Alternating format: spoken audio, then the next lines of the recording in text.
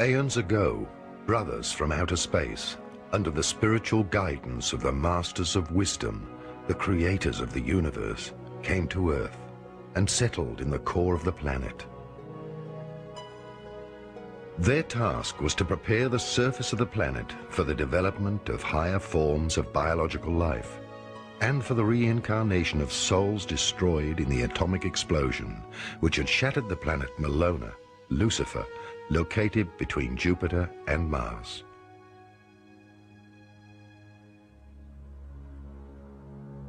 These higher supralight bodies, completed humans, knew the divine hierarchy's mysteries of creation. They were aware of the planet's inner logos, whose consciousness gave birth to unique soul groups, each able to incarnate at different times.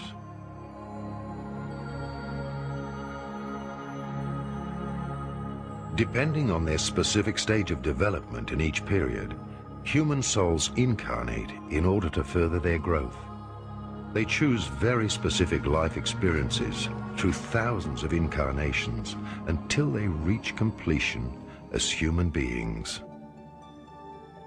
In the beginning, our brothers from outer space built cities in the center of the earth.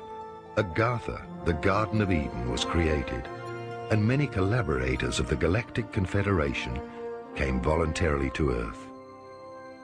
All colors and races of humanoids contributed their genetic material, as well as their plant and animal species, to this biological genesis.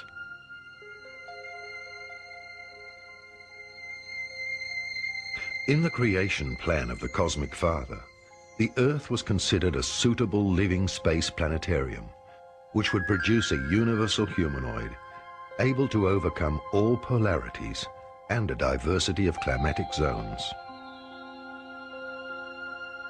Until that point in time, there had been a great diversity of non-humanoid species taking part in the development of souls. The differences were so great that the souls had extreme difficulty reincarnating into the bodies of other star systems. Therefore, the cosmic purpose was to establish a new experimental zone of creation, synthesizing all souls into a universal body type. The Galactic Confederation and its leaders, the Melchizedek Order, the Brothers of Light, descended to Earth to introduce a new type of human being and a planetary pregnancy. They created the human species in their own image and assisted in its genetic improvement. I'm a specialist in extraterrestrial visits that took place thousands of years ago. Our ancestors did not understand these visitors. They thought there were some gods. They did try to copy the technology of the heavenly creatures. Of course, not correctly, not the function of the technique. A Stone Age man who sees a car, for example, cannot reproduce a car. But he can draw it. He can carve it into rock. He can carve it into hide. All went well according to plan until the downfall of the angels. The reincarnating animal-like humans were improved through direct genetic intervention and in a short time span developed suitable bodies. The bodies of these creations became perfect in such a short time that souls from Melona, Lucifer, Venus and Mars, who in past times had already gone through cycles of incarnation and creation, were now able to reincarnate on Earth in order to attain completion. From that time on, two types of humans inhabited the planetarium Earth. The true immortal and physically etheric beings in the center of the Earth, who watched over creation and its evolution, and the mortal creations who purified themselves through reincarnation and developed towards human beings. In accordance with the plan, human beings brought forward civilizations which rose and fell. Different soul groups gathered their experiences in these civilizations. However, the guardians of evolution, also called angels, seemingly took the power into their own hands. They saw how beautiful their creations had become. Some of these extraterrestrials from outer space were tempted by the earthly kings who were always offering them gifts, including beautiful women and even their own daughters. Some of the emissaries of the Confederation gave in to temptation. The beings from outer space physically procreated children with the reincarnated beings. This was the only action forbidden by the Elohim. From then on, they had to give up their status of impartiality and immortality. They were banished from the inside of the earth, from Agartha, the Garden of Eden. From then on, they had lost their eternal youth and their androgyny. The inner closed cosmos of a complete human being, through the union of the soul and the body's personality, suffered a separation. They were thus condemned to a fall and a return to the process of human evolution. There is a time when the old female Indians tell in the Sanskrit texts that 3 of their Indian cities have circulated around the earth, and the 3 cities are described in detail. The one belongs to God X, the other to God Y, the third to God Z. They are described colorfully in the meeting halls. They're described as manas. These are little vehicles which have come down to earth from these heavenly cities, and often people were given a privilege. They were taken along by the so-called gods, the teachers, in the heavenly cities. And truly, the heavenly cities are described in all detail. But then an argument broke out between the gods. One was called Siva, not the Shiva. The Siva with a C-I.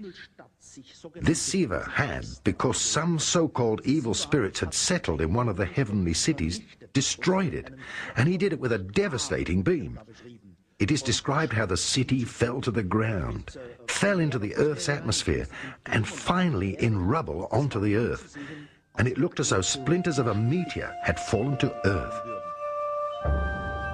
Initially, the fallen gods lived for a few thousand years, but after Atlantis, to mere hundreds of years. For example, Methuselah reached 960 years of age. Yet the demigods had one consolation. They had paranormal abilities far more advanced than those of ordinary mortals. Through their higher vibrating chakras and energy centers in the physical body, they were still able to make use of their 5 higher senses. They were clairvoyant, clairaudient, clear-feeling, clear-touching, and clear-smelling. Furthermore, they had the gift of magnetism, which they were able to use to heal people. Their knowledge of sophisticated technologies rested in their subconscious. Their extrasensory gifts made them the spiritual guides of the outer world. The prophets, high priests, and magicians of all times have been the souls of fallen gods. Yet all this was part of the Creator's plan, and these souls have made a voluntary sacrifice for the maturing humankind in order to provide it with a light on its path to becoming human and to the Godly Father. Once upon a time, there existed on earth a high culture whose people were filled with the Spirit and knew all the mysteries of creation. These secrets of creation were revealed to them because they lived in harmony with the laws. When human beings choose to live in wholeness and in harmony with the purpose of their spirit and soul, this choice opens the doors to a higher perception, and the universal spirit offers the truth of life through divine inspiration. The result is global enlightenment, and civilization develops. In Atlantis lived the 4th root race, which had reached the pinnacle of its development. Its divinely inspired scientists had acquired the secrets of universal energy. At that time, scientists and divinely inspired masters worked together to draw harmonic technologies out of the spiritual reservoir of the universal Akashic records. For a long time, power and love were united. Human beings did not have an ego separate from the higher self. Humankind experienced a blossoming in all branches of science and in space exploration. Almost all illnesses were curable, and people often lived to a very old age. They had contact with other planets and with outer space human and spiritual beings. The human race living at that time possessed the universal understanding that the planet is a biological living being, and that the planet is a body and its people the cells of that body. People knew neither ownership nor egoism, and they kept their planetary body, the Earth, clean, because they knew that they only had one Earth in common. They could neither sell nor divide it, nor were they allowed to market its water, air, or resources. Everybody had everything they needed. There was no class distinction. There were neither rich nor poor people. They gave to each other and lived in abundance.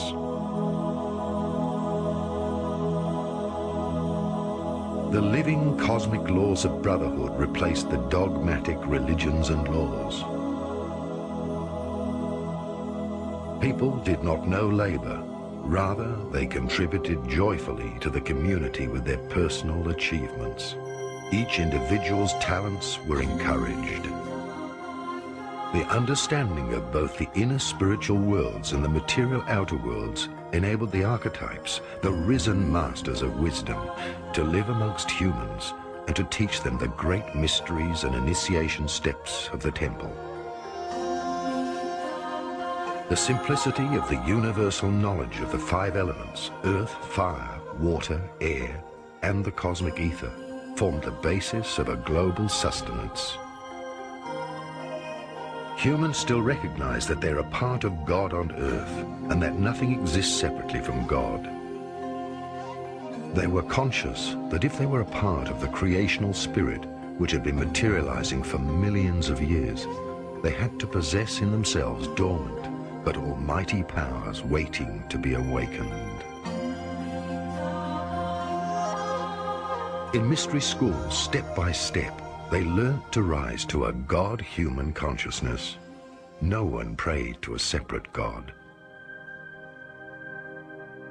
They still remembered that they were fallen and incarnated angels who had to attend the school of life and be reborn until mastering and living through any conceivable experience. Until the time came when they would ascend to higher dimensions of consciousness. The masters of wisdom knew the secret of the expanding and contracting of the cyclic cosmos. In the Indian Vedic texts, it was described as the inhaling and exhaling of God. The expansion of the cosmos from the source was called the Omega cycle, since everything diverged from the source. The further the Milky Way and its suns moved away from the source, the weaker their connection to the spiritual source whence everything comes. This means that all life in spiritual decline or descent to lower dimensions slips into the third dimension of the solid material universe. Atlantis and its race were still anchored in the fourth dimension. The masters of wisdom knew that at the peak of this civilization, the cosmic cyclic plan had anticipated that the souls would move down into the third dimension in order to totally experience the forgetting of their divine source and to live through the so-called Dark Age. Because if we had precise clues, if there were clues in history books about particular cultures, advanced cultures which were destroyed, then we'd have dates. Then we would know that these things are factual, not mythological. But because we only have mythological clues, we're a bit up in the air. For my part, I'm completely convinced that advanced cultures must have existed.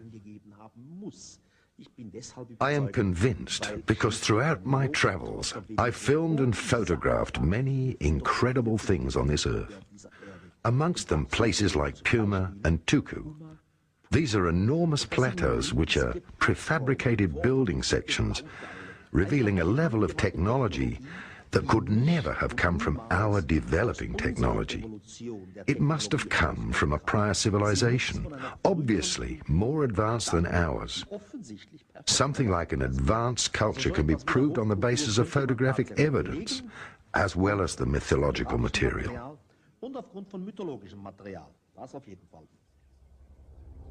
So far, human beings had experienced a divinely guided matriarchy. The Dark Age experienced the birth of a patriarchy based on personal human will and saw the origin of the ego. The third dimension was induced by a polar shift. The magnetic web of the Earth was damaged, and entire continents sank in a gigantic oceanic catastrophe. But before this occurred, the Masters of Wisdom brought the knowledge of humankind to safety into the pyramids. They did not preserve written texts, but built the pyramids with mathematical precision, using a universal language which can only be deciphered when humankind leaves the cycle of the third dimension, enters the fourth again, and then returns to the fifth dimension.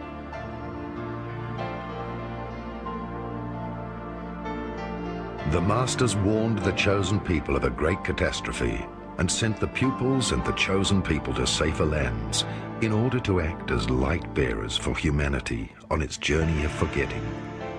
Today we still find artifacts and evidence of this incredible civilization, of its spiritual knowledge, of its ancient people and mythology.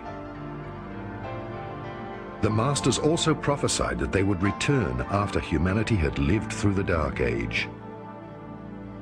Once love, wisdom, and power are reunited, they will come back to establish a new school of wisdom. During this lowest phase, the extraterrestrials with their higher consciousness could only act as observers and guardians of evolution. Some of them left the planet and went back to Venus and the Pleiades.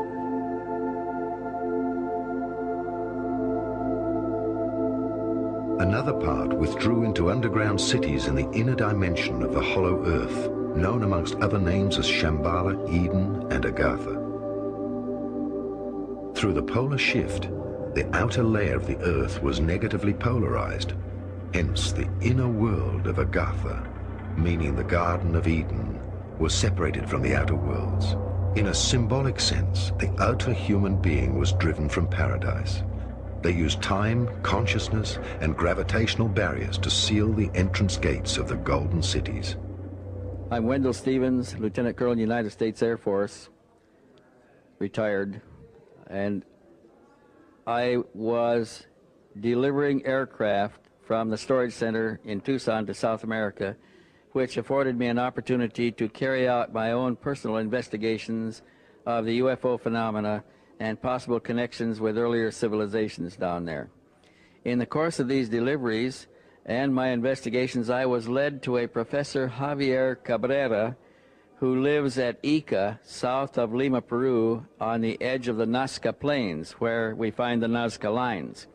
The Nazca Lines, first of all, were an indication that somebody extraterrestrial or some civilization beyond ours was making contact with the South Americans in the area. And of course, Machu Picchu and Tiwanaku and some of the other earlier ruins are in that vicinity. And so I went to interview Dr. Cabrera and discovered that he was in possession of a number of stone tablets. They were black basaltic stone carved by striking a sharp instrument in a line, producing a white line on the black stones. He had 11,000 of these stones, and these stones clearly showed that a civilization came from the stars, and the source was indicated in one of the round stones. They came from the stars into a civilization in South America a long time ago, set up a colony, remained for a time, and interacted and lived with the people, the indigenous people in the area, and then for some reason abandoned the colony and took everybody back to their home planet, leaving only the remains of their culture behind, which in years, in a few hundred years, degenerated to nothing, and the evidence was lost except for what exists on the stones. The Brotherhood of Atlantis. At a time when Atlantis reached its peak, ambitious scientists were determined to draw the last secrets from nature. They directed their research into the control of the gravitational net, just as today's government's secret research projects are involved in the control of all material structure. They studied electrogravitation, the compression of matter through sound and light. They built transmitters for the study of time through large crystals, using geomantic power places for energy field merging. Pyramidal structures were used to communicate with higher worlds. They used science to look for the original sound from which everything came. All this was part of the creation plan until this civilization had reached its peak with its exploration of the outer world. Then Atlantis entered a dangerous phase. Until this time, scientists and high priests had been united. Only a divinely guided human being, one who thinks with his heart and feels with his head, was entitled to divulge the secrets of creation. Such a scientist and high priest was guided by God and higher spiritual hierarchies, and was in harmony with its creations. He never threatened lives through any aspirations for power. But a new dark age appeared on the earth. There were students of masters who had not yet completed their initiation, and who experimented and searched for the original sound, Urton, without the permission of the sacred council of the seven wise beings. With this, the destruction of Atlantis was sealed. Separate thinking without divine guidance, without the intuition from the heart, used for the sake of personal will and power, alienated science and the priesthood. A preordained catastrophe occurred. The Council of the Seven Wise Beings, who at that time resided physically on the earth, withdrew. The Council warned the God-chosen people and sent them to different continents in order to safeguard humanity's descendants. Everybody knows the Atlantis legend. I don't have to repeat it here. About Atlantis, you'll find an abundance of literature, about 10,000 volumes. I would say that every few years, some clever person comes along and proves that Atlantis was either in the Azores, or near Bimini, or in the Mediterranean, the island of Santorini, and so on. There are plenty of Atlantis theories and Atlantis locations, but nothing until today that can be tangibly proven. Now you ask, if Atlantis as a culture reached round the world, specialists, I mean archaeologists, would say no. So you would find their argument is not convincing. You would say that any technologically advanced culture needs some kind of metal. They would work with and melt this metal. And if Atlantis had a worldwide reaching culture, then we should have found used or empty mines of some kind of minerals.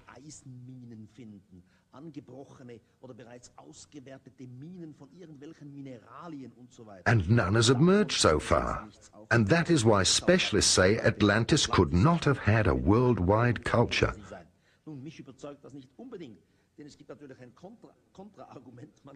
The more perfect a culture, the less it would need these kinds of minerals and raw materials as we have them today.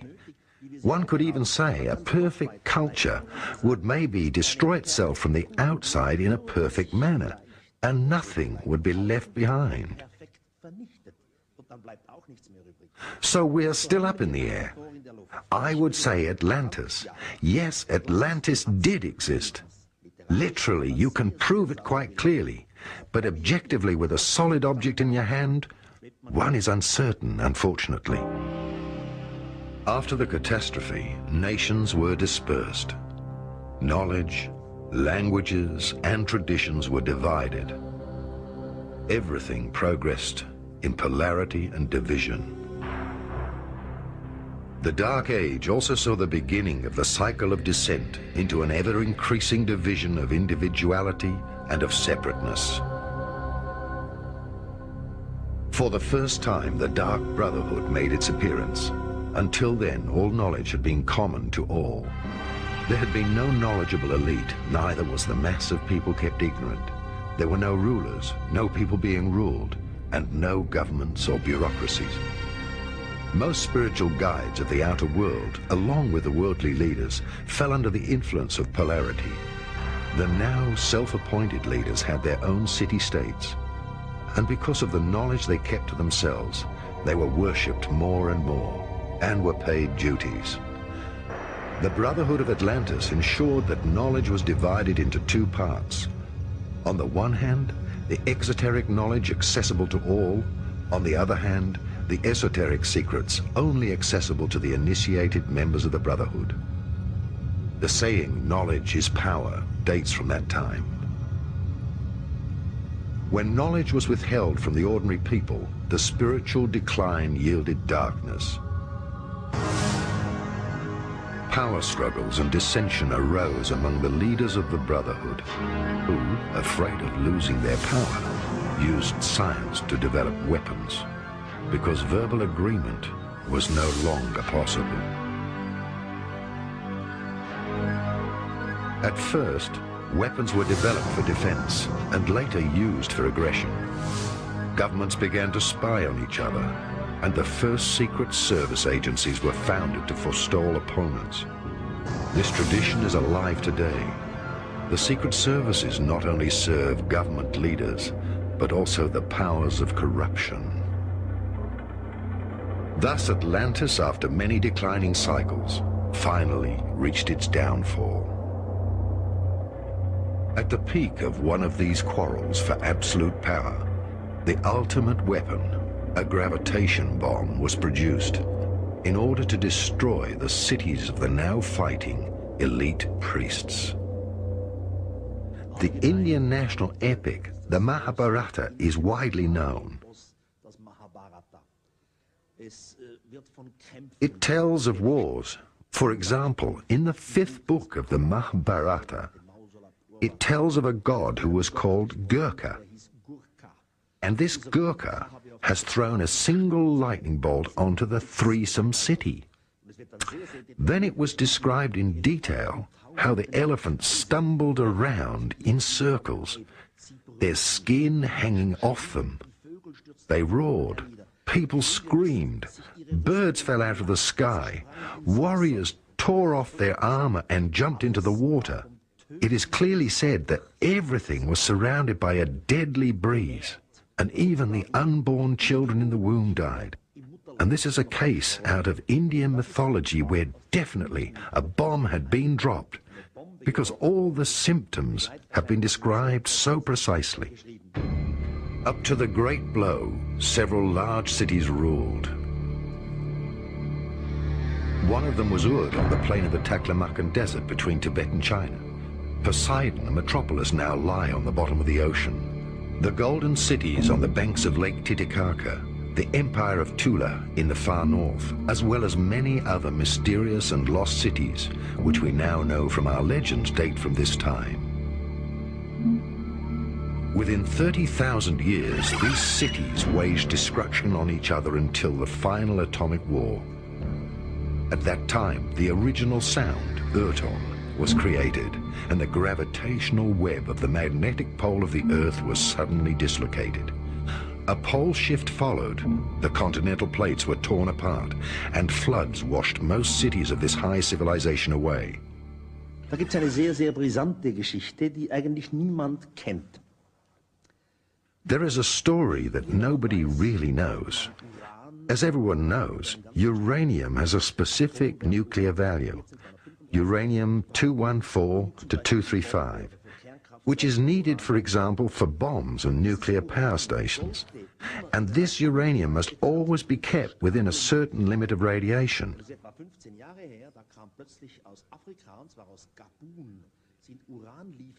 Now, it is 15 years ago that suddenly from Africa, a place in Khartoum, uranium shipments arrived, which had much higher radiation and a totally different radiation level than what it should have had.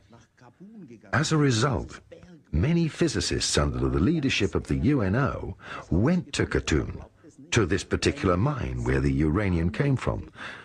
What did they find? It's hard to believe. A huge depot of obviously melted uranium elements. The UNO published 2 big books about it. Approximately 100 scientists are involved. They're arguing, how is it possible? In a natural way, the melting of the nucleus is impossible, but still it happened. Officially now it is kept secret.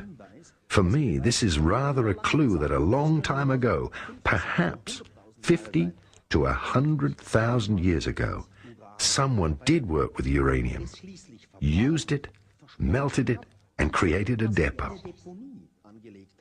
Das wiederum kann nur eine höhere Kultur sein. Unsere steinzeitlichen Vorfahren kommen dafür nicht in Frage. One part of the secret knowledge of Atlantis was brought to Egypt, another part to Tibet and India. The first pharaohs were the direct descendants of the Atlanteans. Their secret initiation texts were passed on to the Egyptian royal dynasties. Not surprisingly, Atlantis' high technology led to the building of the pyramids and the Ark of the Covenant. Part of the Brotherhood of Atlantis and its traditions survived in Egypt. The Hermetic mystical knowledge directly emerged from this tradition. Ancient secret drawings and archives from Atlantis were used. Akhenaten, Hermes, Trismegistus, Abraham, Pythagoras, all retained their secret. The Brotherhood of the Snake. Wzorem do tworzenia perfekcyjnego człowieka I perfekcyjnie funkcjonującej planety. The symbols of the original pattern to create the ideal human and a perfectly functioning planet is represented by the sign of the Egyptian life key, the Ankhs. All forms of existence, as well as planets in space, arise with this pattern. The components of the pattern are represented by the colour chart. And what is the connection between the colour chart and the Ankh cross?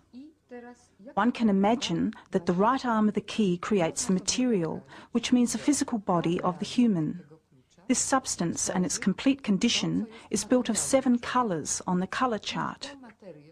The program, which is a soul, in its turn, is created from 5 different colours, so that the physical can be complete. This is a soul body in which there are 5 ultra-minds, the antimaterial chakras. These symbolise the left arm of the key. Lewe ramię. Podtrzymujące ramię, obydwa te ramiona wagi, są zerem, ale są zerem pełnym, jest to zero pełne życia. The lower section, which supports the 2 arms, is the zero zone. It is also called spirit or monad, the univalent element. Here the colours that create the matter, as well as the antimatter, are united. Here, all experiences are stored, those of the physical body in the positive arm, as well as those of the soul in the negative arm. These are the areas of energy that occur throughout incarnations. So one can say that the zero zone is pulsing with life. The 4th element, the ring of life keys, represents the consciousness, which harmonises the balance of the scales. The consciousness looks after its tools, that is, the physical body, the soul body and the mind body, and is responsible that none of these bodies destroys itself, independently from its life's experiences. Through this practice, the pattern of the life key stays complete with us. This role of consciousness was indispensable, especially on Earth, because here one constantly tries to change the meaning of the 12 colours. Man has constantly tried to manipulate the laws. This, nevertheless, was the price to pay for universalizing the body. Żeby zuniwersalizować ciało.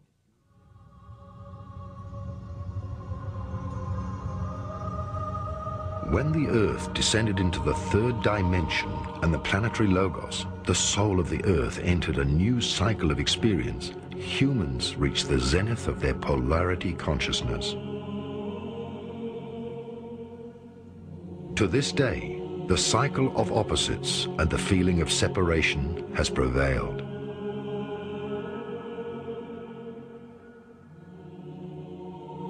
One could say that when Atlantis and its continent sank, the Earth left the fourth and fifth dimensions to enter the realm of the three-dimensional material structure. With the fall in the third dimension, the remaining human race lost consciousness of the oneness of all things. Polarity awareness took over, and instead of harmony, more and more opposites entered the consciousness and the actions of human beings. Even the elite priesthood was affected, and they dogmatically defended their truths. Two major brotherhoods arose on Earth, both influenced by Shambhala and Agartha. Together they are called the Brotherhood of the Snake. Shambhala was the seat of the evocation of the Masters of Wisdom. Agartha was the seat of the invocation of the Masters of Wisdom. Together, they embodied the universal polarity of opposites. In the outer world, each brotherhood held the other one to be the Dark Brotherhood, the Black Magicians. The battle between the polarities of the brotherhoods took place over an incredibly long period and reached its peak in the Second World War. The two opposites, the Sun, Illuminati, and the Moon, Luminari, face each other and struggle for power. Yet neither of them can win. They can only overcome polarity. Humanity was influenced by these two contrasting areas of wisdom. All true governing bodies were visited by agents of these brotherhoods and were partly initiated in the evolution plan of humankind. In ancient times, the Brotherhood of the Serpent divided into the Brotherhood of the Yellow Dragon and the Brotherhood of the Red Dragon. Together, they formed the Brotherhood of the Snake. Both undertook the spiritual education of the human race, the Yellow Dragon in the east and the Red Dragon in the west.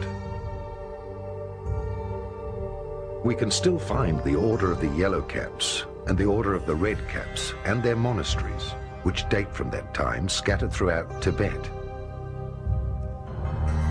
The spiritual warriors of Shambhala and Agartha foretold that at the end of the cycle of declines, when the final prophecy of the spiritual battle on Earth would be fulfilled, they would return to reveal the truth and herald the passing of the Dark Age into the Golden Age. The survivors of Atlantis were the chosen seeds of the fifth root race from which humanity originated. Over many thousands of years, the maturing humankind went into a deep and amazing state of consciousness. The extraterrestrial carriers of light gave the surviving Atlantean priests instructions to start the Brotherhood of the Serpent. The third unknown power to influence the brotherhoods was the eagle, symbolizing the Space Brotherhood.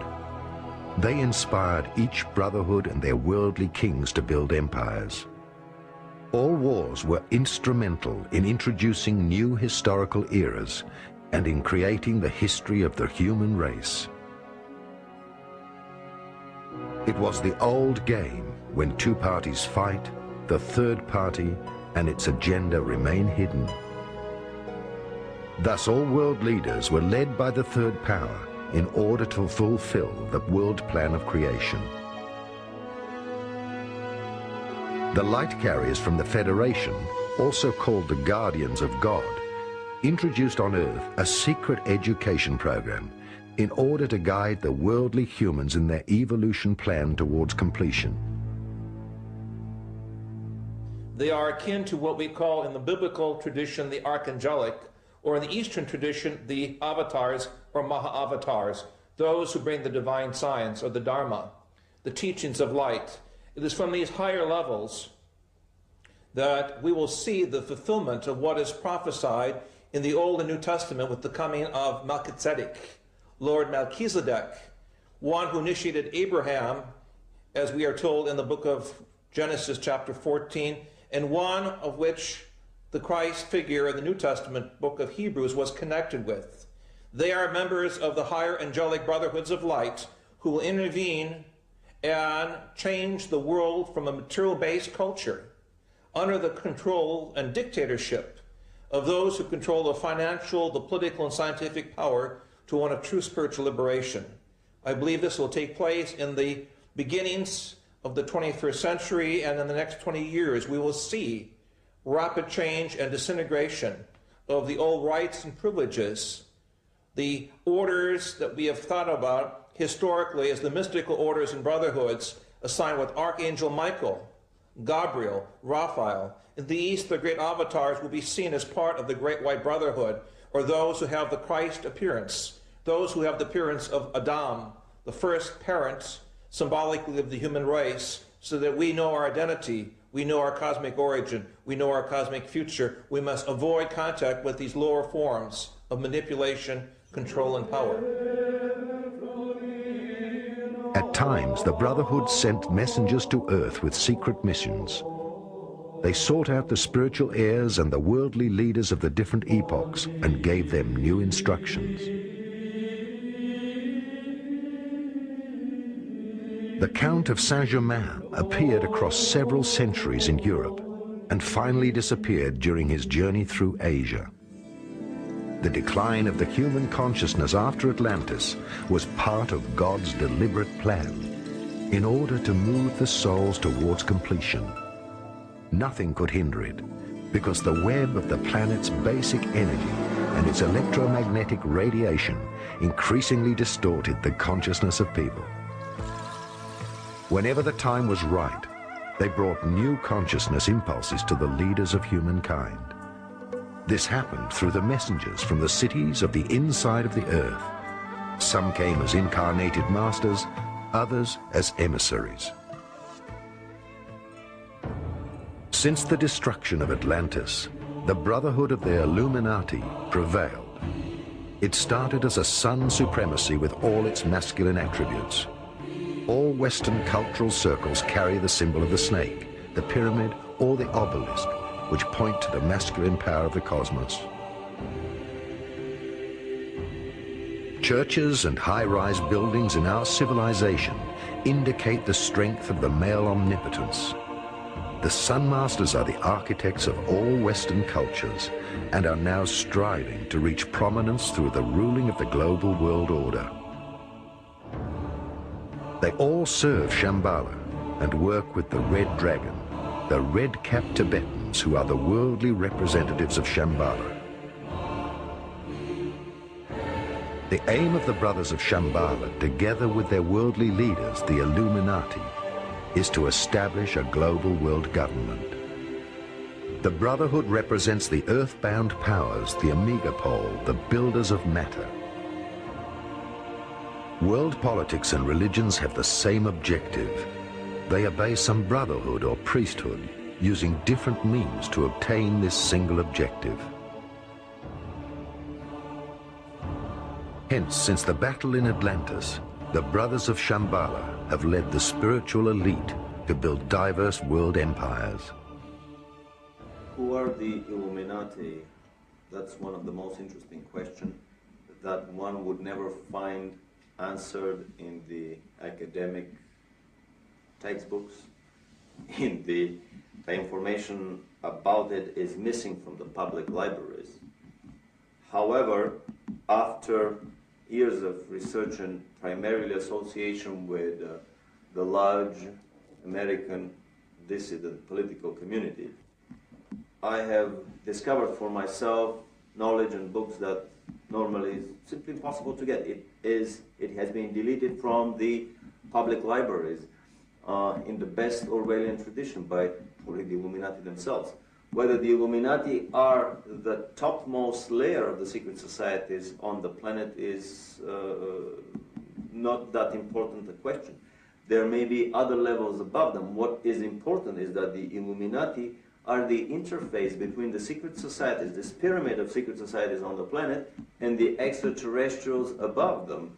There are many books that indicate that, let's call it the Politburo, the Illuminati has members that are either extraterrestrials that beam down for every meeting, or even the rumor is that Lord Maitreya himself may be materializing for some of the more important meetings that they have. So basically, the Illuminati are the quiet, underground, low-key interface between our secret terrestrial government and aliens above it, aliens who themselves are subcontracting for even higher levels of celestial management structures. What is the political program of the Illuminati? What is their political manifesto? Comrade Lucifer is known in the celestial nomenclature as the bright morning star. So anything that is associated with light, anything that has a light in its title, a book that talks a lot about life rather than about love, is probably inspired by the Luciferian, by the Illuminati presence on the planet. And basically the Illuminati are the secret political party that has to prepare the political, the philosophical, the religious, and the cultural groundwork for the establishment of, should we call it the second coming, the millennium? What happened to Agartha? The Moon Masters, the Luminari, the immortals who lived in Agartha represented the spirit-bound, the Alpha Pole. The Masters are the protectors of the spirit. They have whole physical etheric bodies and can materialize at any time. They are the keepers of the magnetic field of the earth and of its karma. They are the other polarity, the spiritual alpha powers. They work together with the Masters of Light. They are the keepers of the Grail, the sacred and integral forces of the inner cosmos. The sacred fire holds the 7 original energies which flow in the 7 chakras of the earth and in every living being, organic or inorganic, as the spirit in matter. As such, it manifests as the building plan of God for the world's eras. Agartha exists as the physical etheric city and conceals the opposite poles of the Brotherhood. The Masters of the Moon are the cosmic feminine powers, the spiritual strength, the inner life force. During the Dark Age of the last 26,000 years, the 7 wise bodies from Atlantis, Kumaras, withdrew to Agartha. They formed the negative pole of the inner world and served the progressing outer humanity, serving as a lever. They now have completed their work in the inner world. They knew also that their deliverance was coming at the time of change of polarity, which would bring to an end the cycle of learning for humanity. What have we discovered in our research with numerous of my friends about the inner earth? That is, I have to admit, one of the craziest stories that I have been struggling with over the years. However, there is a consistent body of information and research that possibly a lot of these stories are true. As a physicist, I can only say that the physical reality that we live in is nothing more from a vibrational viewpoint than one of the many radio stations on the dial of a radio receiver, and basically we can tune out of this station and next to the next one, tune out of the next one, and into the third, into the fourth, into the fifth. So is physical reality around us. If we increase the frequencies or decrease them, we can tune out of this reality into another one. So it is quite possible that the hollow earth is an entirely valid story from the viewpoint of physics and science, if we're talking about a reality in a different dimension-wise or frequency-wise. The inheritance of Atlantis, Many thousands of years went by, entire civilizations grew, and the souls experienced what it is like to be human. The eagle and the brotherhood of the snake watched over the evolution process for thousands of years. The initiates were the keepers of knowledge and were bound to pass on knowledge only to the spiritually mature through initiation and ceremonies. Thus, many different brotherhoods emerged with the aim to promote the process of maturing of humanity. The Brotherhood's mission was to watch over knowledge until human beings themselves were able to draw knowledge from their own inner selves. Indeed, knowledge without experience is dangerous. Every human being had to grow to the present day in order to become the foundation of the human God. The complete human being is the spiritual law of God incarnated. Every era was the manifestation of a different virtue. In each culture, through the descended avatars, humanity was given a new virtue as a foundation for its human completion. The last avatar, Jesus of Nazareth, manifested unconditional love. The new and last avatar is an avatar group, a group of advanced souls who will all spread the same message on earth, the avatar of synthesis or of ascension. The avatar group introduces the age of Aquarius, in which human beings redefine themselves and recognize that they are one. The Brotherhoods created all world religions under the guidance of the spiritual hierarchy. They promoted all trends arising from humankind itself. They impartially encouraged all 12 black virtues and 12 white virtues in order to create a playing field of experience for becoming human. For researchers that have been investigating the extraterrestrial presence on our planet, it is very obvious that life did not develop alone and on itself on this planet, but that it was influenced by the presence of hundreds, probably even thousands of extraterrestrial races and visitations over the last, let's say, several 100,000 years. On top of that, it is possible to realize that these extraterrestrial visitations on the planet and the races behind them are loosely grouped into different philosophical and, let's call them, celestial management structures. So on our planet, which has the influence of at least several major such management schools, we see the competing influences of these presences, and we see these gentle attempts at arm wrestling over the table of these management hierarchies to introduce their concepts, their viewpoints about the racial development on our planet, about the philosophical, about the political, and about the cultural development. Human beings have the option to choose the virtue they want. They are responsible for the games they play in becoming human. The Earth, the physical cosmos, was only created in order to experiment on the physical manifestations of matter. Everyone believes that his intention and point of view are always correct. True goodness and true love are always selfless actions, which have no origins anymore, and come from the freedom which dwells in the completed human being.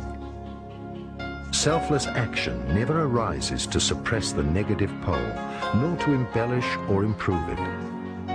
Selfless action, a positive action, is worth more than 1,000 words on love and on improving the world. Love always begins where we now stand in life. It is written in all our scriptures, all our Bibles. They come from the skies. They have met with us. They have been with us and created us almost. They have improved us through genetic engineering. And the reason they're doing this is because they love us. They are not here to destroy us or hurt us in any way. They're trying to teach us how to live together in peace and harmony with our brothers, Do away with atom bombs. Do away with weapons of destruction and chemicals and pollution, and this will be a better planet. We keep stressing the consciousness and the awareness to raise our consciousness and become civilized and adults. I think we've been children long enough. Now we need to grow up into a civilized human community. The continent of Atlantis was an island which lay before the great flood in the area we now call the Atlantic Ocean.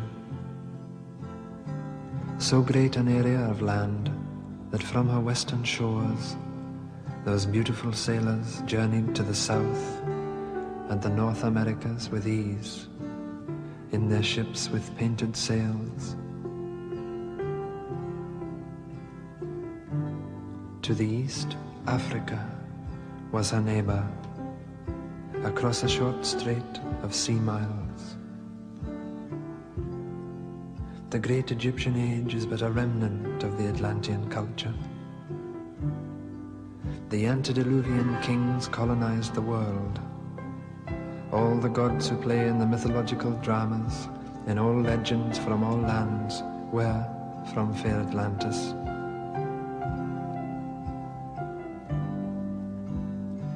Knowing her fate, Atlantis sent out ships to all corners of the earth. On board were the 12. The poet, the physician, the farmer, the scientist, the magician, and the other so-called gods of our legends, though gods they were. And as the elders of our time choose to remain blind, let us rejoice and let us sing and dance and ring in the new. Hail Atlantis! The continent of Atlantis was an island which lay before the great flood in the area we now call the Atlantic Ocean.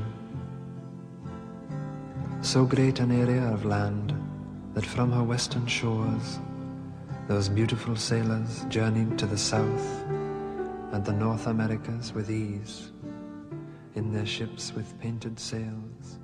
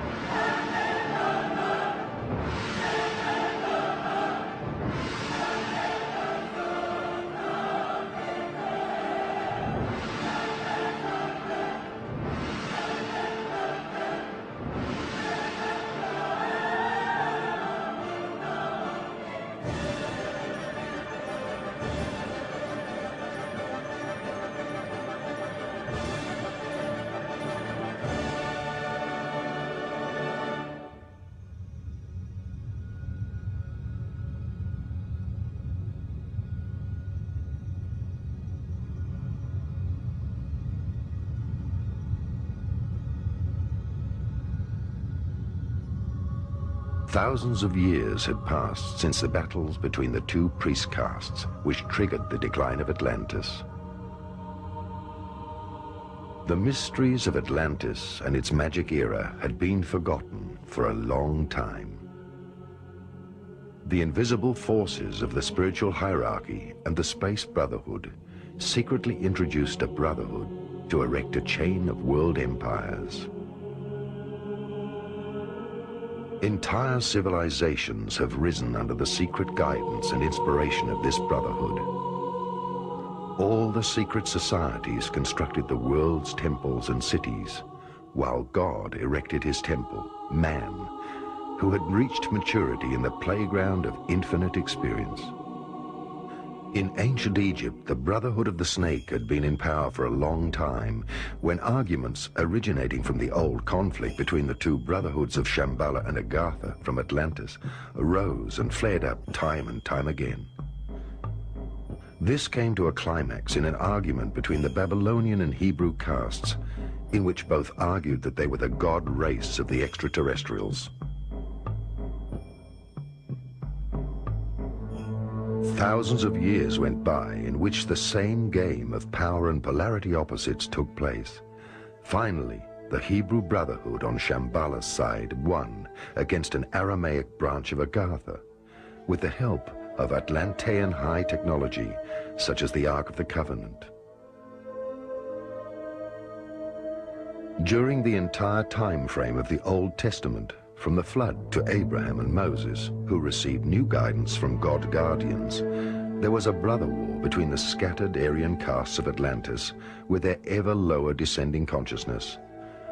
Thousands of years went by, and the Hebrew caste system with its tradition of lodges blossomed and freed itself from the high priest Egyptian power.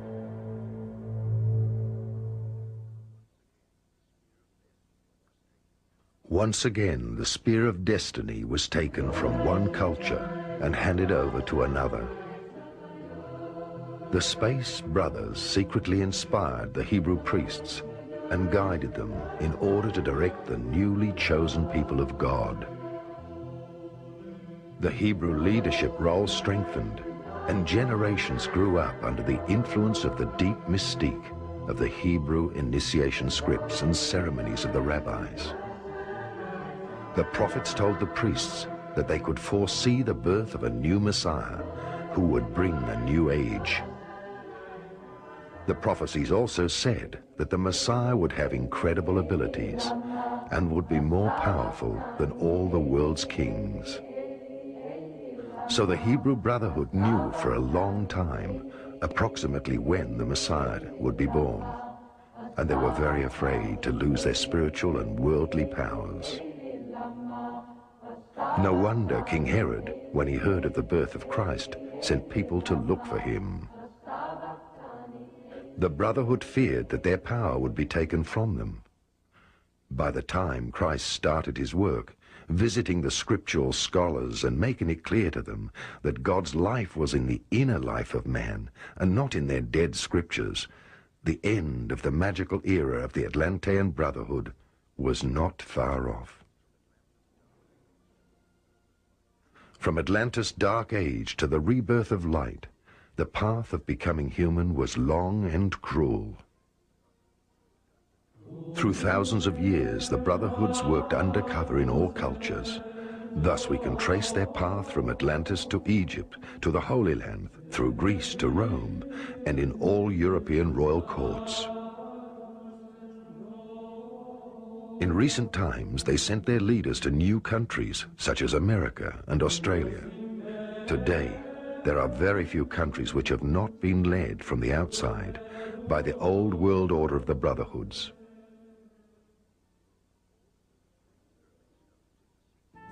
All 33 pyramid stones of the secret world conspiracy of the Illuminati and Freemasons are organizations of the imperialistic and materialistic pyramid, a manifestation of God's male hierarchy on earth, the spiritual powers of Lucifer, the carrier of light. During the time of King Solomon, God's messengers and wardens, the Elohim, entrusted the secret brotherhood, God's temple builders, to construct God's temple. The Freemasons and Illuminati, meaning the enlightened, and earlier called the Templars, had the difficult task of building God's temple.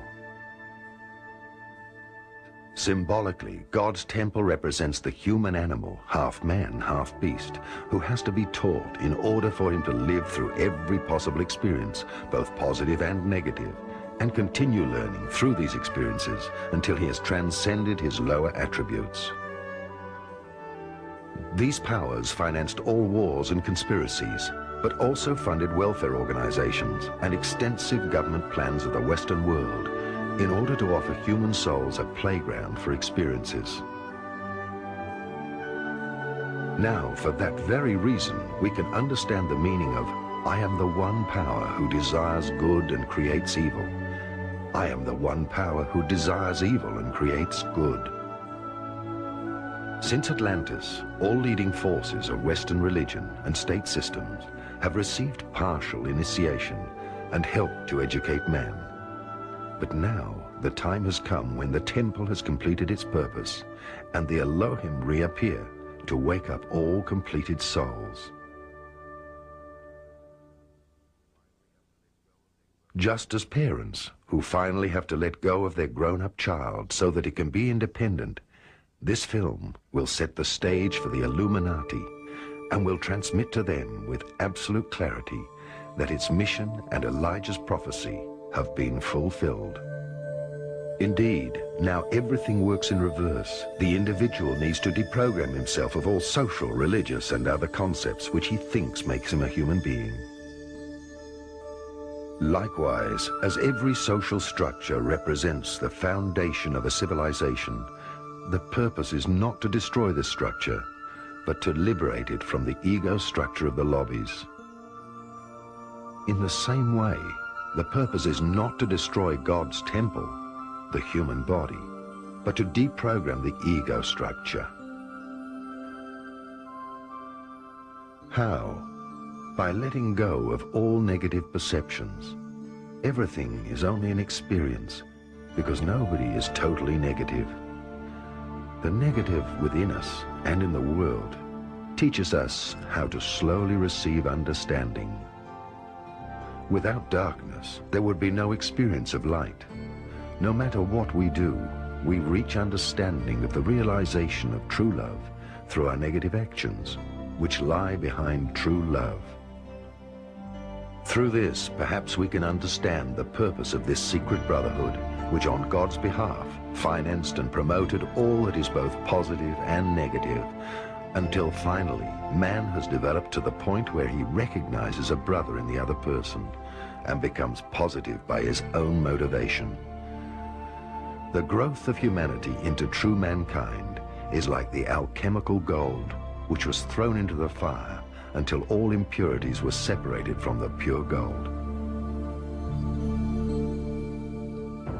On Earth, all social power systems since Atlantis have been led by the Brotherhood of the Snake, which in turn was guided by spiritual and extraterrestrial forces of the Guardians. In short, whether it be monarchy, capitalism, or communism, whichever strive for power and leadership has been spiritually influenced by the sun hierarchies during the Dark Age, and now represents the male materialistic forces.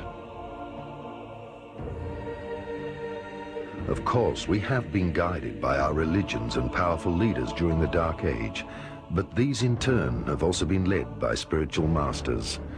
Many people of lower grades of initiation do not even realize that extraterrestrial and cosmic influences of the sun hierarchies have been placed at the top of the pyramid of the lodges.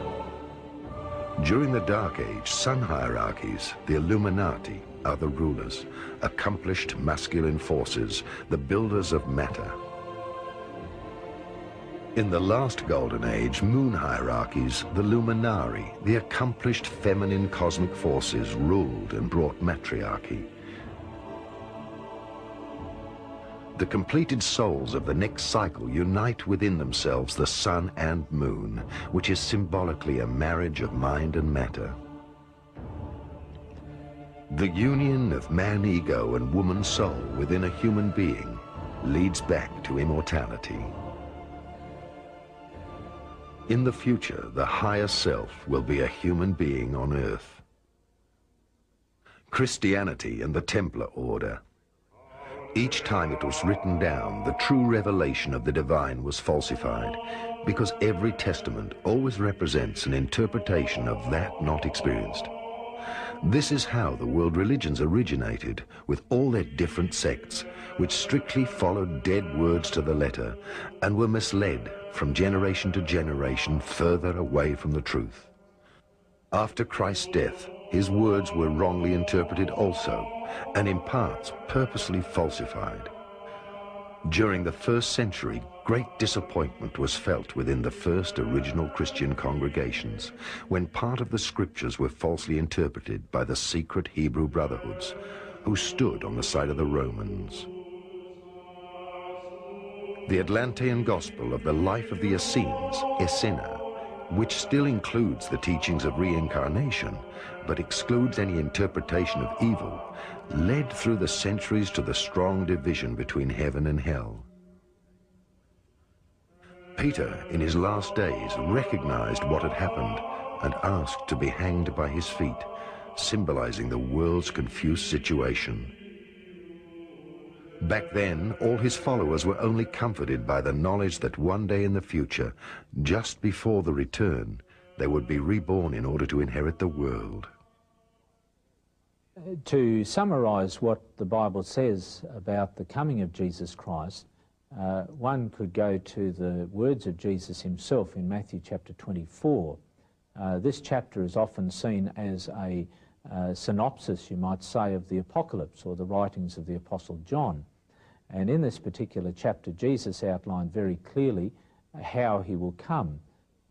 He will come visibly, personally, as a real person. He will come in the midst of noise, so it'll be an audible event, and a very dramatic, powerful and glorious event. He said he's going to return with all his glory, the glory of his Father, the glory of the holy angels. It will be a dramatic event. For a long time, Christianity and the secret lodges of the Brotherhood had entered the European royal courts, where various knightly brotherhoods went to look for their roots in the Holy Land. Crusaders from all the European countries started on their journey to the Holy Land. Some of these knights had not been initiated by the Freemason Brotherhood, who had already at the time total control over the Vatican. They were searching for the truth because they disagreed with the activities of the head of the church. Especially during the 11th century, German and Baltic crusaders traveled to Syria, where an old master called the Elder of the Days told them the whole truth about the Atlantean brother war of the priesthood castes. The Babylonian stone plates revealed to them the destruction of the Aramaic Brotherhood by the Hebrew Brotherhoods, and the whole truth about the falsification of the gospel of the Essenes and Christ's message. This led to an immediate split from Christianity, and a new order of Templars was founded. After their return, the Templars used their newfound knowledge of Atlantis and built the Grail castles throughout all European countries. They introduced the money system and enjoyed a high reputation. Later, they were persecuted by the church. The old lodges followed, and the Inquisition began. Some of the knights came to Vienna, Heilig and Kreuz, where they established several monasteries and castles on sacred geomantic energy sites, where they kept part of the knowledge in scriptures. For centuries, part of the Templars' knowledge was hidden in and around Vienna. After the Inquisition, the old brotherhoods again seized power in a new disguise. Part of the Freemasons and of the Illuminati were directly evolved from this Templar brotherhood. At the turn of the century, there was a monk in Vienna, a member of the Templar order, who did not quite fit into the picture of the brotherhood. He left the brotherhood and the monastery near Vienna and took the name of Lance von Liebenfels. He later founded the new Templar order. Der Lanz von Liebenfels war vorher Ordensgeistlicher in Heilig. Previously, Lanz von Liebenfels had been a spiritual member of the Order of the Holy Cross and had written a work on a knight statue which stands on a monkey. this philosophy of one who stands on a monkey had an extraordinary impact on him. And this was also the core of the ideology. Hat ihm also einen unerhörten Eindruck gemacht, und das war auch der Kern der Ideologie. Und zwar, meinte, dass dieser Ritter, der oben steht, He believed that this knight who stands on top is a Templar, and that the Templars, the noble or heroic knights, were supposed to be in opposition to the ordinary humanity, which is represented by the monkey and which has to be crushed. Indeed, there would be a godlike human race and an animal human race, one should say in opposition to the animal human race. Lanz von Liebenfels mingled his Templar knowledge with the Bhagavad Gita translations, which describe the battle of the gods of Atlantis. Later, he taught specifically that the Aryan race of the Brotherhood was the god-human beings, and that the Chandalan were the godless beings. They were involved in endless battles, as mentioned in the Indian mysticism. His worldview was that the Hebrew Brotherhood was the direct descendant of the godless, which suppressed the world of the Aryan gods during the Dark Age. Another interpretation was that the Nordic and Germanic people were the only descendants of the Atlantean Aryan gods, and that their origin could only be identified by their blonde hair and blue eyes. Ja, also Lanz von Liebenfels war ja dieser grundlegenden Überzeugung, dass also die Weltgeschichte bewegt wird. Lanz von Liebenfels was fundamentally convinced that world history arose from the battle between the races, between the noble, heroic and godlike human beings and the animal beings, and in between there were even some combination of both. Thus, through a cleansing process and through the slavery and oppression of the so-called lower human beings, a godly era would appear, if the race conflict was to be won, in Lanz's view. Indeed, this is the root of racism. Since the time of Atlantis and its sinking, two castes of priests fought against each other, the Shambhala and Agartha, constantly changing into new shapes and new cultures. The earth and its eras may only be a mirror of this spiritual argument. In Austria, the old Austrian Templar monasteries are situated all along the river Danube. One of them stands in Branau, the birthplace of Adolf Hitler. We can only guess as to whether Adolf Hitler in his youth met Lanz von Liebenfels already at the Branau monastery, or whether he met him later during his years of study in Vienna. We can be sure that Lanz von Liebenfels initiated Hitler into the old Templar knowledge, the brother war of Atlantis, and into the falsification of Christ's message, the persecution of the Aramaic Brotherhood by the Hebrew Brotherhood, and all these secrets of the past. There is an indication that the first contact happened in the Branau monastery, where there is a copy of the Roman lance of the legionnaire Longistas, which Hitler searched for even more fervently than for the Ark of the Covenant.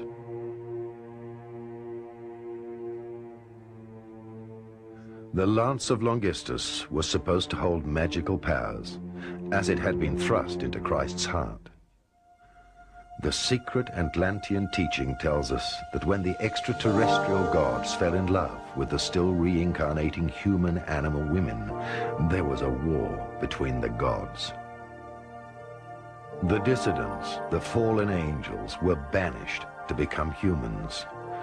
The last remains of the fallen gods from Atlantis were the kings of the Indo-Aryan castes and priesthoods. These Aryan priesthoods were dispersed by the incoming black races of the subcontinents, and the era of the gods came to an end. For thousands of years, the god humans from the stars were incarnating into humans, while the Indian scholars were still fighting over which of the descendants of the Aryan gods belonged to the animal-human race.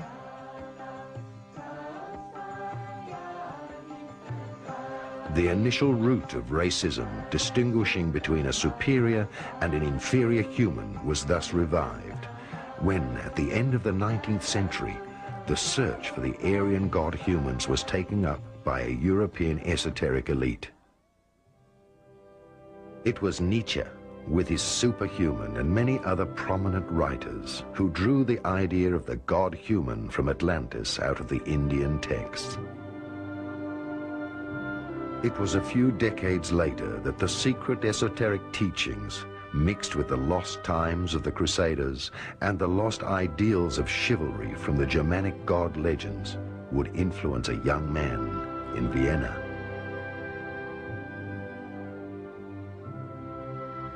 In Hitler's childhood, his father beat his mother while under the influence of alcohol.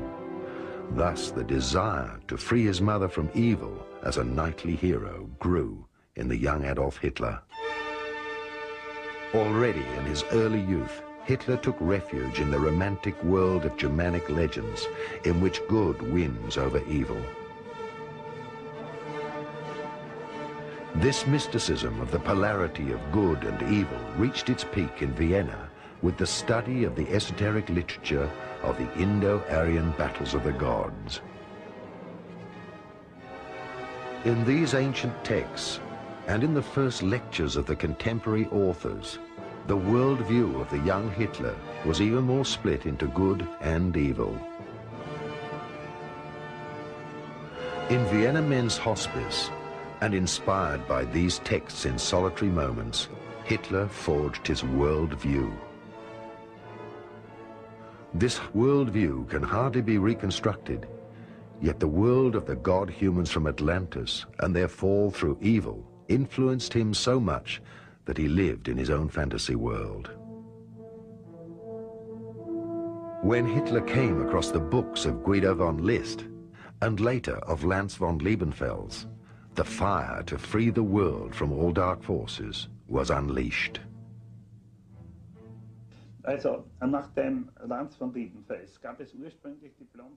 So according to Lance von Liebenfels, originally there were people with blonde hair and blue eyes. They were godlike.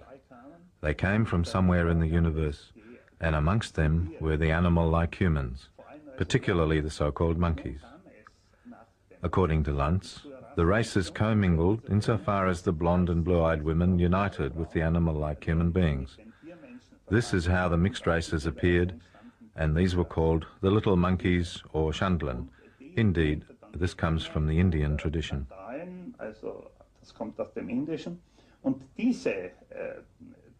These animal-like beings and so on, in the whole world history, threatened the culture which the blonde and blue-eyed people had created, and which they still create.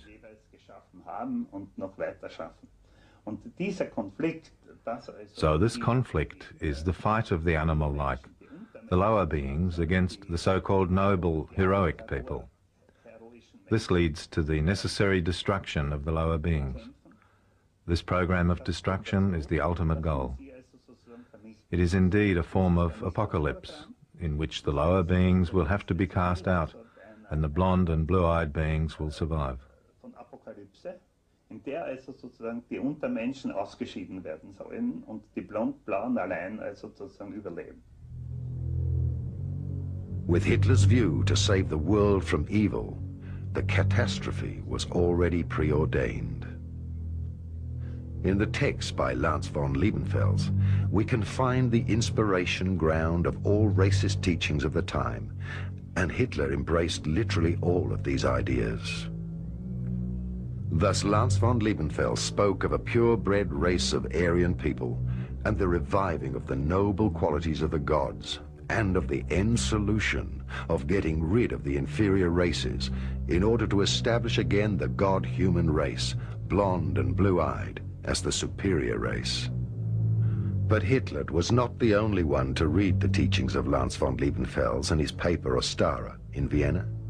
There were many different personalities from various organizations who later came together in order to pull on the same side and to establish the idea of the new superior race.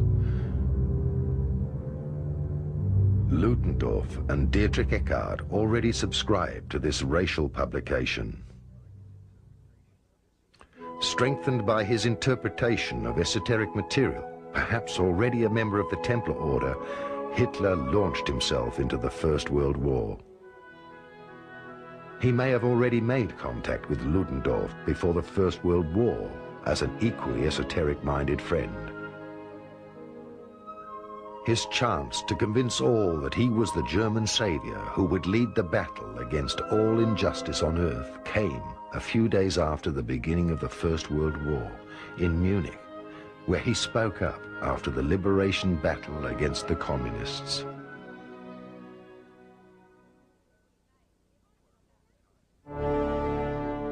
For a long time, he kept secret his esoteric knowledge and his membership of one of these esoteric sects. It was only when he came to power that people started to think about the idea of a blue-eyed race superior to all other races. A new Atlantean god was to be bred again, who would embody the godly qualities and psychic abilities. And the animal human of the rest of the world was to serve the super race. Due to the esoteric studies, he lived in the very personal world of his own imagination, where he saw the normal human being as degenerate and the archetype of the Atlantean legends of the gods as the standard to be re-established. We are quite sure that Adolf Hitler was an honorary member of this order. He knew Lanz von Liebenfels personally. That is what Lanz told me and two other friends. He said Hitler had visited him in 1909 and previously bought the Ostara, but a few magazines were missing, and Hitler had thus asked Lanz to give him the remaining issues. Lanz did so. He gave them to him. And this means that Hitler knew the complete Ostara. He probably also knew the book published by Lanz in, I think, 1905, with the title Theozoologie, or Of Sodom's Monkeys and the Dream of the Path of the Gods. Encouraged by his occult knowledge, he decided to lead the world into the 1,000 Years Empire as a messiah and savior in a final victorious battle against evil. Through the influence of drugs, he became a medium and naturally saw himself as the carrier of the lost qualities. He took the idea of a 1,000 Years Empire from John's Revelation. However, Hitler was not alone in his dream of establishing a Germanic empire with re-emerging god humans from Atlantis. The Tula Society of the Germanic Order and the Armenian Order of the 19th century, which met in the Four Seasons Hotel in Munich, had the same dreams with one difference. They saw the Freemason lodges and the Illuminati as the supreme evil.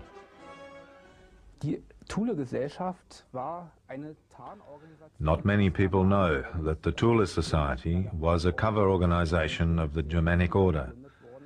This Germanic Order was created around 1912, and the Tula Society appeared later. Theodor Fritsch was the driving force behind the Germanic Order, and he, of course, was the mastermind of German anti-Semitism. At the beginning of this century, he had already conceived that the Jews, and the organization which represented the Jews, which embodied Jewish culture, namely Freemasonry, in his opinion had to be fought against, preferably by an organization of the same caliber, indeed with a secret lodge. That is why the many anti-Semitic associations of the time, as well as the readers of his magazine Hammer, became united in the Reichshammer Union in 1912. The Germanic Order was created as a secret sister organization. Their principles were identical to those of Freemasonry, but it fought against its opponent with Germanic ideas. Finally, a work of conspiratory nature emerged. The Germanic order would only take on trustworthy people of Germanic nature.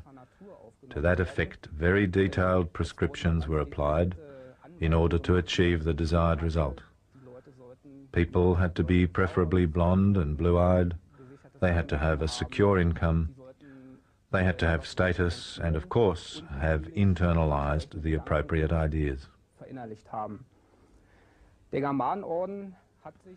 The Germanic order did not develop very well in the First World War because many of its members were involved in the war and membership dwindled.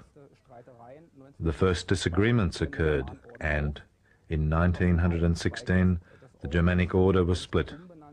One branch of the Germanic order renamed itself and became the Germanic Order Pilgrim to the Holy Grail, out of which the Thule Society emerged later. Rudolf von Sebottendorf contacted the Grand Master of the Order, Hermann Pohl, and both decided that Sebottendorf will build up the Bavarian provincial branch of the Germanic Order. Indeed, he did so. He recruited members, and in August 1918, the great inauguration took place. The Germanic Order was initiated in the headquarters, that is, in the Four Seasons Hotel in Munich, with an inaugural lodge. Shortly after this came the well-known events of the end of the war revolution. From then on, we can speak of the Thule Society. The Germanic Order then renamed itself with the cover title Thule Society in order not to divulge the conspiratory secret alliance and to hide amongst other popular organizations, thus having a greater range of action. Adolf Schicklgruber, Hitler, the Enlightened, wants to release the world from Satan. As it happened, shortly after the First World War, young officers of the German army were introduced to an esoteric lodge called Thule.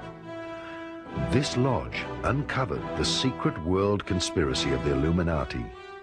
These officers were extremely excited when they discovered that the war they had just lost had already been predicted as a conspiracy during the 19th century in the secret scripts of the wise men of Zion.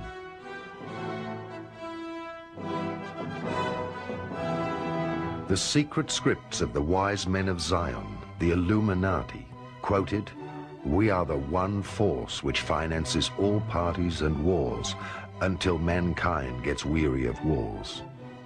We are the one force which brings power to the powerful, whether it be kingdom, aristocracy, communism, or capitalism. And because they are indebted to us and they are tired of fighting, we will introduce a new world order to control all finances and national debts. Mankind will have to rewrite history when it examines who financed the Napoleonic Wars, Lenin's Communist Revolution, and all political parties of the First World War." Towards the end of the 18th century in Europe, especially in Germany, a new movement was founded which was interested in deeply spiritual matters. The origin of mankind and all the secrets of Atlantis were of particular interest. These spiritual groups were inspired mediumistically by invisible masters who taught European scientists visiting India and Tibet.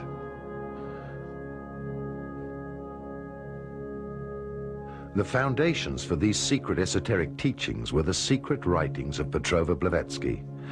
At the beginning of the 19th century, various esoteric groups, such as the anthroposophists of Rudolf Steiner, were directly issued from these teachings. They mentioned the coming of a new age, which would be preceded by a great battle between good and evil. The teachings by the invisible masters of Shambhala were mixed by the esoteric followers of the time with other religions such as Hinduism, Buddhism, and John's secret Christian prophecies. Many newly founded occult sects discovered that there were esoteric lodges before them, such as the Freemasons, the Rosicrucians, and the Illuminati, who were pulling the strings of world politics.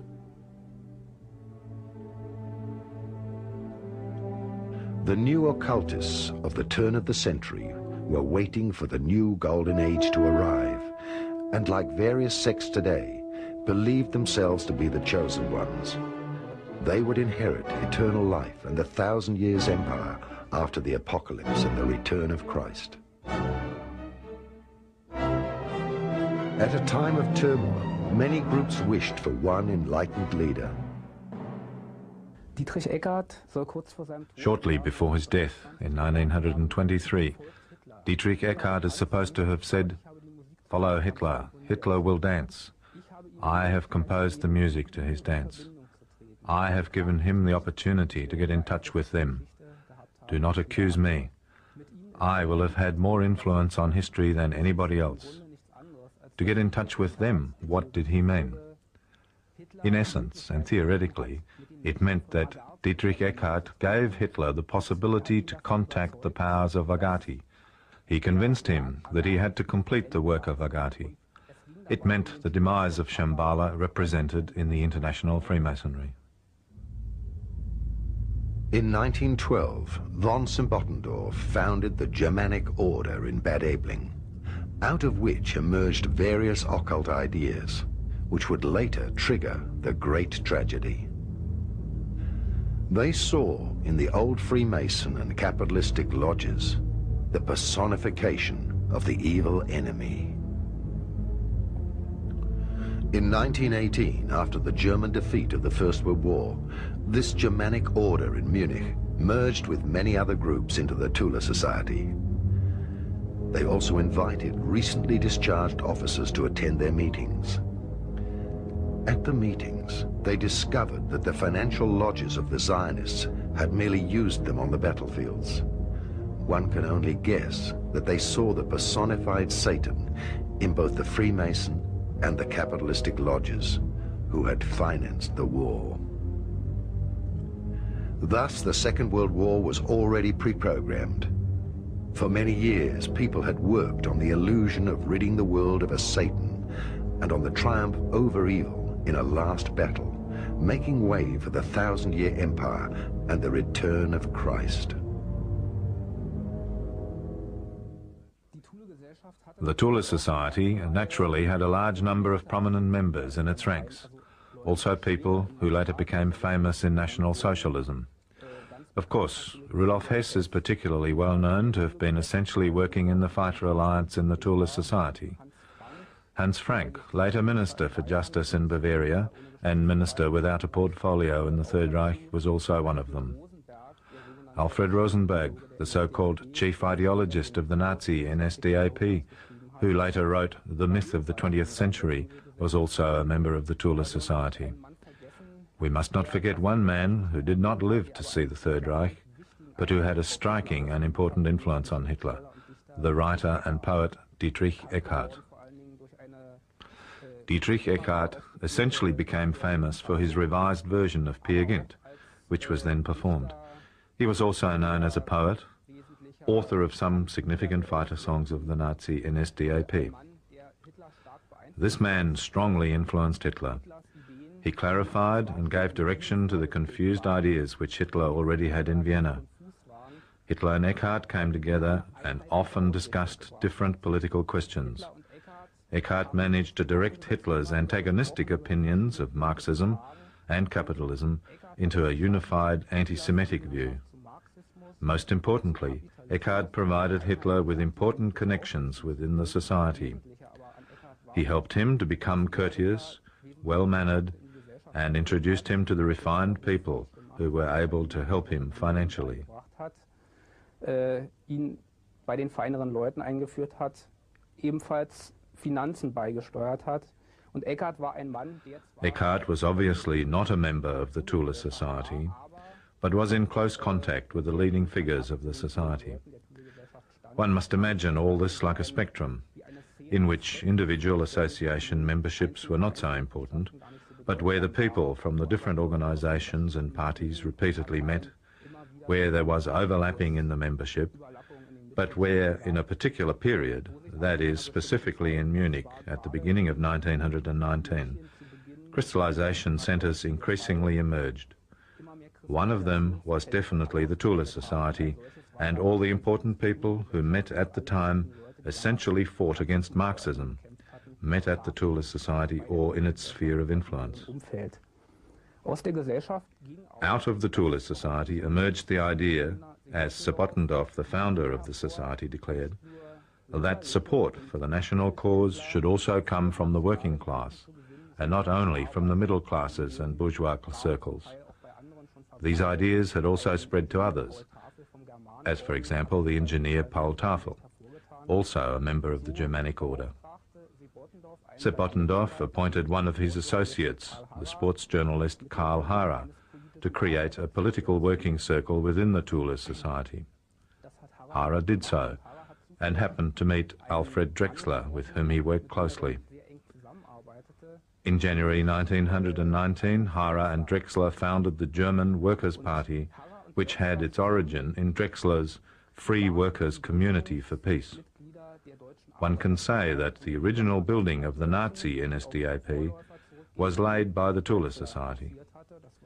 Hara was a Tula brother. Drexler was also moving in these circles. And the initial people of the DAP all came from the Tula Society circles. Weil Hara war ein Thule-Bruder, Drexler verkehrte auch in dem Umfeld und die ersten Leute, die in der DAP Einfluss hatten, waren aus dem Umfeld der Thule-Gesellschaft.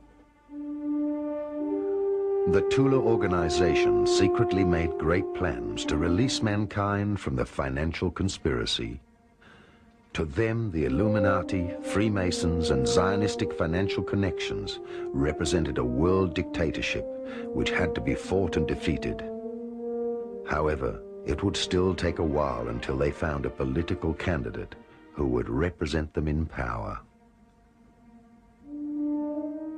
Because of the deep Christian and occult nature of the Tula organization, which meant something like the Society for Research on Atlantis, its members searched in all ancient prophecies for when the Dark Age would come to an end. In his last days, Jesus revealed something about the days to come. These old secret prophecies revealed by Jesus to his apostles said that the beginning of salvation would spread from a country behind large mountains, where a great leader by the name of Elijah would be born. Jesus turned around while talking and pointed to the Roman legionnaire Longistus, who was a German mercenary. As a result, the German lodges believed that this secret gospel of John revealed that the land was Germany, the large mountains being the fortress of the Alps, and that the mentioned leader was already incarnated. He would free the world through the final battle in order to initiate the 1,000 years empire of peace and the return of Christ. This is how the Tula interpreted Christ's speech. In about 1,000, plus not quite 1,000 years, you will be reborn together with Elijah to free the world. He meant the 2,600 Essene followers who were Atlantean descendants.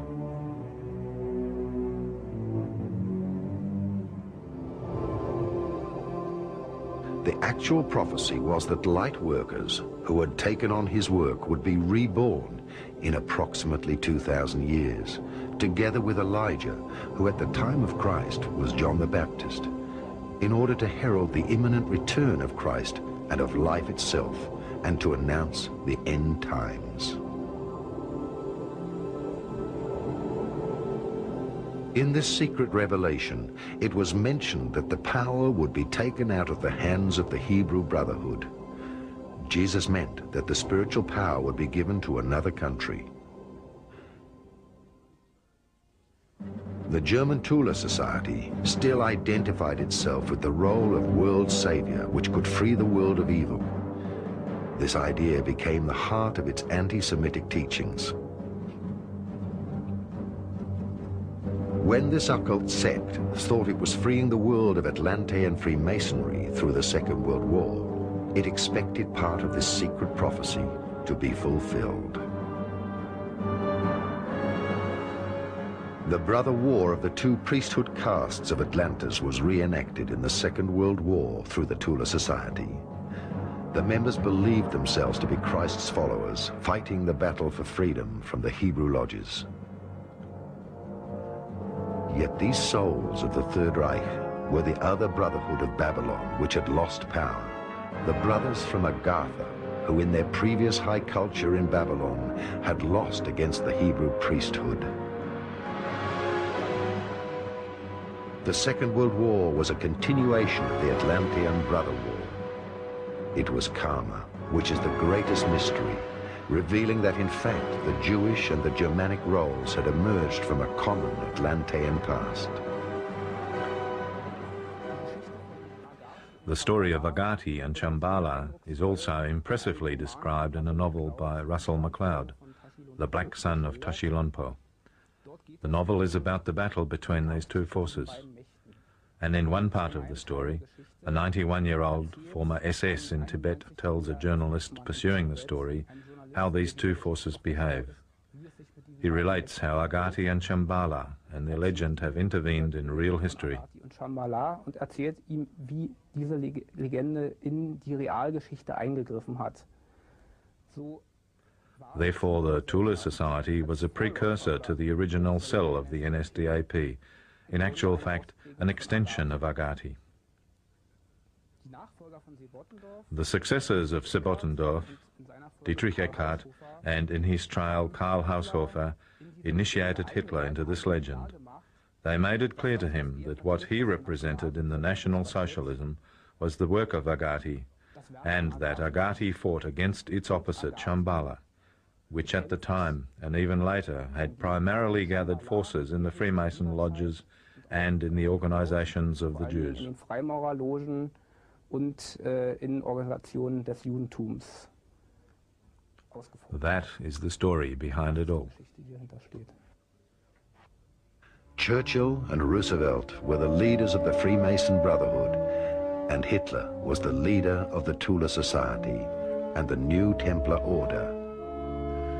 In the prophecy stating that at the time of the return of Christ, the head of the serpent would be crushed, it was not meant that the Freemasons and the Illuminati would be violently destroyed. On the contrary, it meant that through the return of the inner cosmos, the Christ powers would depossess the world powers through the overcoming of polarity in man. When the Eagle, that is the Space Brothers, has landed, there will be no world powers left, because from then on, there will only be ascended and conscious beings on Earth. They will have lived through the resurrection and will be connected to their inner truth. The return of Christ, thus, is the revelation of the planetary spirit in man, out of which he can read the whole truth himself. And thus we can perhaps only guess that the apocalypse, to a great extent, will take place in the mind of people and only partially in the outside world. The true light children and Christ followers were to be born much later, and their mission is more healing of the earth through the overcoming of polarity than the waging of wars. The Tula organization believed then that the new golden age had already started, and that Elijah and the great Atlantean souls had already been born to release the world from the dark forces. When Dietrich Eckart von Sebottendorf and his followers consulted several spiritual mediums, the name of the young officer Adolf Hitler was mentioned to them through the astral world. The fact that Hitler was to be a kind of Messiah who would free the world from the Jews and from the dark forces is indisputably the direct experience in National Socialism. He himself surely also had this experience of being the chosen one. He repeatedly spoke of providence, by which he was guided. At the end, he was not happy with providence, and he said that providence could not take responsibility towards the German nation of Germany losing the war. This is indeed a strange thing. But before that, he undoubtedly felt called upon, that is, chosen by providence, to play a fundamental role in the world history and to free the world from the Jews and thus from the lower human beings. Dietrich Eckart Dietrich Eckart was somebody who had a strongly anti-materialistic disposition. Actually, he drew his worldview from the spiritual. He was influenced by Schopenhauer and by a medieval mystic by the name of Angelus Elesius, who lived in the 13th and 14th century. He was inclined towards spirituality in literature and in his own experiences. He rejected materialism. He saw the people who were gaining influence in Germany and those in power as symbols for materialism. On the one hand, they were the Marxists, and on the other, of course, the liberal bourgeois and the capitalists. Und auf der anderen Seite natürlich die bürgerlich-liberalen und der Kapitalismus. These spiritual ideas by which Eckart had been strongly shaped were surely passed on to his pupil, Adolf Hitler. Adolf Hitler's occult past already began during his years of study in Vienna. He read Nietzsche's Superhuman, Übermensch, studied the secret teachings of Helena Petrova Blavatsky, the secret revelations of John, and regularly attended the lectures of Guido von List. He was definitely a subscriber to the occult magazine published by Lanz von Liebenfels, which already glorified the racist madness, the male sun cosmologies, and Aryan culture. He found the climax of his spiritual ego in the legends of the Nibelungen sagas. In Vienna, his desire already took shape to release the world from dark forces as the Germanic Messiah. The first meeting between the Tula organization and Hitler took place when the Tula organization, together with the officers of the Volunteer Corps, drove the communists out of Munich. Hitler was informed about his specific destiny and firmly believed himself to be the reincarnated leader from Atlantis. The aims of this sect were obviously kept silent. Hitler was worshipped as Elijah. His salute, also called Ave, is a greeting of the gods. The swastika was the reversed symbol of Atlantis. If the swastika is turned anti-clockwise, it means the resurrection of souls, the ascension into the golden age. Turning the swastika clockwise means the descent of souls into the dark ages. Germany Awake was written on every banner, the sentence supposedly an awakening call towards a new golden age. The Tula organization wanted to bring about, by force, the resurrection of Atlantis and the 1,000 years empire foretold by Christ. No wonder they used the sign of the descent into the dark age.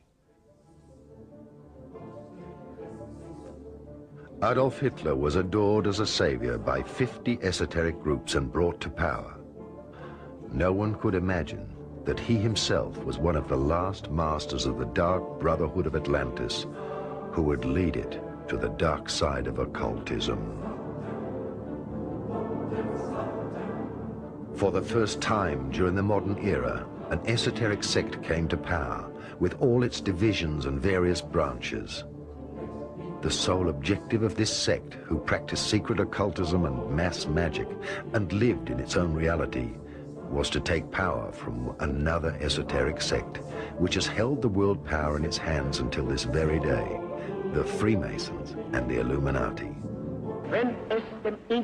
When the international Jewish financial structure is again successful in plunging the nations in Europe and outside into another world war, then this will not be a victory for the Jews, but the annihilation of the Jewish race in Europe. Surely it is no coincidence that both the Germanic and the Freemason lodges, which both believed themselves to be chosen by God to lead mankind, were in fact the misleading seducers rather than the chosen ones. And looking behind the scene, one will discover that both forces were in fact the ancient currents of the occult Atlantean War, reincarnating once more as opposing brotherhoods, accusing each other of practicing black magic.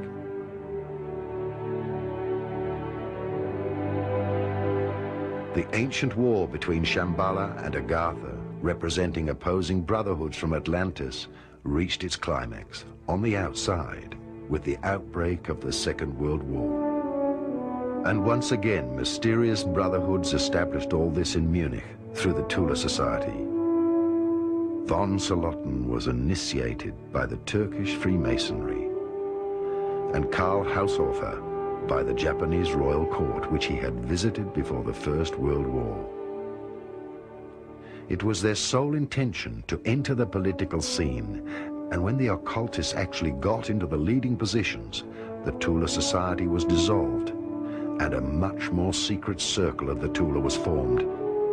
It was this circle which years before the beginning of the war undertook secret expeditions in search of the mysterious high civilizations of Shambhala and Agartha in the center of the earth. During the UFO Congress put on by Mikhail Hesselman at that time, and Finnish national TV was there, and they asked me to speak about Hitler and the Third Reich and his association with UFOs and the extraterrestrials. So I agreed to do it, after giving them some basic background on my knowledge of ufology. And of a sudden, and I mean this, of a sudden came through my mouth a quotation and a statement that alarmed me, as it did the cameramen and everybody else listening to it. They asked me, as an example, they asked me, was Hitler involved with the ETs in terms of biological research? And what came out of my mouth was simply this: yes, indeed, he was, but not like most people thought he was. He indeed was involved with them, and I went on to tell them that Hitler had made a pact or an agreement with the extraterrestrials. The extraterrestrials first approached him, as they later did the United States, and they said, look, if you let us use your people as biological research entities, or EBs, we will give you the technology to win the war. Hitler says, that's fine, but I will not let you use the Aryan race. But I'll tell you what I will do. I'll let you use all my prisoners, and you can use them unlimitedly to be your biological research entities. Now that also points up, and I think clarifies, many of the enigmas and puzzles that surround, for instance, the disappearance of people from Buchwald and some of the other places that later became history. Those people actually went to the ETs to be used as their biological research entities. Even the Second World War may have been planned or masterminded by the Freemasons and Illuminati, and the opposition financed by their manipulation of capital. Or were the guardians of the world karma from Shambhala and Agartha, the leaders of both sides, the Illuminati and the Nazis, initiators of the karma of Atlantis? In any case, there was one mystery. After the final battle in Berlin, hundreds of Tibetan corpses were found very close to the Nazi headquarters. And there is another mystery. The flying saucer technology, which points to an extraterrestrial high civilization.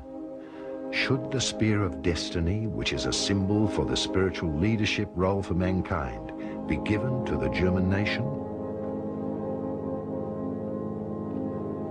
Why did secret fleets of submarines retreat towards the South Pole and Argentina?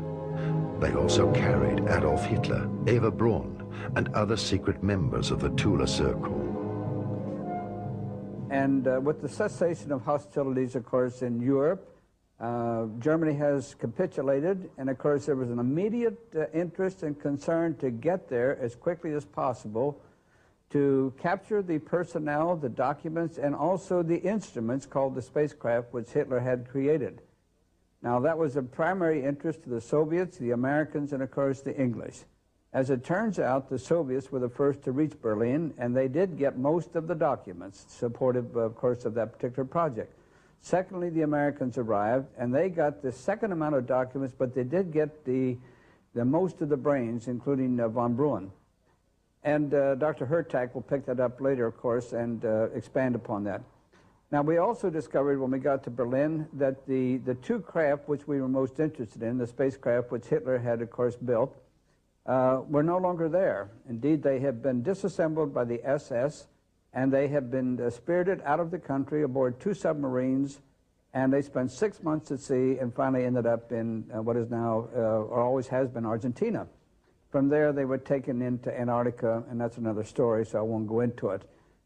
Another interesting thing, too, which I'd like to bring out here, when I had my lecture in Frankfurt 2 or 3 years ago, I flew directly from Frankfurt back to Chicago, Illinois for another major appearance, and in my audience was a woman who was very excited about what I was talking about, because I was talking about this very subject. But I was also talking about Hitler, and I also said that I didn't think he died in the bunker. She couldn't wait to talk to me, and later on we had a private interview, and she told me that she was the daughter of the former secret head of Argentina.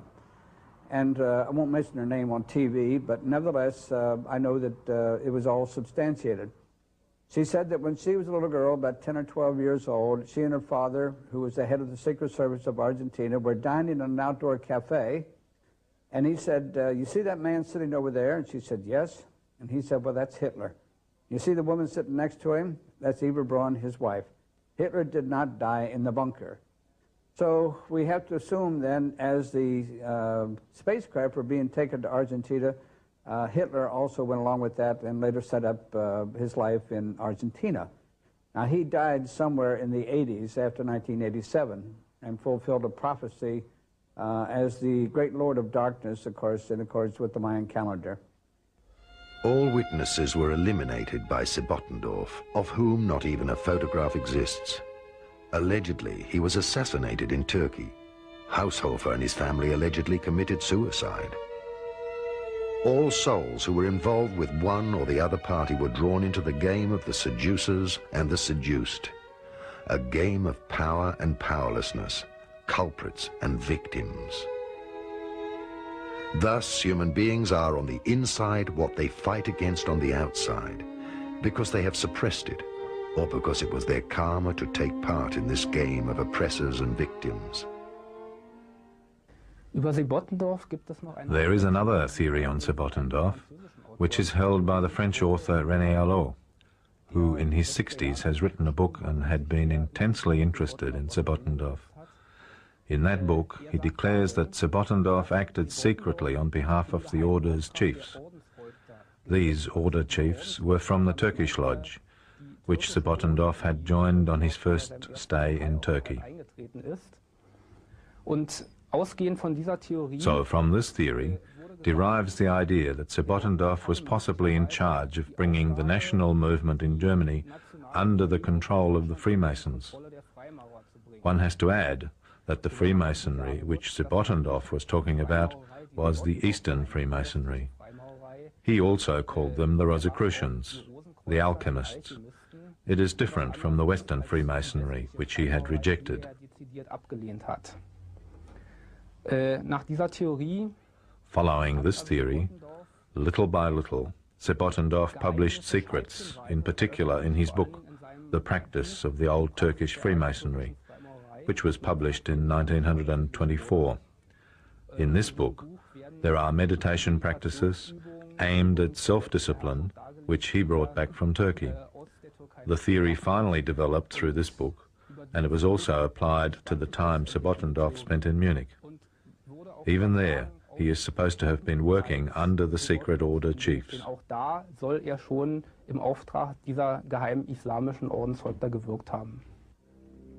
Not much has changed today. All who are striving for power are manipulated through their need for loans from the financial lodges.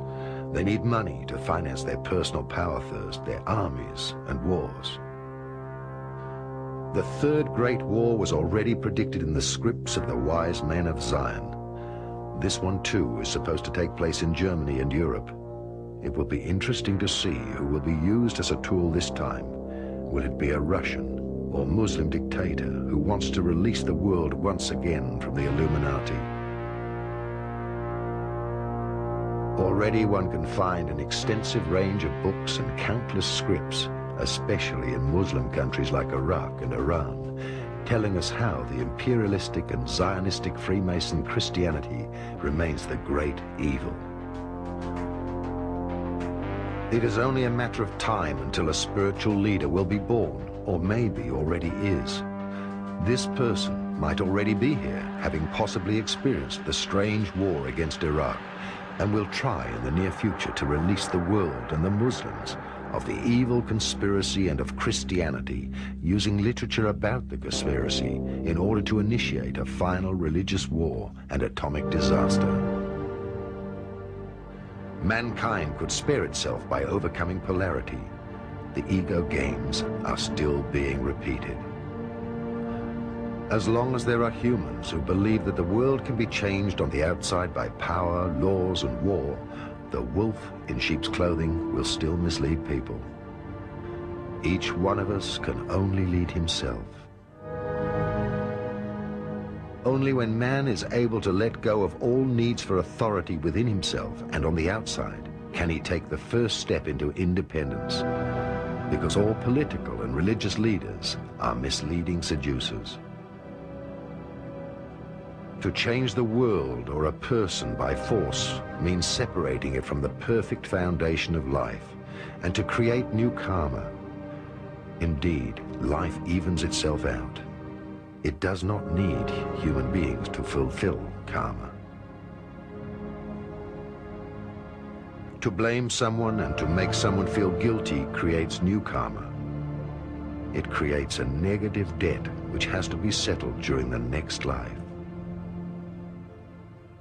And so we see the Germans looking for identity, which the leadership of Hitler and others provide, and it's in that context that we look at the unique cycle of the Bodhisattva, or the teacher that arrives on the scene.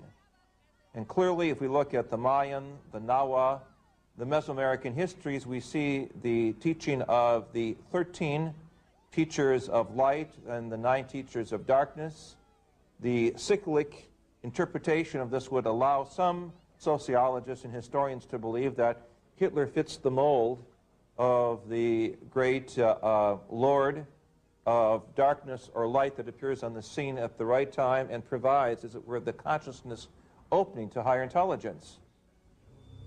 Therefore, it is a sad truth of karmic fate that one day the world will find out that the Holocaust of the Jewish people was indirectly financed by their own lodges. During the Third Reich, the Minister of Finance, Mr. Schacht, organized the funding of armaments and Hitler's rise to power, not only through the German industries, but to a great extent through secret money transactions from Swiss bank accounts. Illuminati and wealthy Jewish capitalists raised $120 million to bring Hitler into power. Thus, Hitler's revolution against the dark forces on the outside represents a dictatorship, his battle against his own inner darkness. The dark side of power within us and the world receives strength only when one gives it an existence in consciousness by evaluating and rejecting it. Consequently, transformation can only take place within a person and never on the outside. The exterior world only changes when changes occur on the inside.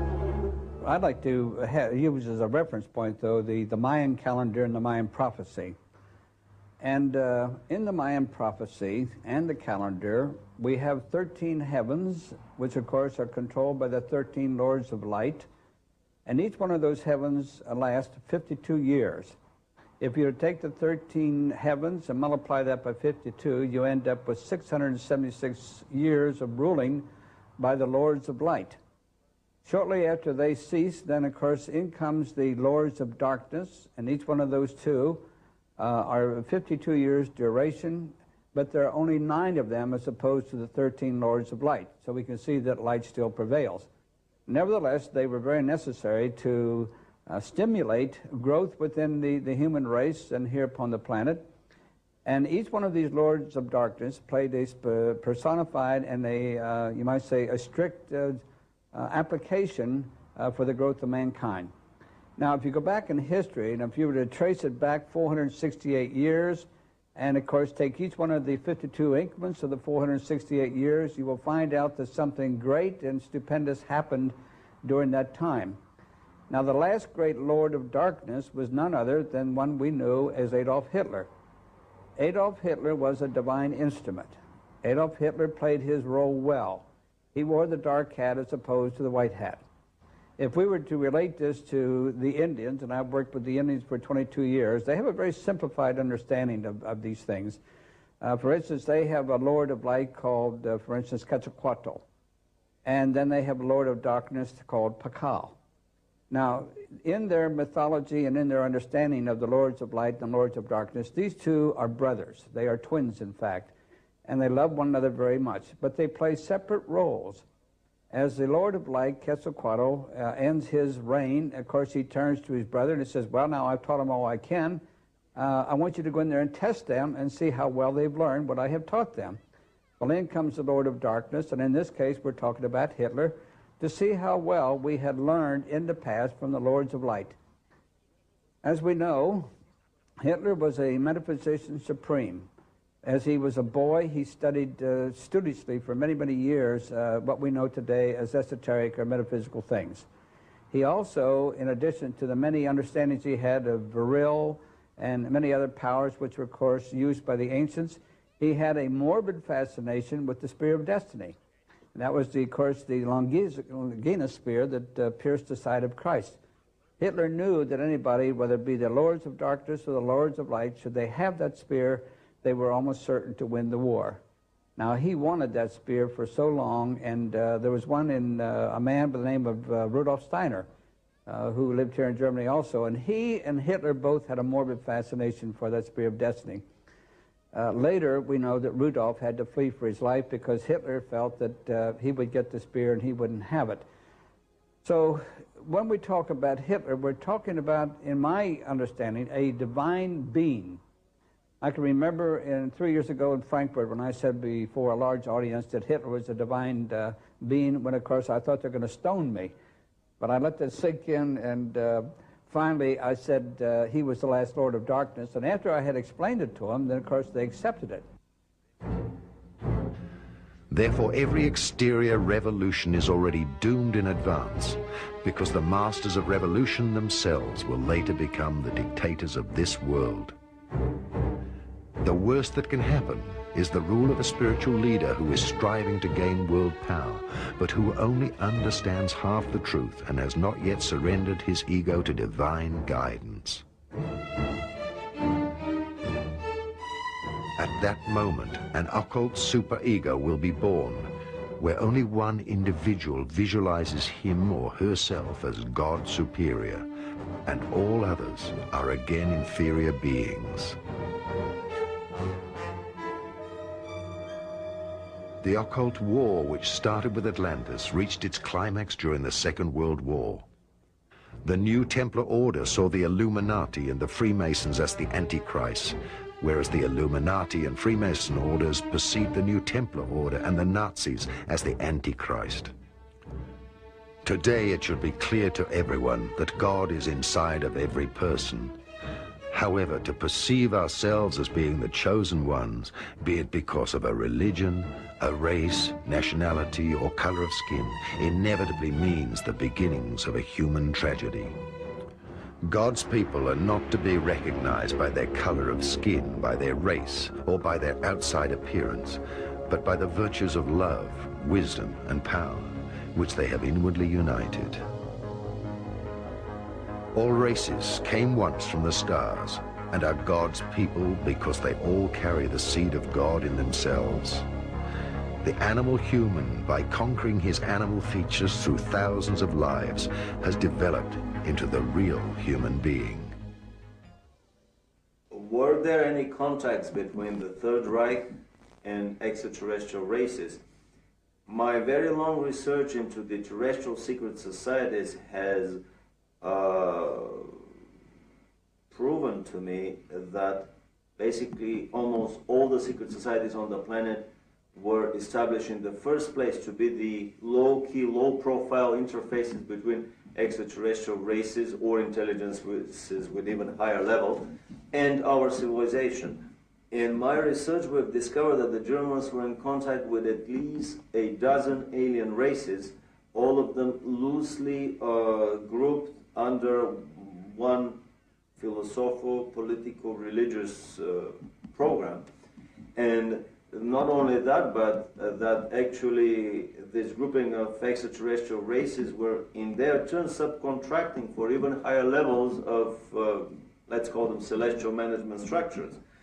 But we have discovered witnesses, a lady in Australia that worked shoulder to shoulder with extremely beautiful looking extraterrestrials in an underground base in Germany. She was a British spy, a Commonwealth spy in this underground base, and she has told us incredible stories about the close cooperation of the highest echelons of the German secret societies with extraterrestrials.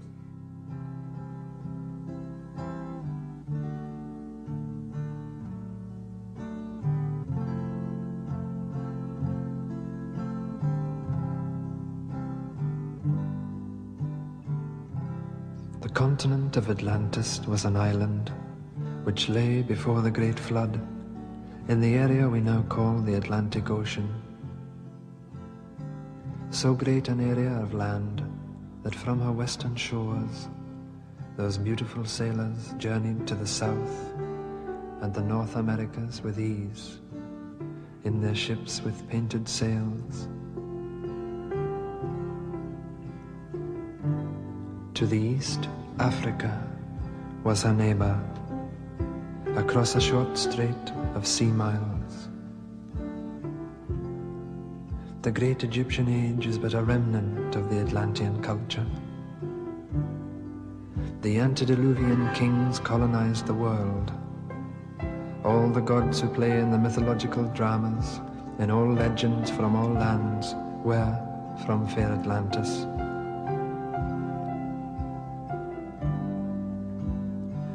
Knowing her fate, Atlantis sent out ships to all corners of the earth. On board were the 12. The poet, the physician, the farmer, the scientist, the magician, and the other so-called gods of our legends, though gods they were. And as the elders of our time choose to remain blind, let us rejoice and let us sing and dance and ring in the new. Hail Atlantis!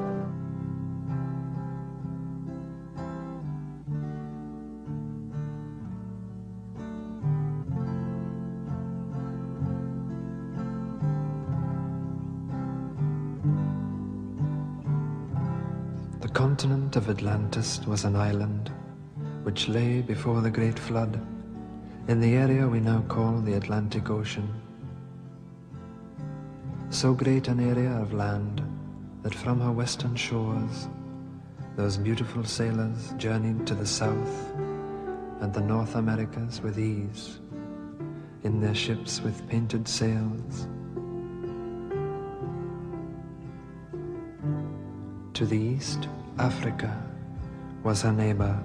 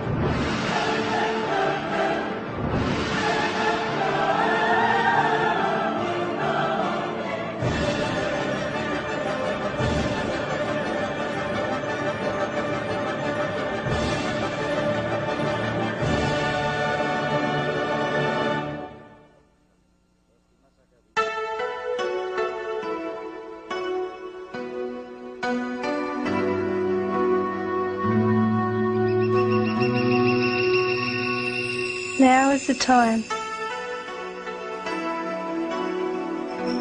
This is the last message before the Christ comes back to earth.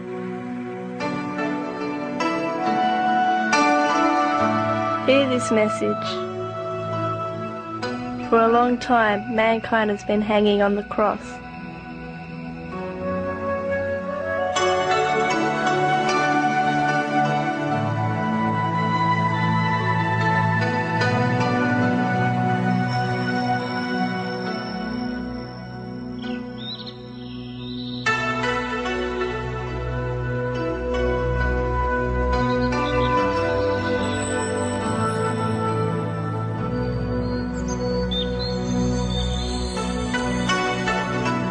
I am the spirit that lives in everything.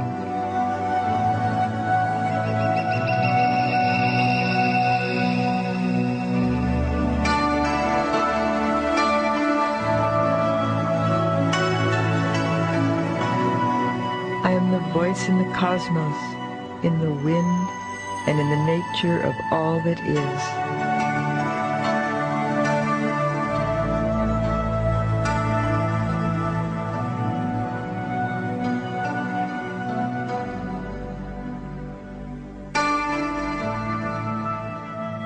I am also the voice within you, only you have forgotten how to listen to it in silence.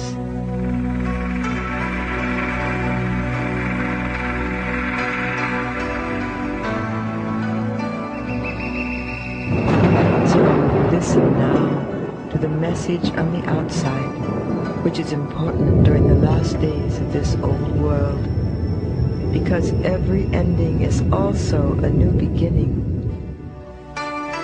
As a spirit of this planet, you are a part of my being, as much as I am a part of you.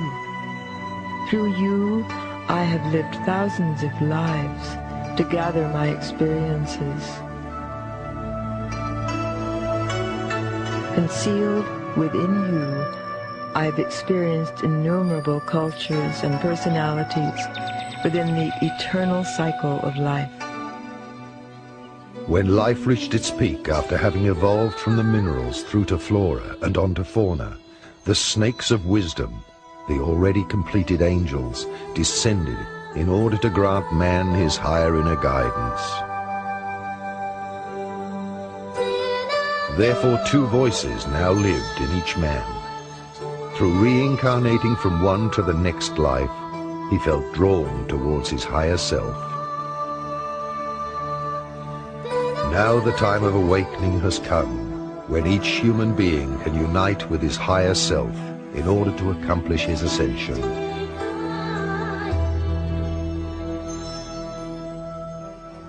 I'd like to discuss opening to inner guidance because I think that is the key that's required for the coming of the second Christ, as has been foretold. This Christ consciousness is within every single being, for the essence of God is what keeps us alive. That pure energy source is discussed by quantum physics. It is imperative at this time that we develop discernment, the ability to discern what is right for us, to listen to our heart, and to feel, to go with our intuitive guidance. What a lot of us are now doing, or becoming aware of the necessity of doing, is really learning to listen to the Christ within, to open up to the inner teacher, to open up to our inner guidance. And the way you do that is, again, simply aligning to the energy that sustains you through breath work, through light work, through conscious awareness and mind mastery. When the sleeping God, the master of all that exists, became conscious of himself, the indefinable split into being and non-being, into spiritual world and material world, into the higher heavens of transcendence and the lower worlds of duality. The cosmos formed with all its dimensions and parallel worlds. The world of opposites, which we call duality, came into being. So there are immortal worlds which never experience change, and there are worlds which experience life through constant change. In order to be able to experience himself in infinite diversity, he created out of himself unlimited part consciousnesses, cosmic monads, who gather infinite possibilities of experience in worlds of duality. are the source of all existence.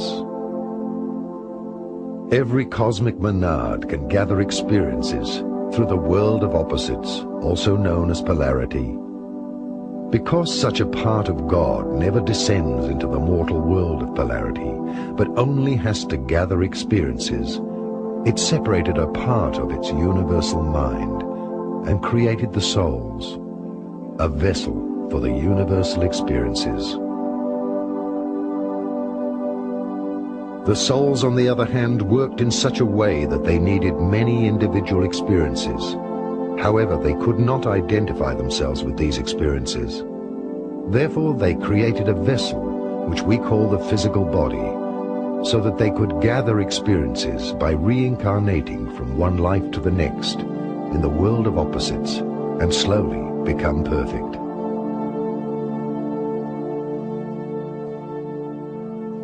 This parting is the rising of the cosmic Christ, or the cosmic crystal, which grows during the exhaling cycle of the source. One could also compare the growth of the cosmic cycle with the tree of life. Matter is the slow transformation from spirit into light and sound, and ultimately into alchemical crystallization. We are condensed shapes of light, like leaves of a tree, which after falling in autumn are reborn in springtime. Our experiences are preserved in the souls. The cosmos is like a school with many classrooms, and therefore there are, as in a school, different grades of maturity. These grades of maturity of the worlds are separated by different levels of vibrations of matter in different dimensions. Thus, different material and spiritual worlds may exist in one place simultaneously. The physical eye, which perceives everything on the frequency of the three-dimensional world, can see only the three-dimensional world. There are 12 planets in our solar system, 7 on the material frequency, which are inhabited by higher developed beings, and 5 inhabited in the spiritual dimensions. Good afternoon. We are here. It is our pleasure to be in your reality once again.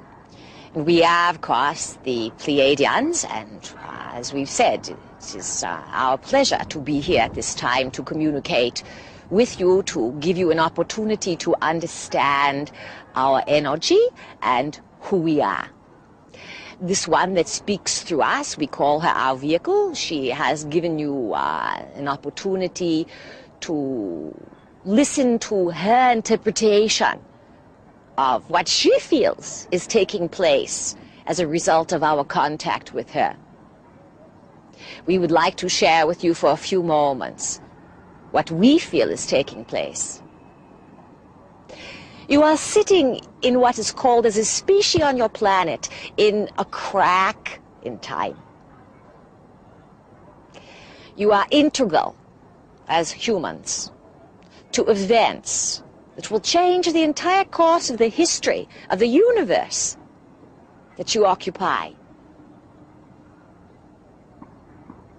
This restructuring of Prime Creator's creations has to, let us say, it is accelerated in certain places that are pockets.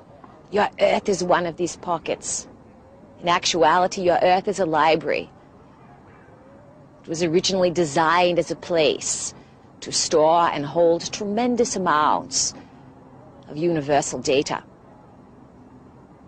You have occurring at this time what is called the return of the gods. Who are these gods? For eons it was understood that the gods came from space. Yet only recently, in your very short memory, have you separated these gods, thinking that the gods of the religions had nothing to do with what lie in the great cosmos outside of your planet.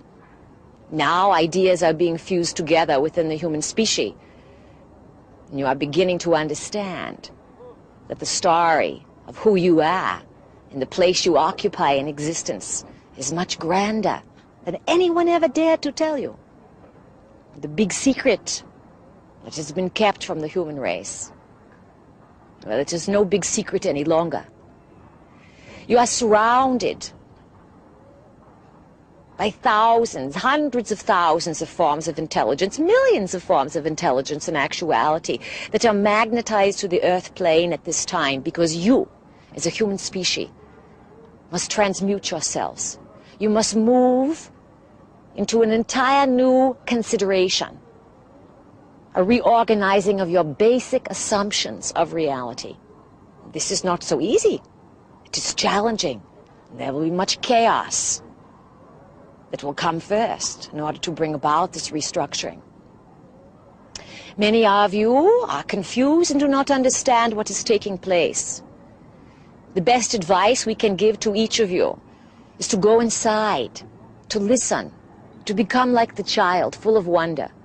My name is Amnek Anek, and I come from the planet that you know as Venus. But at one time we were a physical society. Now we reside on the astral dimension. I manifested a physical body in the spiritual city of Retz that resides on the physical as well as on the astral level in 1955 as a child to come into your societies. And I walked to a spaceship with my uncle Odin, who was also manifested a physical body to work as a scientist here. And together we came, and there I resided on Earth for a year in a temple in Tibet that is used by the aliens to adjust to the physical gravity and to the environment here. So when Venus was going through this change into the process of from the physical to a higher dimension, there was a gradual process of change where that they went from the physical to the astral. Their whole societies were transferred there. Their vibrations were changed by their level of consciousness and the way that they thought and the way that they lived their daily lives. The Venusian people knew that this process was taking place and preserved one city, the city of Retz, under a climatic dome on the surface of the physical Venus to give them the ability to come into the physical and work here to raise the consciousness of mankind on Earth. Now, Earth is going through similar processes of change, where that their consciousness is gradually changing and getting to a higher degree. And if this continues, if we continue with our work and spiritual development here, this process will take place on the physical very much the same way. It's not a dramatic change. It's so gradual and so natural that it's almost undetectable by the people that are in the process. Mankind has always asked where it came from and where it is going. Scientists of all ages have tried to find the origin of life through physical evidence. They have split matter, studied the microcosm and macrocosm, but even so, they only observed life from a certain perspective, adding rows of parallel interpretations of reality. But they overlooked the most important thing of all, the creator of matter, the spirit that lives in all things, the blueprint and information which forms all matter. They see only subjective partial truths because the objective reality is an indefinable state of existence, out of which all conceivable partial truths emerge. They will keep splitting life down to the atom, but will not be able to prove the existence of the spirit. The experiment compares with attempting to capture beams of light. Human beings can never catch up with light unless they themselves become light. The same applies to mankind. It will never be able to prove the existence of spirit, but can only become spiritual itself, a process which the initiated call metamorphosis. Until then, even the most splendid achievements and inventions, as well as attempts at explanations of mankind, are an unconscious dream of being still asleep within the development of humanity. All of the original races on Earth came from other planets that are the older planets in your physical solar system, which is Venus, Mars, Saturn, and Jupiter. Venus, the home of the white race, Saturn, the home of the red race, Mars, the yellow, and Jupiter, the black. They brought colonies to Earth when it was a younger planet, just developing, and only had plant and animal life, and set up these colonies, as you know, Atlantis, Lemura, Aztecs, Egyptians, as a few of the societies here. And on all of the dimensions above the physical, the parallel dimensions that run, the astral, mental, causal, etheric, and soul planes, there are vast universes that exist that are parallel to the physical universe. There are, in other words, there are astral dimensions that absolutely are a duplicate of places here on Earth, just as there are on Venus, Mars, Saturn, and Jupiter. In other words, on all the different dimensions above the physical, these societies and these planets and the whole solar system and everything that exists in the physical is duplicated on the higher dimensions until you get into the planes of, or dimensions of existence where there is no reference to the physical. And this is a crossover called the etheric plane. And when you cross the etheric plane, there you leave behind any association or anything that identifies with the physical. For millennia after the sinking of Atlantis during the Dark Age, man has been separated from himself and has been in search of the Holy Grail.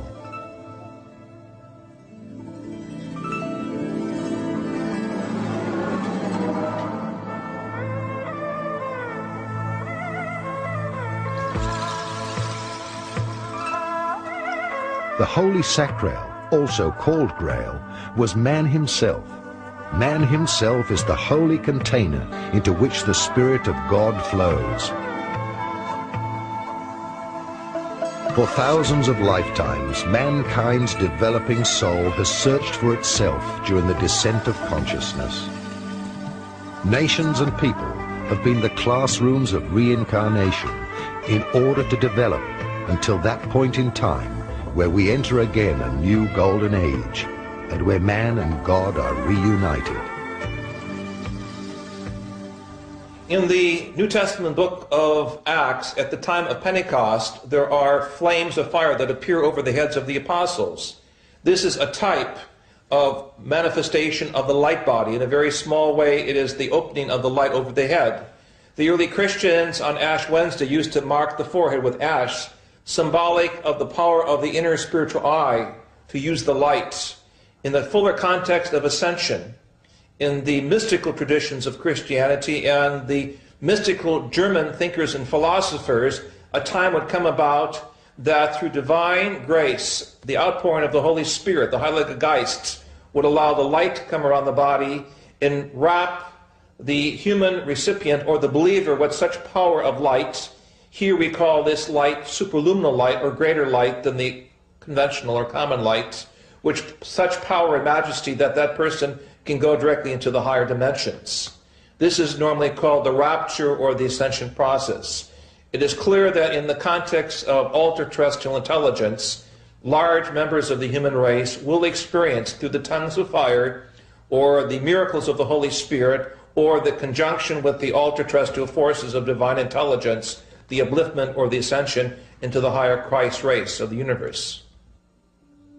Therefore, becoming human has only been a cycle in order to gather new qualities for the cosmic source through suffering and happiness. And once again, we have arrived at the end of a cycle of the cosmic plan of humanity. The survivors of the inner and outer periods of cleansing, which have already started, are the seeds for a new spiritual mankind, which will emerge from all nations. It will be the first root race of the fourth planetary cycle, which will rise again into higher consciousness. For some, it will be like the past sinking of Atlantis. For others, like a return, a rising of Atlantis and of its teachings of wisdom. Because fundamentally, every event can be viewed from two sides, from a positive side or a negative one. Even the slightest change in the universe is being guided by the cosmic plan of evolution.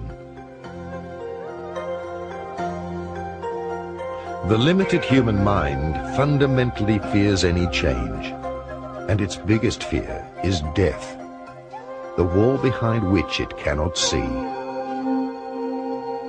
But nothing gets lost in nature. All elements only change into different, more refined states on their return to the light. So mankind is on the verge of the greatest changes within this planetary cycle, a global metamorphosis. And the Mayan calendar has never erred in all the years that it existed. And it states that in time when the incoming consciousness, which we would commonly know as the Christ consciousness, comes in, all things must change. Government, science, and religion, unless they accommodate incoming spirit or incoming consciousness, the Christ consciousness, if you will either fall by the wayside or will go through drastic and dramatic changes. Now, we see a lot of that happening in the world right now. We've had a coup in the Soviet Union which failed. Down came the Berlin Wall. Transformational changes taking place in places like Romania, Czechoslovakia, and Hungary. Now we have Azerbaijan and many others.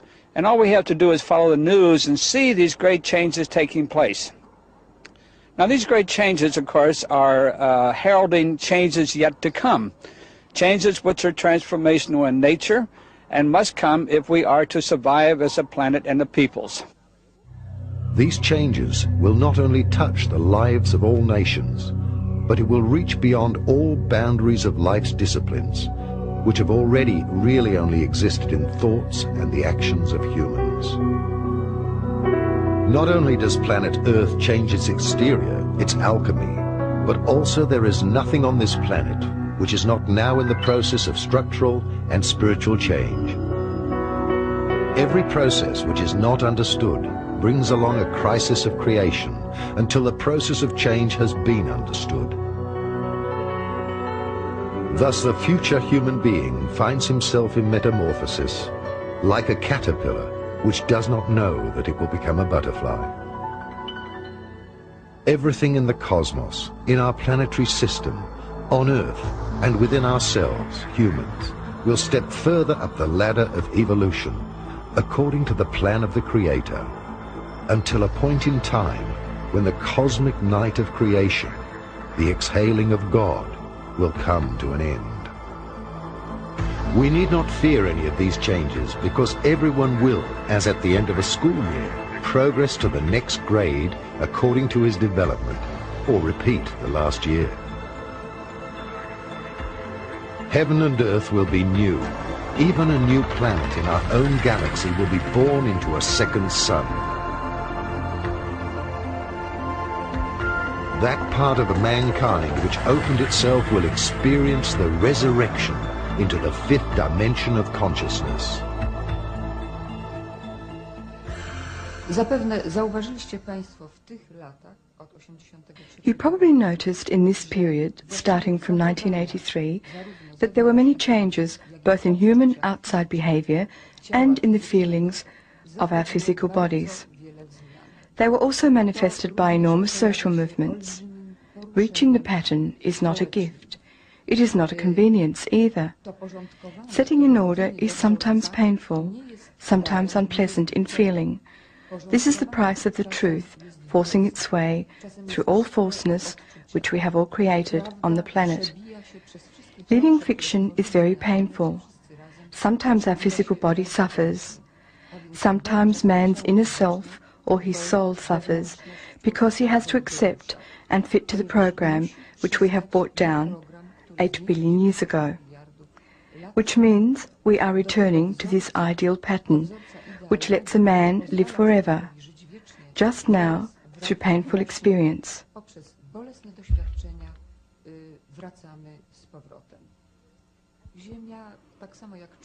The earth, as well as mankind's introduction to the pattern, entered the final period of metamorphosis from the 3rd to the 4th of December 1983.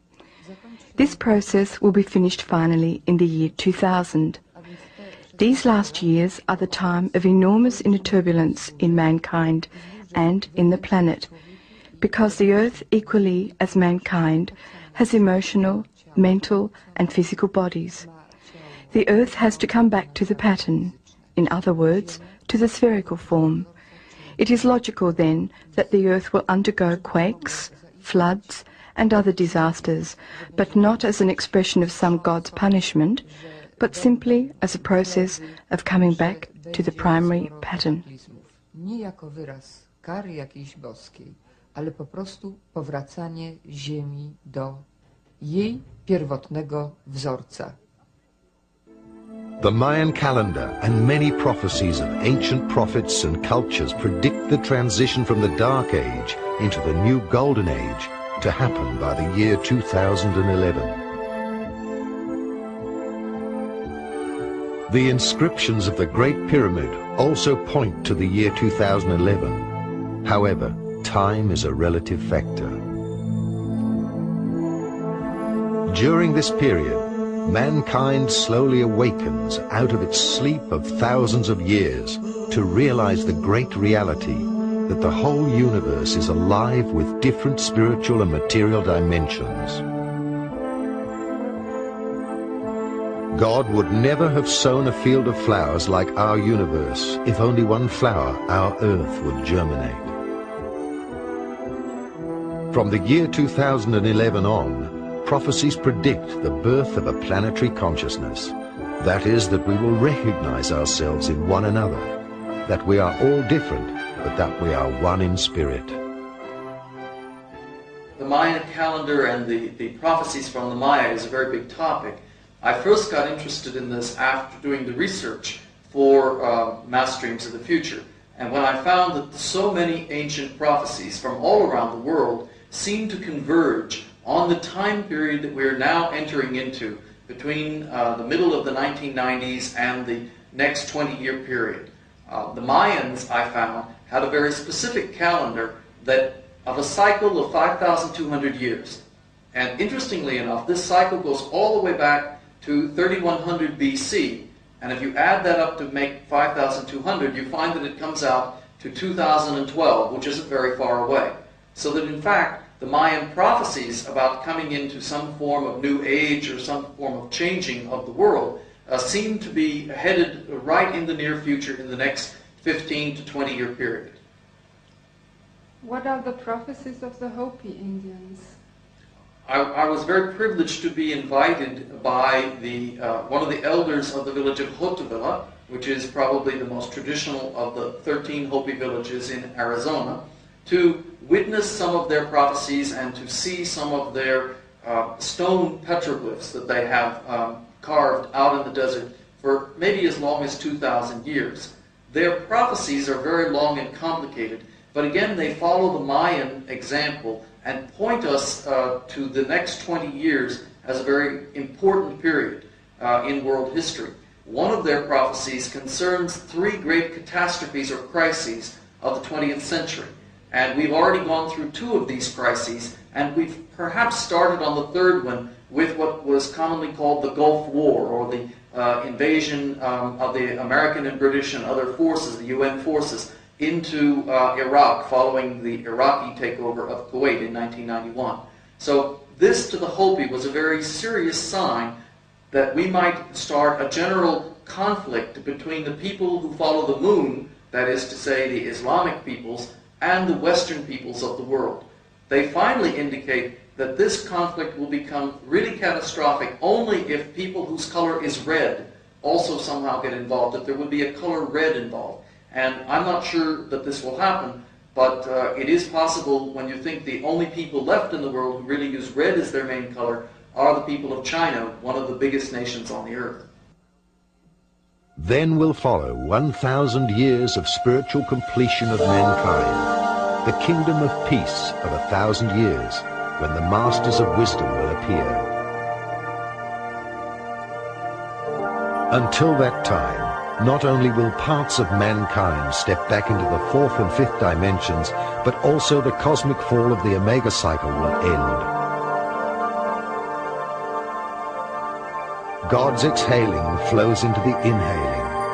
The Alpha cycle commences. Everything returns to the source from which it originated. we are concluding the spiritual involution and the parallel evolution of the physical body. Our forefathers passed on this mystery in the shape of the Sphinx before they left this planet.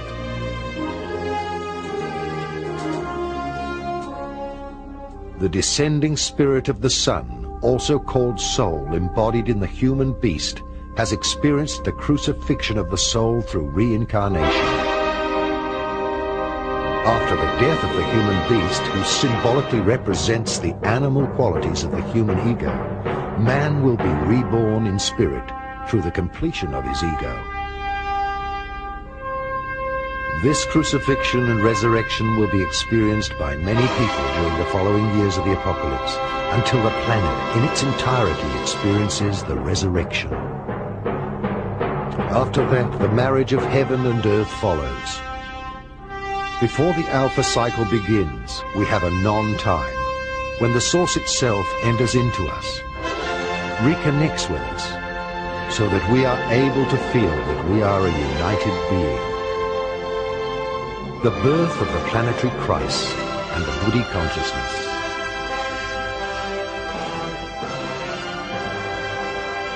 The return of the Christ, the return of the teachers of the worlds, the returning of the extraterrestrials, or heavenly master teachers, therefore all point towards this event. The planetary birth of the Christ consciousness, the neural webbing of mankind into a collective consciousness. However, until the conclusion of this quantum leap into the seventh dimension, the greatest changes will happen on Earth.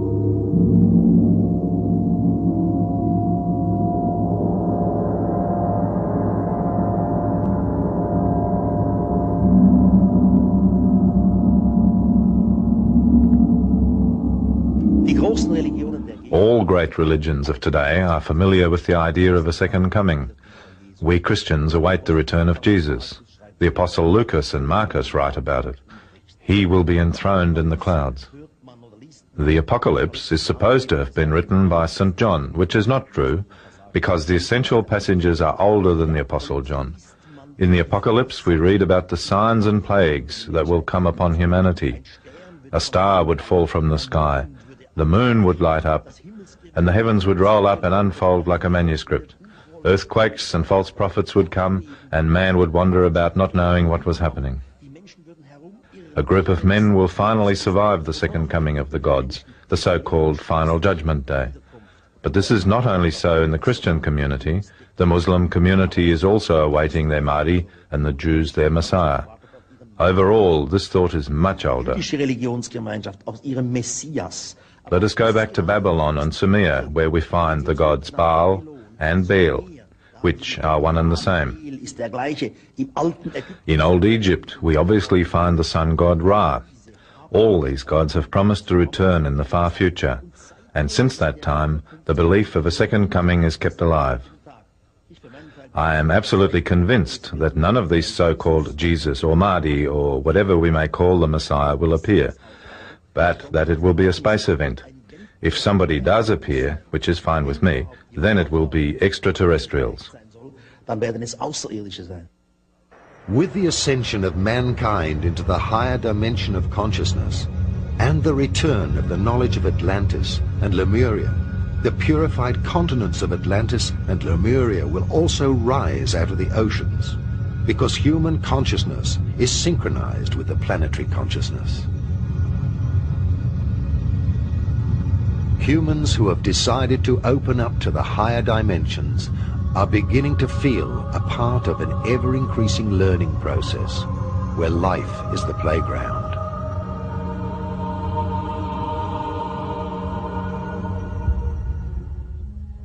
On the other hand, humans who have subconsciously decided to remain in the third dimension with their consciousness will not feel any great changes within themselves.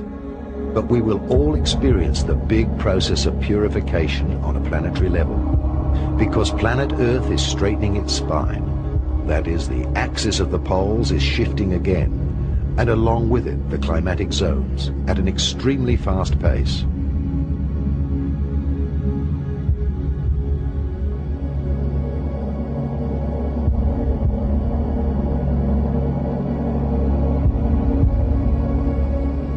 The shifting of the poles has already begun. New cosmic energies will then flow through the spine of the Earth, that is the axis of the poles, and be distributed across the electromagnetic field of its aura. A pole shift can have different effects. We cannot say for sure because we have never observed it on Earth. But the fact that Earth is a gigantic magnet indicates that if it shifts its poles, the inner Earth will be slightly unbalanced. In der Stärke umpolt, kann es durchaus sein, dass das Erdinnere ein wenig durcheinander kommt. It may lead to volcanic eruptions, landmass shifts, or earthquakes, and of course tidal waves both enormous and small. Naturally, we must distinguish between the pole shift and the axis shift. Because Earth spins like a top, it is almost impossible that the axis would shift. In any case, we can't make a scientific statement about it. Theoretically, it would seem that an axis shift would be possible, but by whatever process, the Earth crust could shift, and for man on Earth, this would have the same effect as an axis shift. On the basis of scientific research, we can say that many such pole shifts have happened during the last 80 million years. They have occurred in a variety of frequencies. The most pole shifts we have had in 1 million years were 4, but there were also 1 million years where we only had 1 pole shift. So the frequencies of the single pole shifts are subject to fluctuations. Das ist also großen Schwankungen unterworfen, die Frequenz der einzelnen Polflips.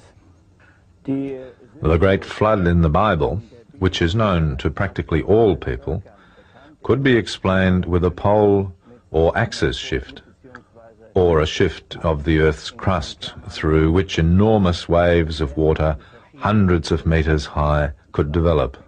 Bei dem es unter Umständen sehr große Wasserwellen und hunderte von Meter hohe Wogen geben kann. My observations with this device go back over the last 10 years. During that time, the strength of the magnetic field has reduced by around 4 degrees. 4 Grad reduziert.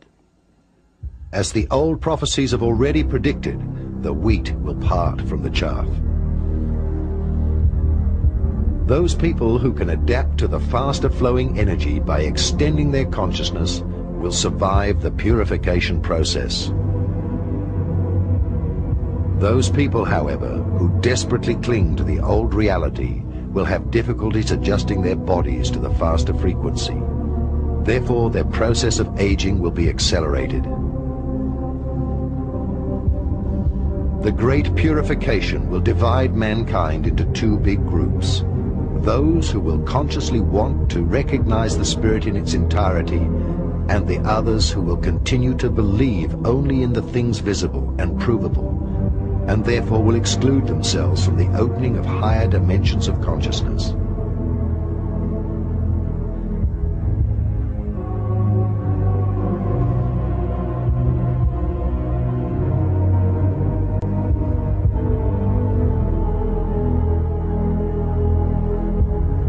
Many prophets, such as those mentioned in the Apocalypse of the Bible and by Nostradamus, have predicted that within the next stage of transition from the 3rd dimension of consciousness into the 4th and 5th dimensions, large disasters will occur. The Apostle John tells us in Revelation chapter 1 and verses 9, 10 and 11 that he was on the island of Patmos because of the Word of God, because of his faithfulness as a disciple of Jesus, because of his faithfulness as a prophet.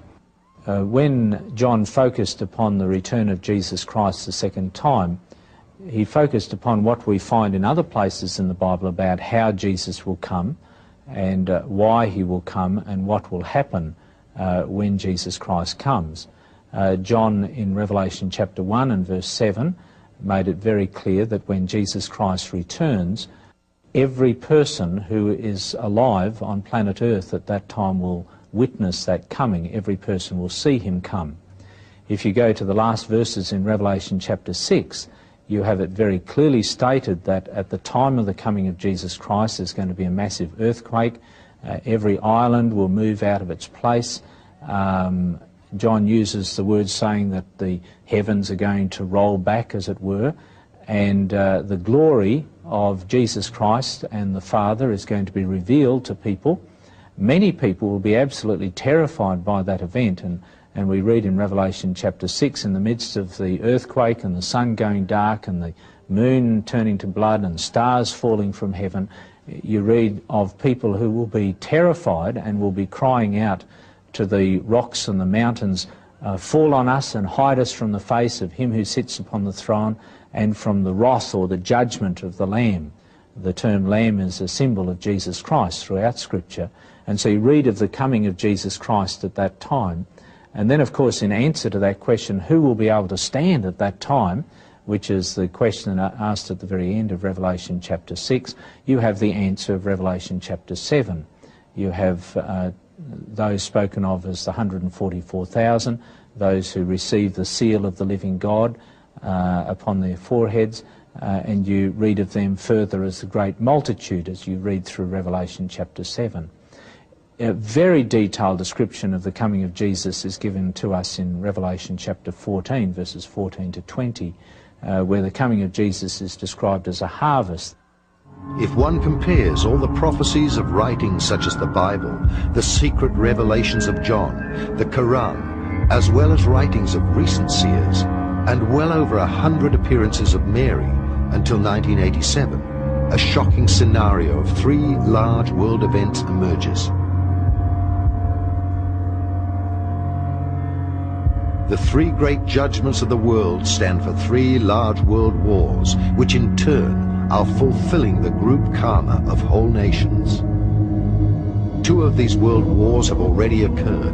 Many believe the 3rd will not happen. But what is the contribution of each individual so that the divine in its grace extinguishes the karma of each individual and of the nations?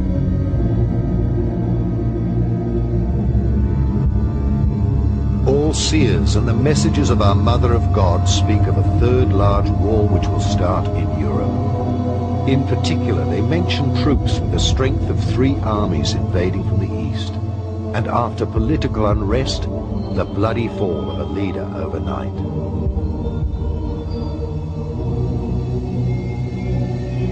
It is said in these prophecies that within a very short period as many people will die as in the First and Second World Wars together. Europe's capital cities are predicted to burn during a limited atomic holocaust.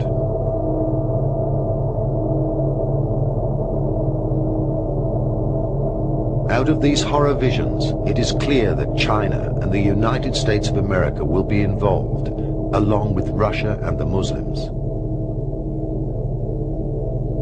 After fierce battles, all of them will resort to emergency atomic action. Consequently, the supernatural judgment will inflict natural disasters to put an end to these horrific developments. It will then separate the wheat from the chaff by causing a large earthquake and darkness for 3 days to put an end to it all.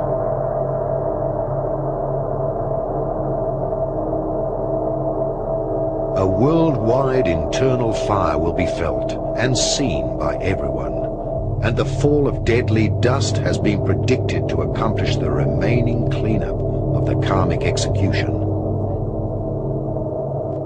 There are prophecies in the book of Revelation about a big fire that will cleanse this earth. A very dramatic representation is given in Revelation 19 and 20, near the end of the Apocalypse.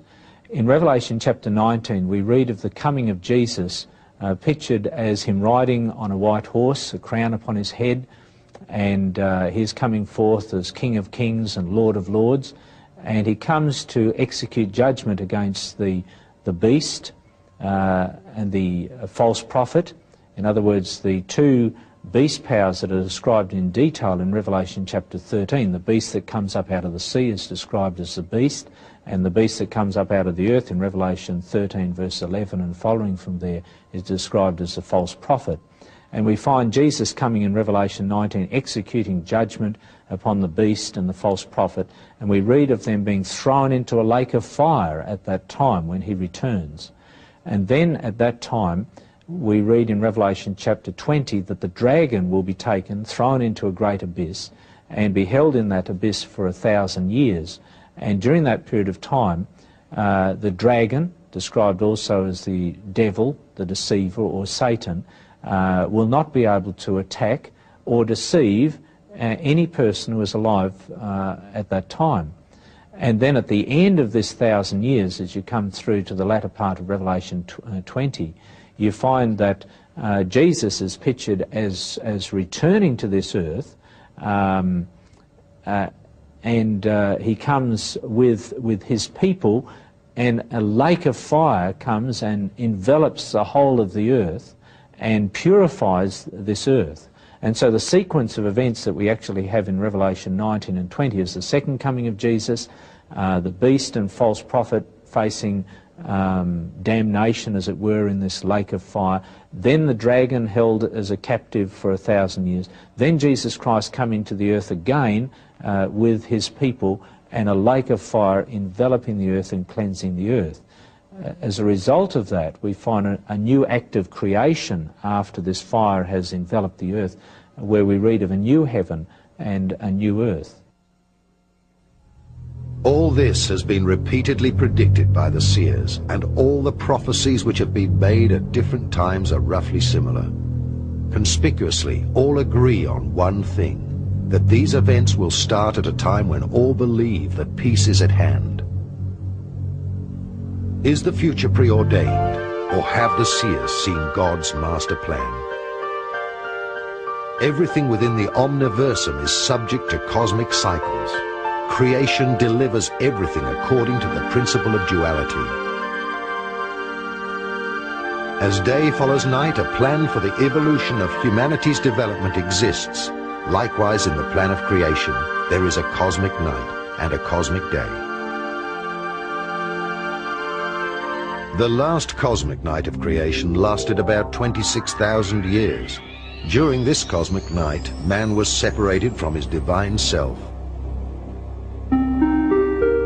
Since the 1980s, we have entered the so-called ending of the cosmic night. During this ending, the spiritual world will be testing everyone for the feelings in their heart. After the year 2011, a cosmic day will begin. This cosmic day will announce itself with a sudden, incredible light, and humanity will become conscious. The earth will be illuminated, and creation will reveal its completion. The final stone of completion of the four-sided Pyramid of Giza is the symbol for the completion of the process of becoming human. However, the final cornerstone of the fifth dimension, time, is still missing. Consequently, creation will find its completion in the return of the extraterrestrial gardens of evolution through the programming into the fifth dimension. Now, speaking extraterrestrially, they are here to remind us that there are other things far beyond us, which of course are necessary if we are to evolve into our rightful ascendancy in the things to come. In other words, moving from the third dimension into the fourth and the fifth dimension. UFOs, per se, have always been there. We have forgotten that because we have returned to amnesia and we have returned to illusion. We are now about to walk or talk or act out of that so that we become realism again, that indeed we have the powers that we once had, and we can take them into ourselves again to change the dilemma that we face as a nation, as a peoples, and as a planet. We must do this again as the people. We cannot rely upon our governments anymore. Governments basically are defunct. We don't like to think so, but they are. Governments are also a captive of many of the malefic extraterrestrials. That was true during the Third Reich. It is now true of the United States government, and I don't know how many more. It is time to turn to those who have our best interests at heart. And those who do have our best interests at heart are known as the Guardian Forces. The Guardian Forces outnumber the malefic or bad extraterrestrial forces somewhere around 10 to 1. And yet we do not turn to them, in time of need. Again, to invoke them, again, to get them to step in our direction and to assist us, we must do so through prayer and meditation and love and light and balance. And if we do that again, then we invoke the power, if you will, of the guardian forces. We give them the necessary power which they need to deter the malefic forces, including the wormwood planet. These things, of course, are very simple, and I think for some people they're too simple. They would rather think that we have to turn to some advanced type of technology or some advanced type of weaponry. Those days are over.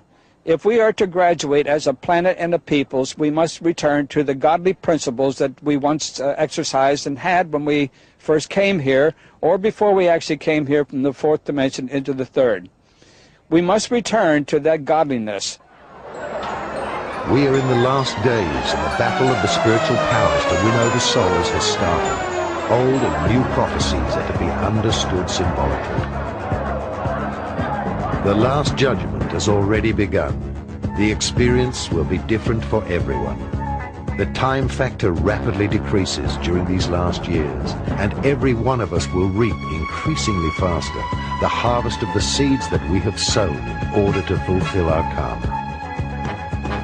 A purification never experienced before will affect all areas of life. Apart from the external chaos caused by wars, earthquakes, and other environmental disasters, the truth of the so-called good citizen will fall apart. No one will be able to hold on to anything. Few will realize that we are right now living in the time where the souls will be separated. Now, instrumental in that, of course, are the ones that we know as UFOs, or the extraterrestrial consciousness. We know, too, that there are two types of extraterrestrial consciousness. One is good, or you might say they have our best interests at heart. The other one does not, and they are the malefic ones.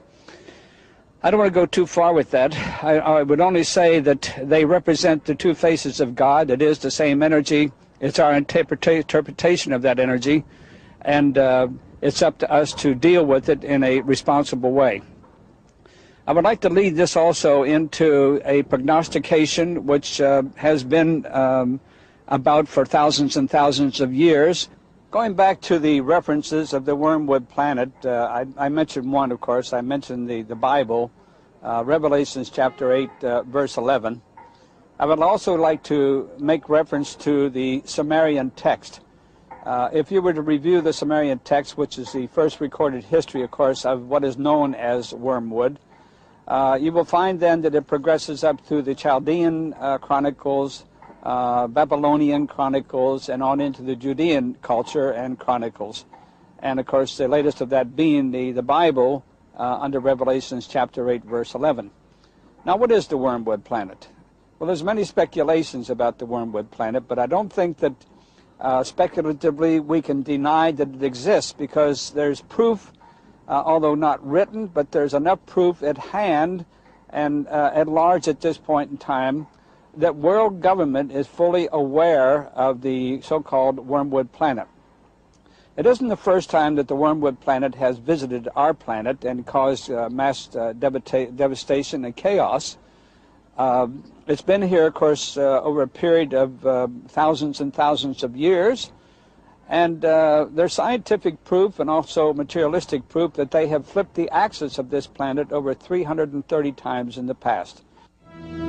A new superhuman being will be born. Earth is now close to the birth of its new human being before she enters the full light of the day of the golden age. Dawn has already started. The ascension is the resurrection.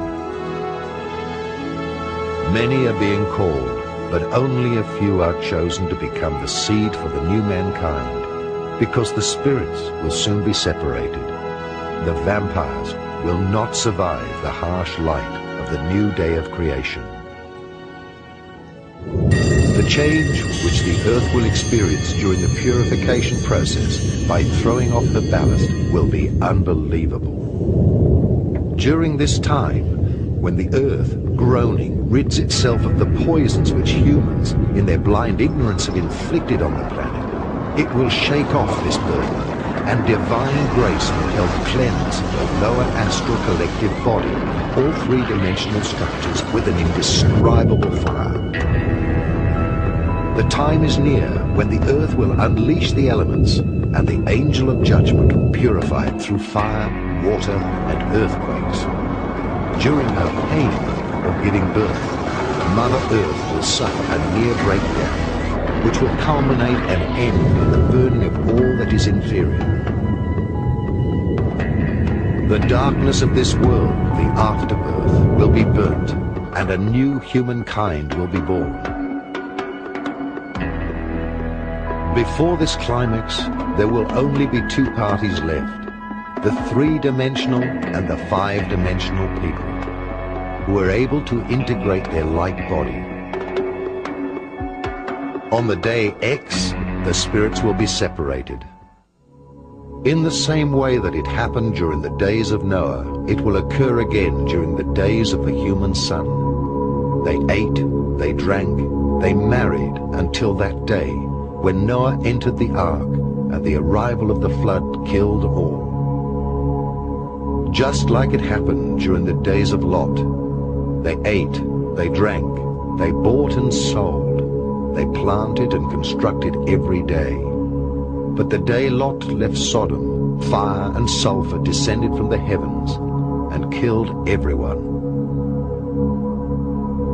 So it will happen when the Son of Man is revealed. Whoever will be on the roof on that day and leave his coat inside the house should not return downstairs to get it.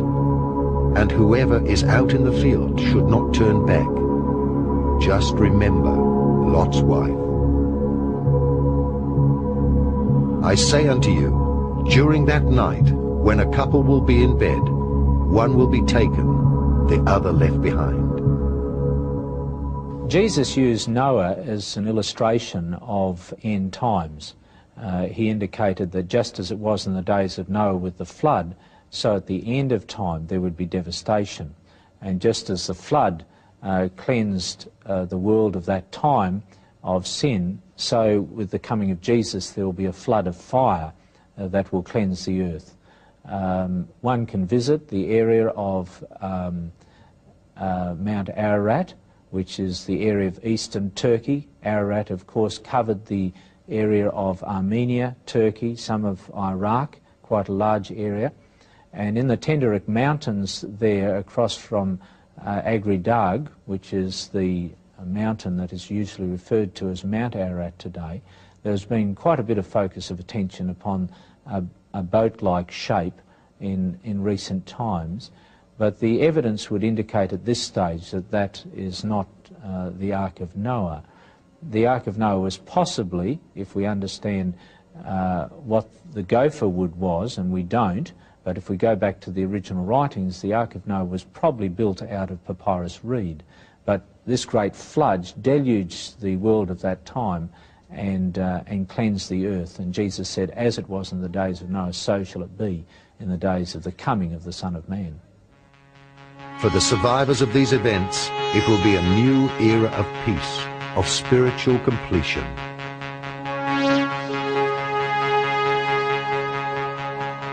The brothers of space will reveal themselves as the keepers of Christ, and a large white cross will be seen in the sky. Thousands of motherships in the formation of a flying cross will be seen in the sky to herald the return of the Christ.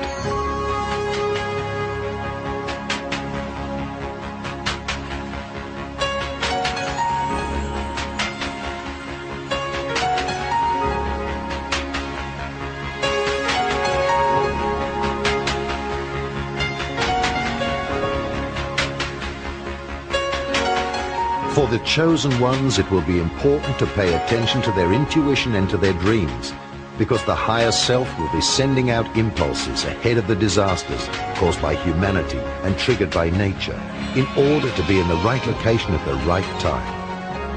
Earth will be cleansed for the 7th time, and God within us will decide whether we will be the seed for perfected mankind.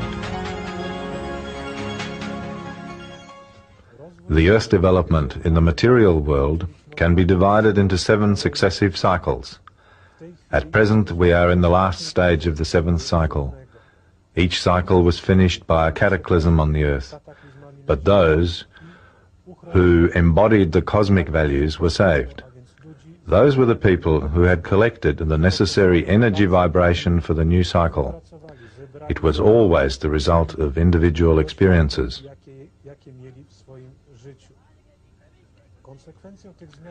Activated energetic channels and super senses are the consequences of these changes in a man's body. People receiving messages through their super senses also receive information about places where certain disasters will take place. It refers to Japan, Great Britain and some European countries. Narażone na pogrążenie się w odmętach wody. Much information we receive during our dreams, when the body is relaxed, calmed, and our intellect and personality do not disturb us. We become open to all impulses which can reach us from the outside. Everything that comes during a dream, which seems to be unreal, in many cases shows us situations which will happen here on Earth. Please pay special attention to your dreams.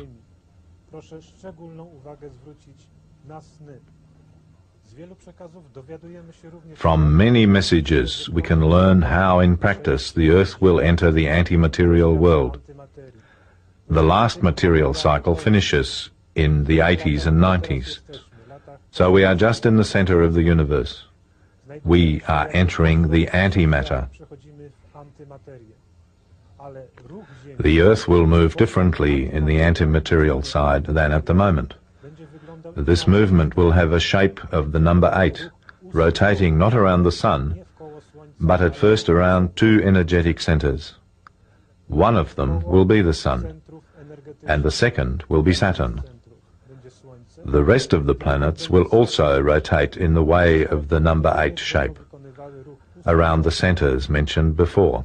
The coming years will decide how we will experience the external changes. We have the choice either to face the events in fear or to see the cataclysmic conditions of the prophecies of the apocalypse as a necessary renewal for mankind. Because it is up to us how we view the purification. Mother Earth itself will try to awaken us as softly as possible when she gets her planetary contractions for the birth of a more conscious humanity. The world has received many warnings from saints, extraterrestrials, and prophets. The world has been given many signs. However, at the end of time, everyone will recognize that which he did not want to see. At the time of the ascension, it will be up to us to realize that 1/3 of the air, 1/3 of the water, 1/3 of the flora and fauna, and 1/3 of mankind has left the planet, as indicated in various apocalyptic prophecies. A smooth transition would occur if the light workers and humans, through liberation of their active love, and through the call for divine grace, and if millions of people were willing to work on themselves in order to participate in a mass ascension. This would weaken the global events and divert the karmic release more towards the individual human beings. The present readiness for this, however, is only too limited, and Mother Earth will shake us to wake us up.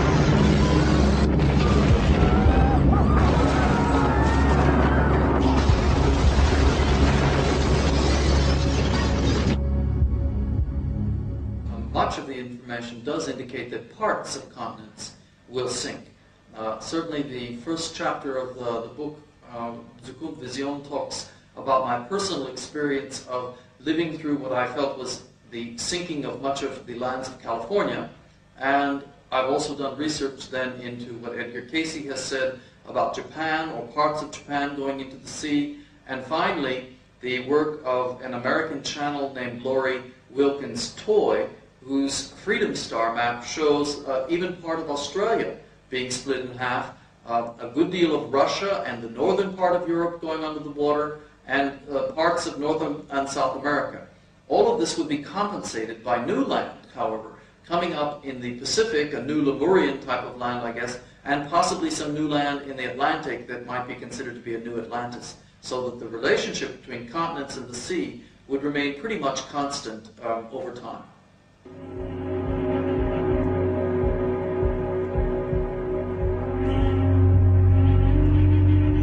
The current events on Earth should surely wake up every sensitive person to the fact that we are in the seventh ending of time, and that several prophecies have already partially been realized, or are bound to happen very shortly. The cyclical apocalypses of creation are like a school of life, where one is promoted to the next grade at the end of term. A certain percentage of mankind is not capable of ascending to the next grade because of a lack of preparation. After their present lifetime, they are going on vacation for a long recovery in the astral world. After a good recovery, the souls repeat the failed school year on other planets and then move on to new cycles of incarnations. The positive and the negative on this planet are continuously strengthening. We receive daily news of earthquakes from around the planet, flood disasters, volcanic eruptions, well over 100 war zones, and many massacres are causing new famines, misery, and new migrations of nations. We are receiving daily news of new environmental disasters. The ozone hole spreads out at a frantic pace. The jungles which represent the lungs of the earth are being cut down globally. The loss of trees through environmental destruction is escalating. The greenhouse effect and the Earth's temperature are increasing globally. Thus the climatic zones are shifting so fast that we can already observe the change. Snow is falling in areas where there has not been any before, and elsewhere it is warming up in areas where it used to be cold. The ecological balance has already been disturbed to such a degree that thousands of species of animals and plants have already apparently disappeared from this planet forever. Other species are in plague proportions, as happened in ancient Egypt. We seem to be suffocating in our own rubbish and poison dumps. Millions of people are infected with new and apparently incurable diseases. Raw materials seem to be exhausted, and the Earth is experiencing a population explosion. Yes, I've been working for a number of years on future progressions. This work culminated in the book Mass Streams of the Future, in German Zukunftsvisionen der Menschheit. And the method that was used was started by Dr. Helen Wambach to take people into past lives. It's a light trance state used in groups where we would then ask very ordinary questions of people once they were taken into a specific future time period. The numbers of people that we worked with were over 2,500, and actually in the book we have results from about 500 out of that group. In part that's because many people didn't find themselves coming back in the time periods that we initially asked them. This was one of the first and rather surprising results of our research, that so few people found themselves coming back to the Earth or to the material plane at the time of a couple hundred years from now. The fact that there are so few people that seem to come back in the time periods that we worked with could lead one to believe that there might be something like an apocalypse in the future. However, I think that it's a question of a choice that we have in this matter. And possibly it's not the kind of apocalypse people might be thinking of. There are many conditions that could lead to a drop in the population. For example, we could have some worse plagues or worse illnesses than the ones we've already had. We could have, of course, atomic war, or we could have natural catastrophes that might also occur, or some combination of these. I'm not sure that anyone can answer, will there be exactly an apocalypse? But certainly the data that comes out does indicate that there will be great changes taking place. The world is becoming more hectic. Everything is about survival. Money, power, addictions, and distractions have become the companions of mankind. Some secret organizations want to gain absolute control over humanity.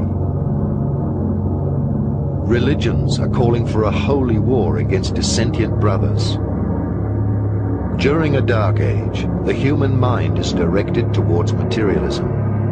The negative attributes of his ego are fear, guilt, control, calculation, envy, security, dominance, pride, arrogance, manipulation, and striving for power. His helpers are the present, exclusively materialistic social systems. Unlimited growth is like a cancer of mankind within the planetary organism called Earth. Fear for jobs, fear for supplies, fear of diseases. Fear seems to be the prime motivation of all social life.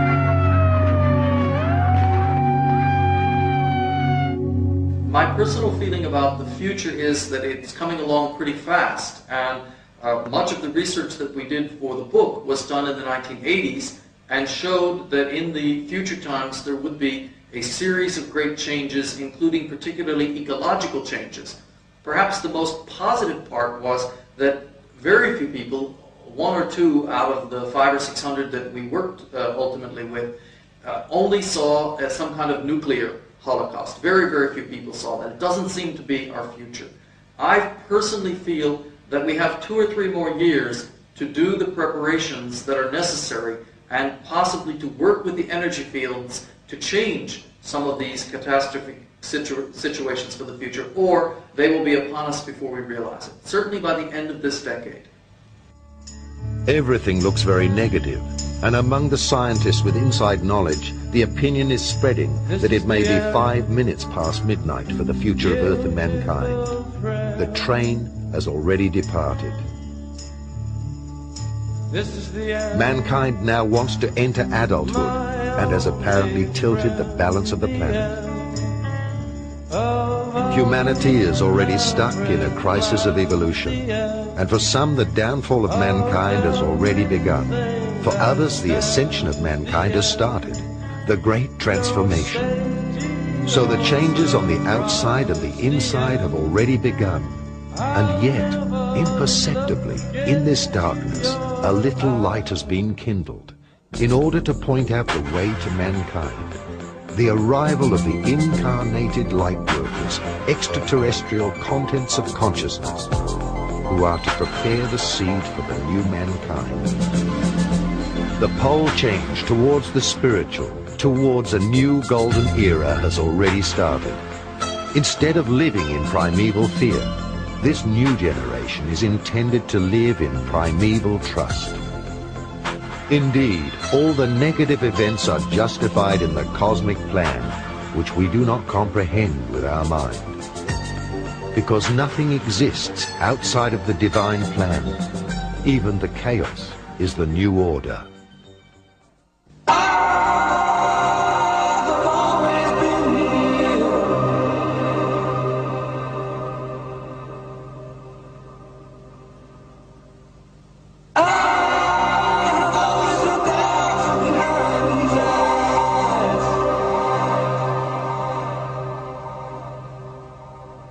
Feels like the world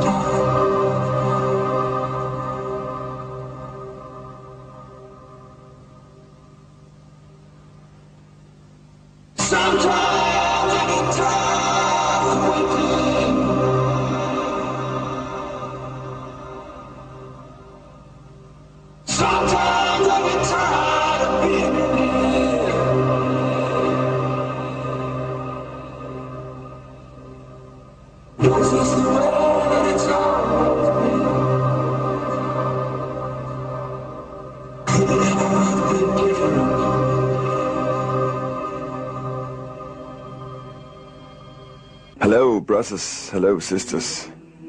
Grüß Gott. I'm Karl, and I am like I am. Just like I am. Thanks God. I know now who I am. Yeah, I'm love. I'm love, and nothing else is love. Like we all. I have nothing to assert, no. Nothing to blame. Nothing to judge. Nobody to accuse. Nobody to accuse, and nobody to convince. Just to be as I am. As an example. Just an example. So I did advertising. I made commercials for products which we need, like cancer. Cancer. The materialized illusion. The materialized illusion around us. Yes, I didn't know about causes effect. I didn't know about the law of the echo. And suddenly, I got it into me. That we are all one. One with everything. And we will unite each other like we never did before. Ha! The artists. The artists. And everybody, last not least, is an artist, yeah? And love artists we are. We are love artists. We come together as children, as we are. Just as children. Because we are children. Forever and forever and forever. And we will play the game. We'll play. Play, play, play. And the game called love. Love and nothing else as love. Yeah, this is the game. And we'll get free of the materialized illusion around us. The luxury, the materialism, which we need like cancer. No sickness anymore. No sickness anymore. And I got the message into me that fear is an illusion. Fear is an illusion. Ah, that's wonderful to know. To be ill is an illusion. To hate is an illusion. To make profit is an illusion. And what you see materialized, not in tune with the nature on Mother Earth, is just a materialized illusion and will disappear very, very soon. And this is just the law of the echo. The law. The only law we have. It's the game, yeah, it's the game. But so many forgot about the game. These periods of time. About the game, you know. So we played war. One after the other. And the war was happening in us. And we look around us. Here, then we see war games. War games everywhere. Everywhere, war. It's just an illusion. Yeah, war is just an illusion. So we killed. And the main part of us kill animals. Animals, yeah. Also our brothers, our sisters, yeah. And we didn't know that we kill ourselves. We didn't know. Whatever we kill ourselves. And whatever we do with the nature, we do it with ourselves. Yeah, we do it with ourselves. Of course, we are the nature. We are the land. We are one with everything.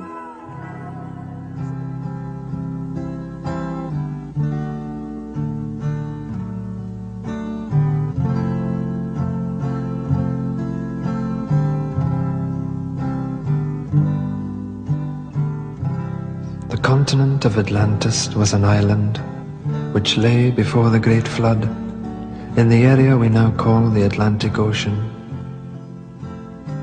So great an area of land that from her western shores those beautiful sailors journeyed to the south and the North Americas with ease in their ships with painted sails.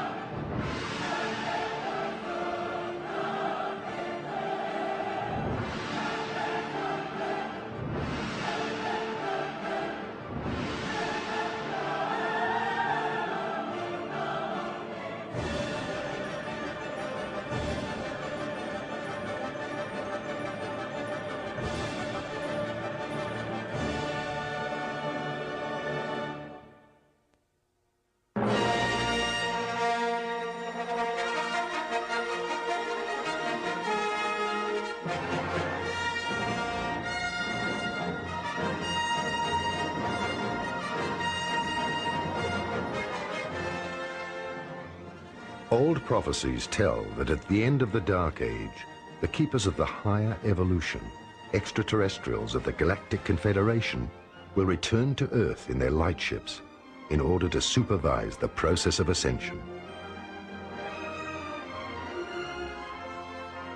After humanity moved into the Atomic Age, the keepers descended to Earth and warned the governments about the consequences of atomic war.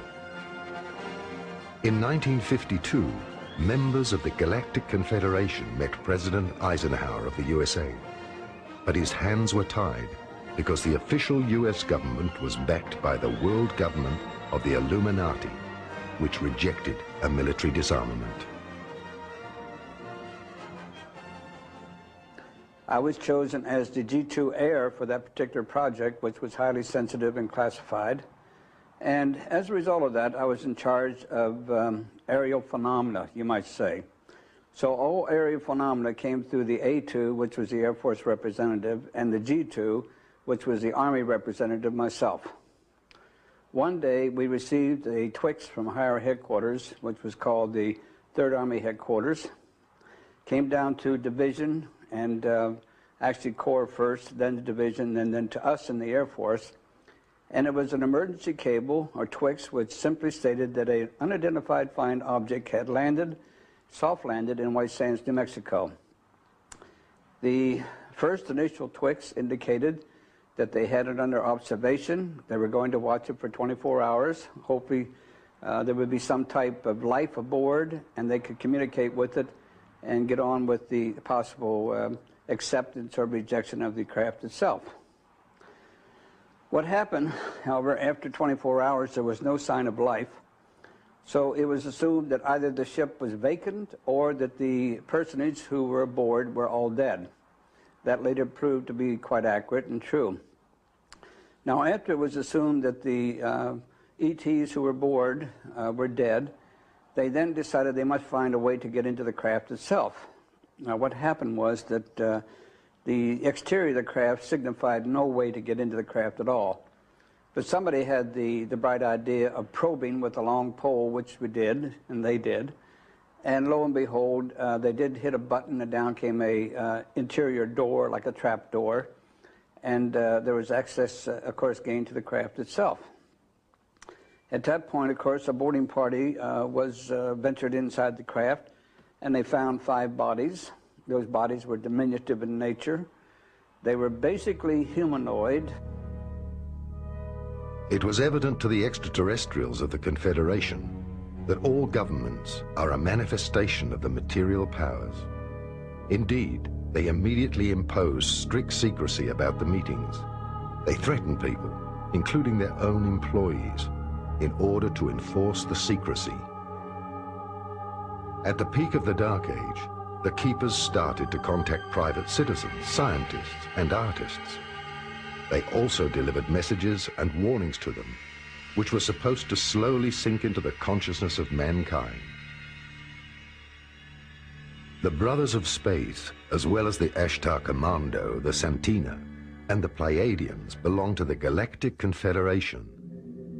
They are spiritually ascended planetary races, and they know the cosmic plan of the spiritual hierarchies. Hence, their task is to protect the evolution and development of planets of lower dimensions from global destruction.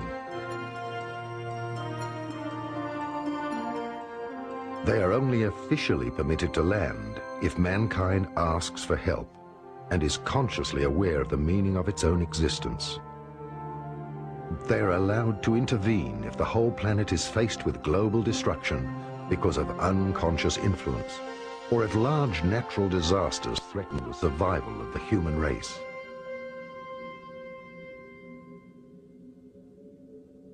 My first real exciting experience back in High Bridge, New Jersey in 1956, USA, was when a craft came in and beautiful angelic beings came out. They reminded me of angels. In fact, they reminded me of my wife. They came out and they gave me a message of love and peace and compassion. that we should change our consciousness, raise it on this earth to love and compassion. Stop killing each other in the name of all these gods. Be good to each other. I listened, and I felt very, very good. I asked where they were from. They said they had come from the vicinity of the planet of Venus. They were golden-haired people with gold eyes, light blue, and between 5, 6, and 6 feet tall. And the message, they said, was given to us, to the people of Earth, in many Bibles. Many Bibles. It's in our scriptures. They came here thousands of years ago. And all our Bibles have their message in of peace and harmony, but we do not listen. This is the problem. We don't listen to what Moses told us, what Allah told us, what Jesus told us. We do not listen. If we would follow the rules and do what the scriptures say, there would be peace and harmony on this planet. The Galactic Confederation has developed a galactic rescue plan since our governments refuse to take notice of their positive suggestions, such as disarmament and environmental protection. In the emergency case of a global destruction by an atomic holocaust, or of a violent magnetic pole flip, millions of people will be evacuated in spaceships. During such action, over 10 million flying saucers would be sent out from the motherships, and people who are not afraid would be pulled on board through levitation beams. The spiritual keepers knew that with the beginning of the atomic age, mankind had arrived at the peak of the Dark Age. The climax of the separation had been reached. The new plan for mankind is the ascension and resurrection of mankind. The awakening and overcoming of the separation should replace Earth consciousness. Worldwide spiritual trance mediums were selected to receive these messages through telepathy or precipitation transmission in order for these mediums to spread the message of the ascension and of the new age worldwide.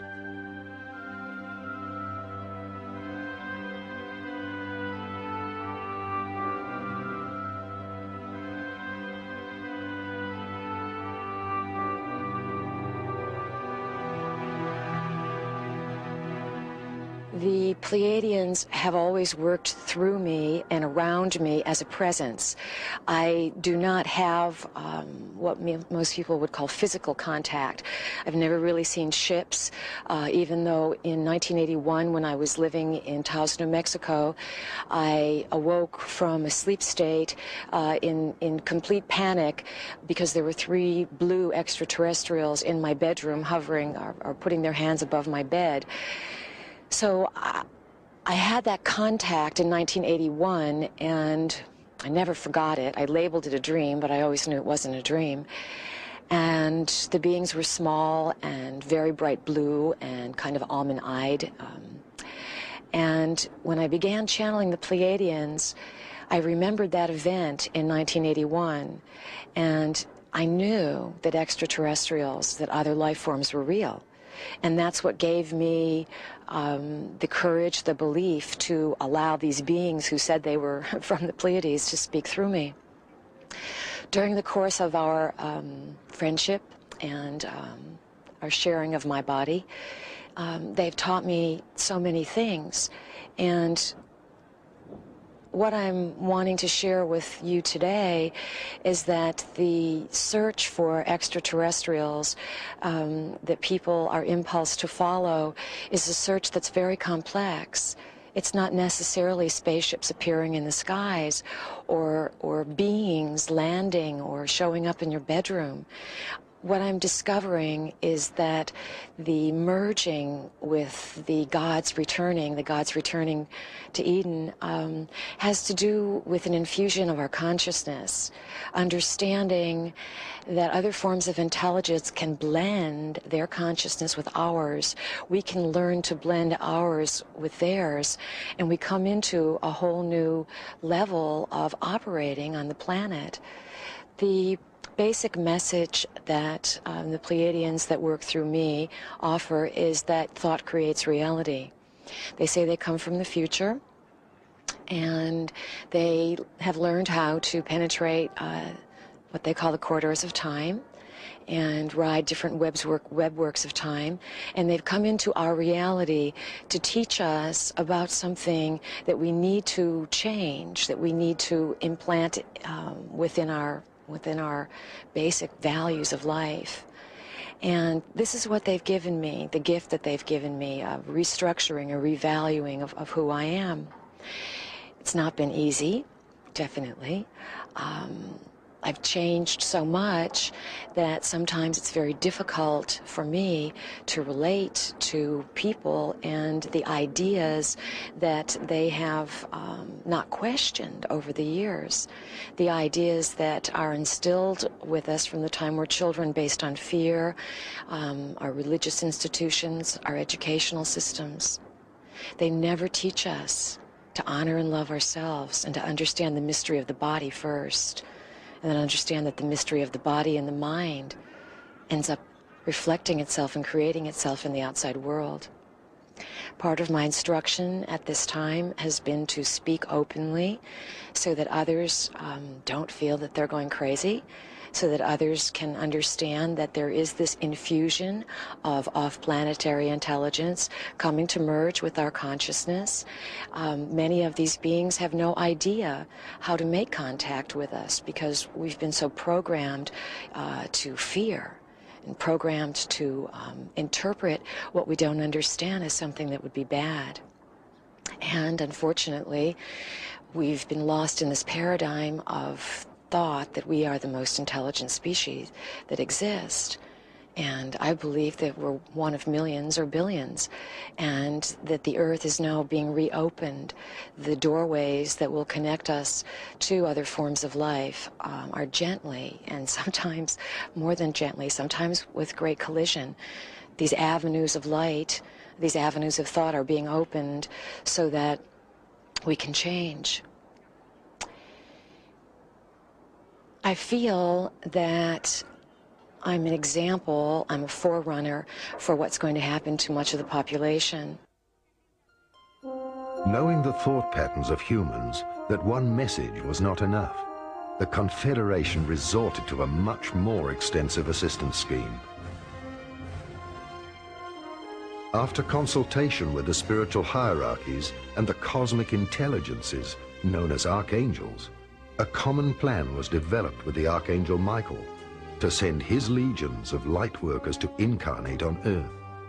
Voluntary extraterrestrials of all planetary hierarchies within our Milky Way helped heal the Earth with the release of a new consciousness on the planet, leading us back to expand the awareness of the planetary Christ, or Buddhi consciousness. First, ascended masters who once left Atlantis decided to incarnate again, as well as countless volunteers of higher planetary hierarchies, to begin the return of the White Brotherhood on Earth. An old Bible prophecy tells of the last battle on Earth, where the Archangel Michael leads his legions into the battle against the unconscious. In 1960, the first voluntaries began to incarnate on Earth with the help of the spiritual worlds, in order to prepare for the coming of the legions. The legions would incarnate from about 1970 onwards, if the vibration of the planet was slightly raised in order to change the world from within.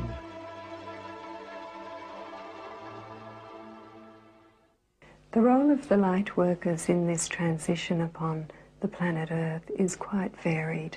We all have unique and individual roles, Basically, I think we've come to understand that the new millennium, the golden age, is not going to occur through some angelic force stepping down from heaven, waving a magic wand and transforming the planet.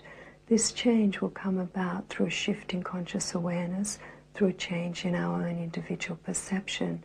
And many of us are now working to bring this change into fruition. The main commitment that we have now is to simply allow our being to be so perfectly in tune with divine will, with the higher energies, that we are in fact just vessels like the Holy Grail for these energies to flow through and manifest upon this plane. So in other words, I guess all changes come from cleaning up your own backyard and through simply allowing the inner light to really shine forward and forth and trigger that inner light within the hearts of all. Each of the millions of extraterrestrial volunteers who was born here is a specialist in the most diverse areas of science and in the art of living. At a definite point in time, the awakening call went out into the subconscious of these beings, who were the unconscious carriers of higher knowledge and vibrations. Healers, therapists, scientists who know about the concept of free energy, light workers, living quantum accelerators are cleaning the earth. They are the teachers who spread the love of life, art, and meditation. They are spiritual teachers, warriors of the suppressed truth. All of them, consciously or unconsciously, introduce the new age and raise the frequency of the planet.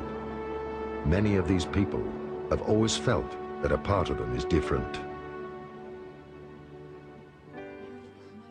At the time, I had never heard of or read about UFO, and I had an experience on a ski holiday at the Tauchen Lake in Salzburg. I used to pray a lot for people who were about to die, and I comforted people who had a calling in this life. In the evening, I went to bed and I prayed. I cannot even say how this sort of thing happens. Then there were 6 round flying objects, and out of each of these round flying objects shone a beam of light. In that moment, the beam of light intensified, and I was afraid. My fear was so strong that I was paralyzed, but at the same time, I also felt bliss. Then the beam hit my head, through the eyes and the forehead, and it felt like my head was bursting. And again I had a strong pain and a feeling of bliss.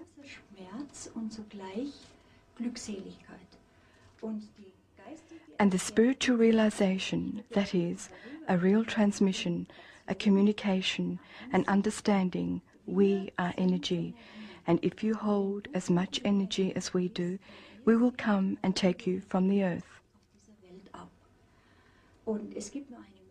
There is only one possibility, love. I always sleep naked in bed, if you do not mind me saying so. The temperature was -15 degrees.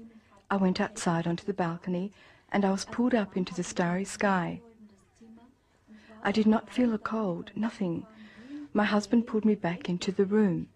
For 3 days I was supposed to ski, but I was like paralyzed, like totally absent. I could not think, feel, wish for, want anything else but this message which I had been given. And as I said, at the time, I had neither read nor heard anything about UFOs. Later, when I had moved to Solar, I had a further experience. Again, it was before midnight. Something pulled me out of my body.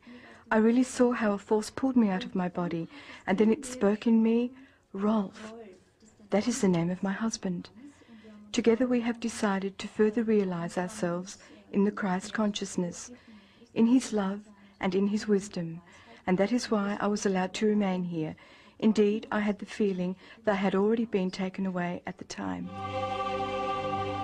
With the return of the light workers, all the lost knowledge of the secret sciences were returned to Earth. The ancient knowledge about crystals, healing, colors and sounds, herbs and flower essences, as well as electromagnetism will return. But this knowledge will only be a temporary concept until human beings achieve their own true completion. Different seeds of stars choose a much more difficult path. Since Atlantis, they have incarnated many times up to this century. They were students of the light masters from Atlantis and descending extraterrestrials. These souls were magicians, witches, healers, high priests, and the initiated of many centuries. They descended long ago to be a light for mankind on their path of darkness. They were often persecuted, killed, silenced, and laughed at because of their knowledge of the higher truth. They swam like fish against the currents of humanity. You are a member of a Rosicrucian secret society. Yes, it is the Rosicrucian Order, or Amok. It is the only official and true one. It was founded 3,500 years ago here in Egypt. The teachings are of Hermes Trismegistus. The entire spiritual line, let's say, is laid in order to find the path to God. Everyone has to find his path. These teachings are pure and real, and they are constantly updated, scientifically, and let's say also on a spiritual level. Wissenschaftlich und auch, sagen wir, spirituell. Do you see a relationship between the contact to extraterrestrials and your religious coalition? Not directly. I think that if all human beings have a straight path to God, all this will fall into place. I do not think that human beings can determine it themselves. Somehow they are chosen. Could it be that the extraterrestrials are observing certain people or souls here on this planet, and that they are then chosen as messengers or contact people in order to bring the message to the world? Yes, they have confirmed this to me. They are observing. Then they choose people and give them instructions. Even during this century, great thinkers using holistic techniques, such as Nikola Tesla, Wilhelm Reich, Victor Schauberger, and many others have been persecuted and silenced by the lodges because of their inventions using free energy. The first group of these seeds of stars were wounded many times during their battle to slowly raise mankind out of its spiritual darkness. The first seeds were of great help during the first phase of ascension, bringing breakthroughs in the thinking of humanity. They were the geniuses of this century. Well, yes, the technical information that was given to me in early life is coming out now, and they said it would come out over the years as time went by. And I'm working on a portable AC/DC power pack, which would be good for all the people. Have plenty of electricity, no problems, and also a large one for a home, 15,000 watt power pack, which would power a home, air conditioning, and everything. Also an electric car. We're working on that, and we expect to see some engineers in the near future which will carry a car from one point to another, 3,000 miles without a recharge. Most cars nowadays only have 100 miles, and we plan to put it in a Chrysler or similar minivan for a family to go from one point to another. And also, my favorite goal is to build a 40-foot electrocraft, electrodynamic propulsion, no gasoline and no jet fuel. But the people who give us the electric or the fuel and the gasoline and oil won't lose anything, because it will take even more jobs to create this craft, the parts that are needed on this craft. And people would even get richer. The oil men would even get richer with this product. So there's no problem there of destroying what is already here. We're just going into something which is better and will not pollute the earth. There's no pollution. After, not too long a time, they will come down and they will all see us all. And we're expecting that. But we have to raise our consciousness to the point where they are not coming down and talking to savages, They want to talk to good people that don't kill each other. Then they will come down and we can join them in peace and harmony. Today, all of them are incarnating for the last time to accompany mankind on its last phase of ascension. They were prepared for this time during many previous lifetimes in order to help all people to become masters themselves. The time has come for you to wake up to the fact that you, by your own choice, will serve mankind.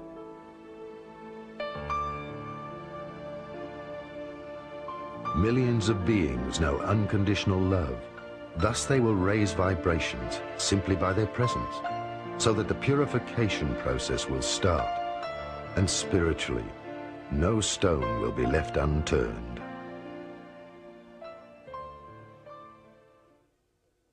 What I share with you today, maybe it plants some idea inside of you, maybe it registers someplace with something that you already know, that you're impulsed to awaken in yourself, and maybe you're afraid, maybe you don't understand it, maybe you're concerned that you'll change too much. I believe in change, and I believe that the survival of the species and the transformation of the planet involves tremendous change. The message that the Pleiadians give is one of understanding the isolation that the human species has been locked within.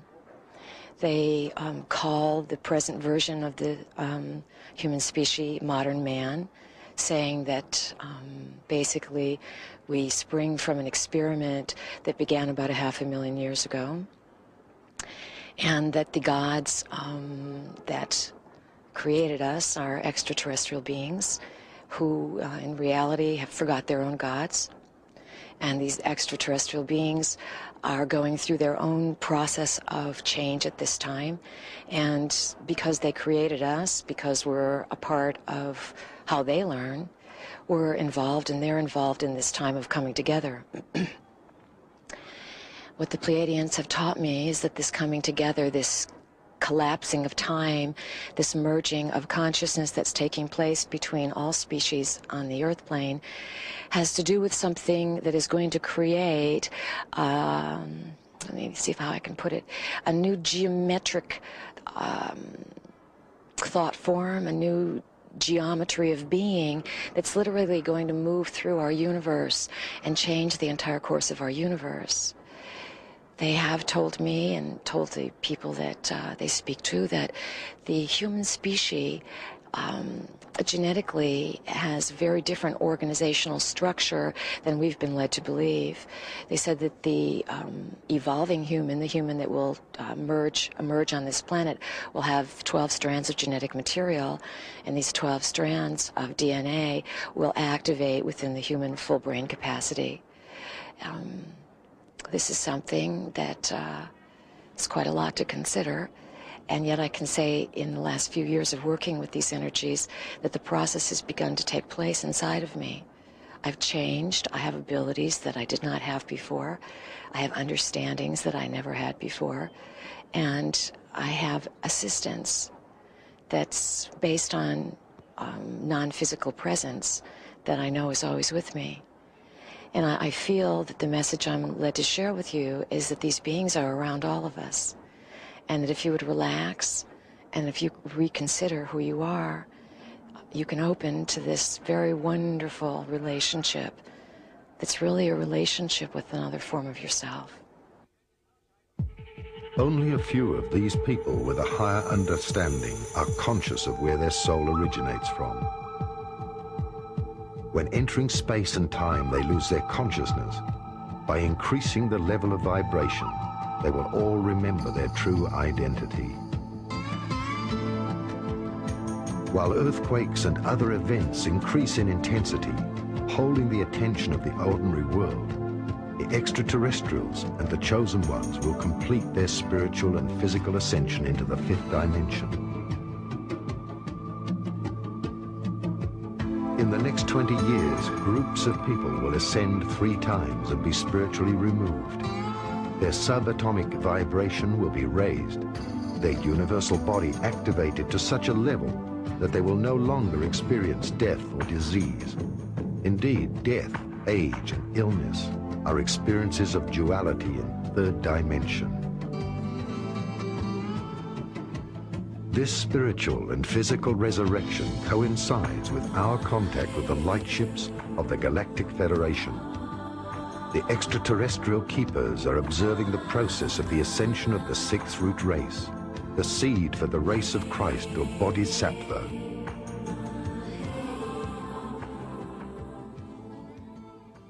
I think it's important to understand that the planet Earth is receiving higher energies at this point in her evolution. Consequently, she's going through a birthing process, labor pains, earthquakes, disasters, etc. Due to these changes, and what's activating these changes is higher energies coming into the planet, and these energies are also activating changes within every human being. These energies are also activating energy matrices that already lie within the very various levels and energy fields of our body, of our being, and the light body is being created quite naturally as it responds, as we respond to being beings who live within the energy fields of planet Earth. But there is a lot that a person can do to speed this process up, and that is again through choice, through consciousness, through where we are choosing to align our focus, to align our energies. So the Merkaba is another name for your body of light. The creation of the light body is happening naturally. A lot of people are now experiencing bouts of flu. They're really bouts of light. They're going through a lot of physical changes, chest pains, which is really the heart chakra opening, headaches, which is the light coming in and activating certain parts of their brain. We are going through a huge shift in consciousness. It's obvious on the physical plane, and it's obvious within the physical bodies of mankind. In 1987, the forerunners of the Children of the Stars and many consciously ascending humans activated the first period of cleansing around the planet. This was achieved by united meditation for world peace at a set date at countless locations on Earth. The results of this harmonious convergence were indescribable. The great changes between East and West started. World peace and mankind's yearning for harmonious change reflected the tremendous energy which arrived on Earth. The children of the light, as incarnated humans, helped these energies via meditation into mankind's collective subconscious. This energy is the first beam of light which Earth has received from the central sun of our spiritual origin. On the 11th of January, 1991, at 11:11 a.m., the magnetic network of the fourth dimension became activated. The children of the light, gathered by the thousands in geomantic energy sites on Earth, also called the chakras of the Earth. On January 11th, 1992, hundreds of thousands of people gathered together all over the planet in groups large and small and performed a series of unified movements, and together we opened the doorway of the 11:11. Now, ever since we first came to planet Earth, we've been evolving along a spiral of evolution that was anchored in duality. And this is the very first time the activation of the 11:11 has given us the opportunity to move to another spiral of evolution anchored in oneness. So when we opened that door on January 11th, 1992, it created a zone of overlap between two very different spirals of evolution. We have 20 years until December 31st, 2011 to move through this zone of overlap for those of us who now choose to graduate from duality and move into oneness. As we move through the doorway of the 11:11, we are now graduating from duality.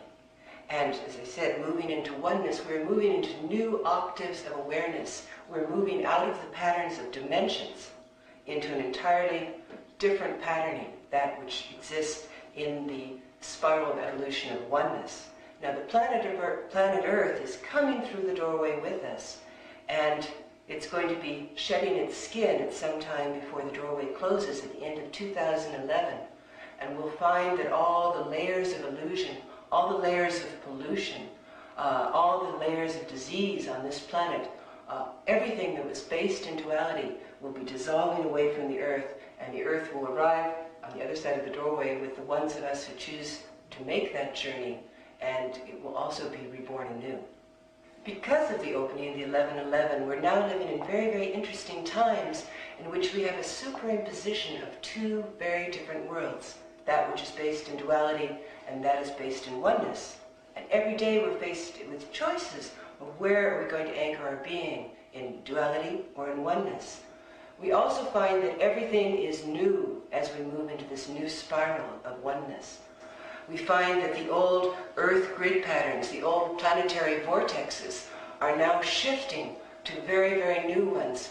We find that each of us, as we awaken and remember on this planet and step into and embody more of our higher truth, that we are now serving as anchors and pinions of the new. And we are, in ourselves, becoming new vortexes of oneness. And you can see as these beings activate all over the planet, and as the new starry gridwork comes alive, that there is a new gridwork. You can see it as golden light, just meshes of golden light which now encircle the planet. And as more and more of us activate and step into position, it becomes a whole radiant new star. They began to acupuncture the earth with dances of the sun. The rituals happened at the Great Pyramid of Giza in Egypt, in Tibet, Glastonbury in England, in Arizona, Argentina and New Zealand. Around the planet, the activation of the gates to ascension was launched by the incarnated angels and extraterrestrials, accompanied by awakened ascending humans. The conscious activation of the master grid nets inevitably will lead to the Earth ascension into the fourth dimension, with or without passengers. But it wasn't only the incarnated extraterrestrials who started the acupuncture of Earth's geomantic power centers, distributing wise information and ascension into the subconscious of the living planet. What is behind the Starborn? The people who are here today all have a tag saying Starborn. What are the Starborn people? They are the so-called Starborn people. They do not come from the Earth, but from outer space, and they are aware of their origin.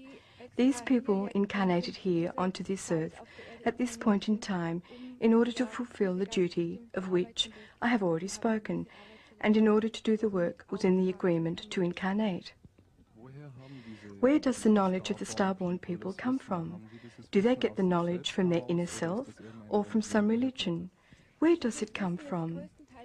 This knowledge comes essentially from their inner self because they have awakened in this time and they are receiving the inner images or messages. This knowledge is also transmitted through mediums who are helping those who are not quite ready yet to find their own in themselves. Later, they are able to find their own path. Is it true that the people who meet here are from different countries but do not belong to any specific religious denomination? Is it also true that many people who have felt intuitively or telepathically compelled to meet in these powerful places of the world on this day? Yes, that is right. I do not belong to any religious denomination, but I do believe in God. To me, the highest goal is to encounter the light, to meet God. What do people do here with these circles, with these circular formations? What do people accomplish with these circular formations? It is a very specific ritual which is carried out. It is the attempt to establish a connection with the earth in a fully conscious way. We wish to open all the body chakras, all the energy centers, and to let the energy from the earth flow through the body into the cosmos, and at the same time from the cosmos through the body, indeed to transform the energy and to send it back through the heart center. Thanks to this strong heart energy, which is sent out, a spiral appears in the circles. This spiral becomes stronger and stronger and turns ever faster, finally moving upwards like a light post or as a light ball. It is like a signal for the vibrational change. Could we say that the Earth is being acupunctured? Yes, we could compare it to acupuncture. It is a good image. During the 1980s, the Galactic Confederation, the Keepers, slowly began to visit the acupuncture points of the Earth. They sent, or rather beamed, the information of the ascension and the resurrection via pictograms of alpha rays from spaceships.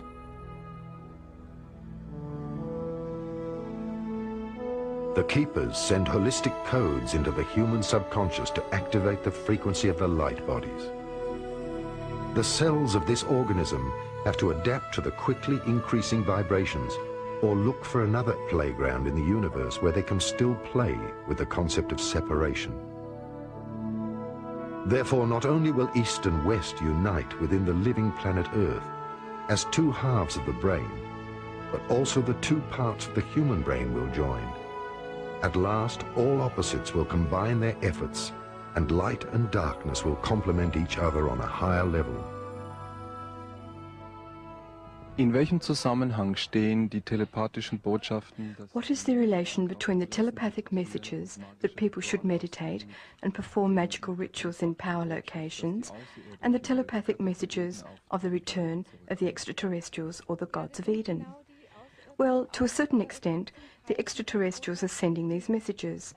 The person who has a mediumistic faculties receives the message not only from masters and certain individual beings, but also from the Space Brotherhood. The Space Brotherhood is very committed to assist us all, as well as to help the Earth, to help us on Earth to make the transformation.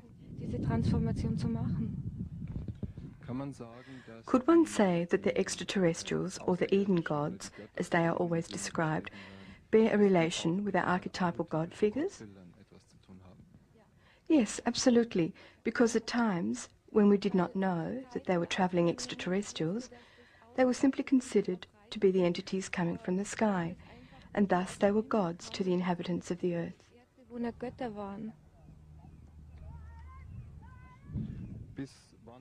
When do you think will the extraterrestrials officially make contact with this planet? It is already happening. It will not be long. The ascent of ancient cultures. Long before our time, other cultures have experienced a collective ascension. During past golden ages of the cosmos, mostly only sun illuminations were possible because the physical immortality and transmutations were not yet possible. Therefore, in the old cosmologies, we can find only descriptions of the bodies of light of the enlightened. People can only be guided towards reaching greater devotion to their inner God through many reincarnations.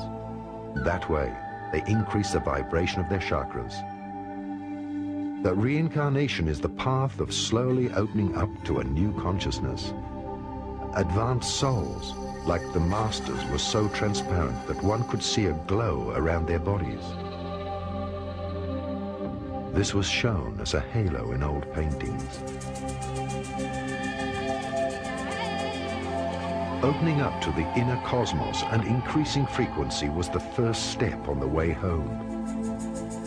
Matter increased its vibration frequency on the way home to the light.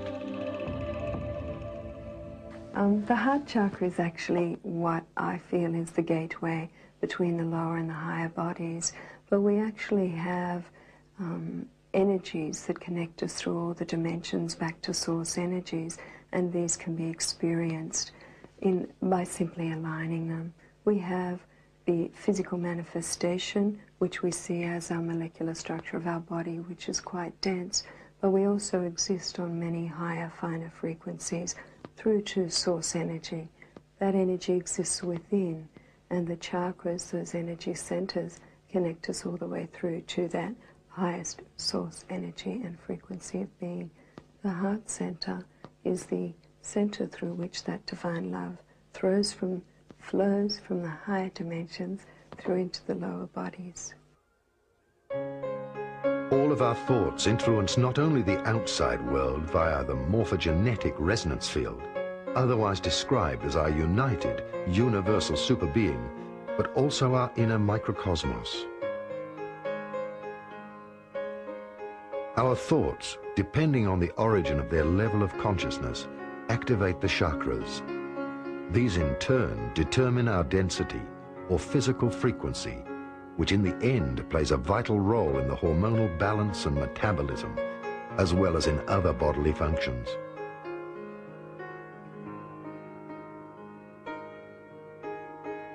The 7 seals are the 7 heavens of consciousness within us. The risen masters of earlier cultures were aware of the laws. Like man, the planetary structure has 7 bodies. These 7 bodies are also called the 7 zones of consciousness, or 7 dimensions.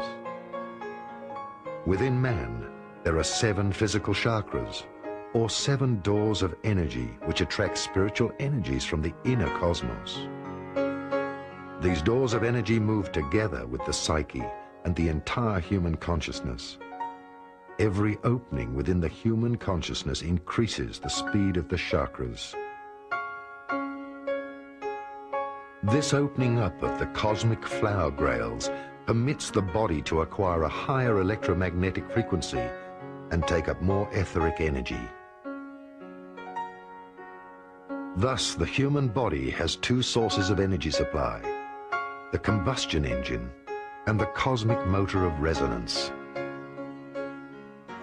After December 31st, 2011, when the doorway of the 1111 closes, what happens is those 2 overlap spirals of evolution will now separate, and we will again wait eons for another opportunity like this beautiful one that we're given right now.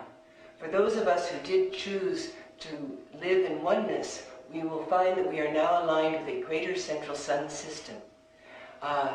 Planet Earth will be making this journey with us, and the first stop along the way, on the other side of the door, so to speak, is what we call Octave 11.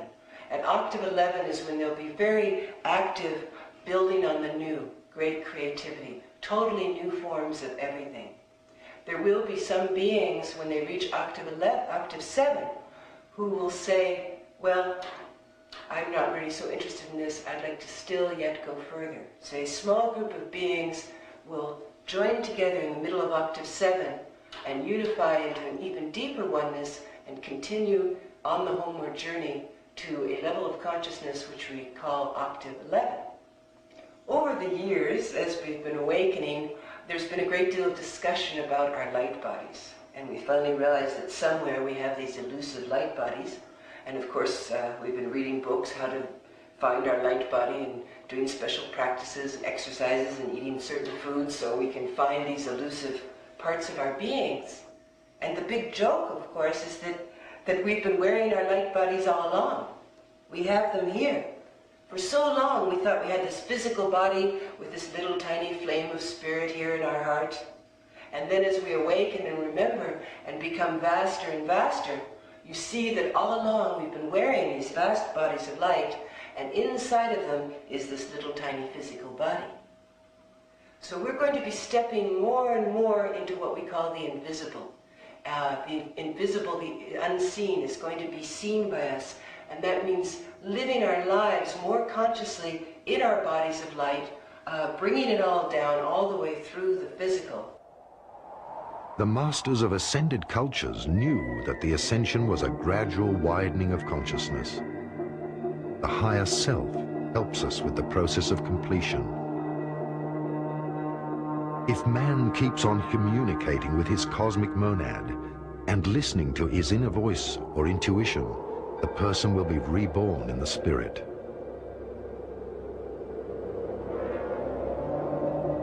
The higher understanding will open to him from the inner cosmos, and Buddhi, or Christ from within, also called the third eye. Then, man develops into a superhuman. Through having opened the third eye, which is also called God's eye, man is connected to the cosmos and is able to read from the universal Akashic records. The Akashic records are all the saved linear knowledge of the past, the future, as well as the development of the cosmos and its plans.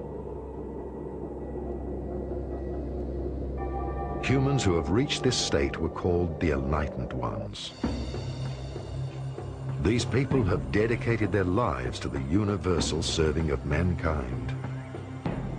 The total opening of these chakras in their highest frequency meant that the atoms within man also could not keep the energy on a physical level anymore. The completion was an ascension into a spiritual dimension.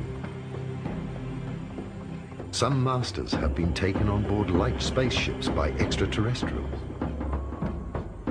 Other masters, however, of whom no grave can be found, have mastered the physical ascension. They opened the 7 seals and rose into a higher state of consciousness, owing to their activated light body. I think the majority of humanity on this planet are aware that there are other beings, what we'd call extraterrestrials. Some say these extraterrestrials are just future humans who have crossed through simultaneous time, that we on this level are bound by linear time, but when you move up into higher dimensions, higher frequencies, you realize that past, present and future coexist. Also too, when you move into higher dimensions and higher frequencies, you become aware of what we term beings of light. In other words, other expressions of the divine that live and exist in many other realms. The universal brotherhoods are here at this time in service to humanity. They have said that we have been in kindergarten, that our conscious awareness has been too low to be invited to join what is called the Intergalactic Federation of Worlds, that as Earth takes on board the higher light energies, the higher frequencies, as we bring through that shift in conscious awareness within ourselves and literally grow up, learning to treat each other with love, harmony, acceptance, unconditional love, recognizing the uniqueness of all and our individual contribution. When we have achieved that, we will then be invited to join the universal brotherhoods. The Easter Island statues tell the story of ascending Lemurian masters who achieved ascension in very old age. Fearing for the loss of their authority, our religious organizations and the secret connections to the lodges first destroyed, or rather falsified, the remains and the true evidence of the wooden and stone tablets of the Easter Islands, and then the Alexandrian Library, many other testimonies of time, and the true message of Christ. This message may be new. We are all Christ, sons and daughters of God, who have an immortal soul, and moreover, when we have reached completion, we become immortal with a universal body. The issue of androgyny is very important at this time upon the planet, simply because, as we can see, there is a need to balance the male and female energies to create complete balance and harmony. The energy that sustains us, that God essence, is androgynous, and we actually have, in fact, masculine and feminine expression of energy within us.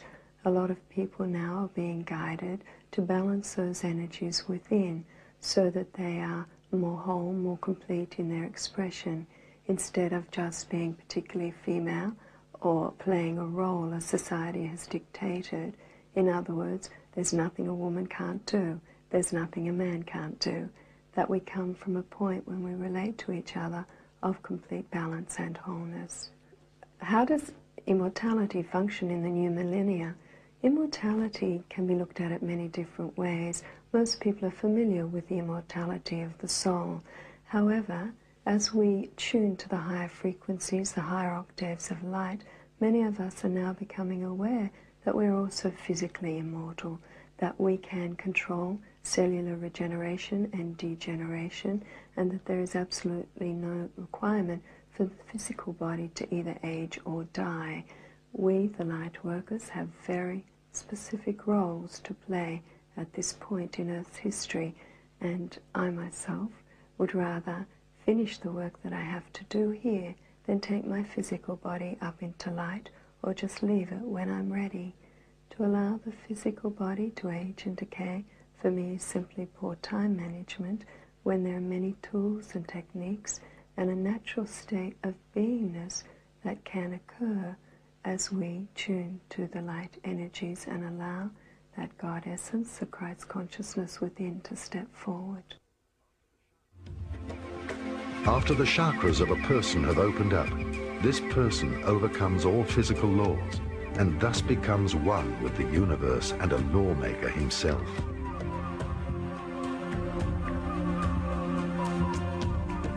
When the inner and outer cosmos are in unison, heaven and earth will be one. Men are the gods who are on their way home to their source, which in turn is themselves.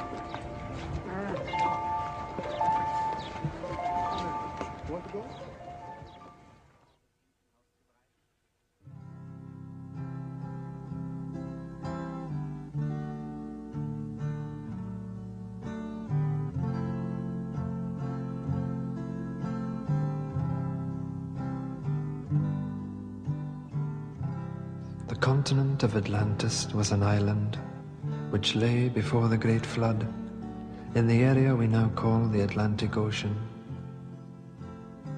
So great an area of land that from her western shores those beautiful sailors journeyed to the south and the North Americas with ease in their ships with painted sails. To the east, Africa was her neighbor, across a short strait of sea miles. The great Egyptian age is but a remnant of the Atlantean culture. The antediluvian kings colonized the world. All the gods who play in the mythological dramas, in all legends from all lands, were from fair Atlantis.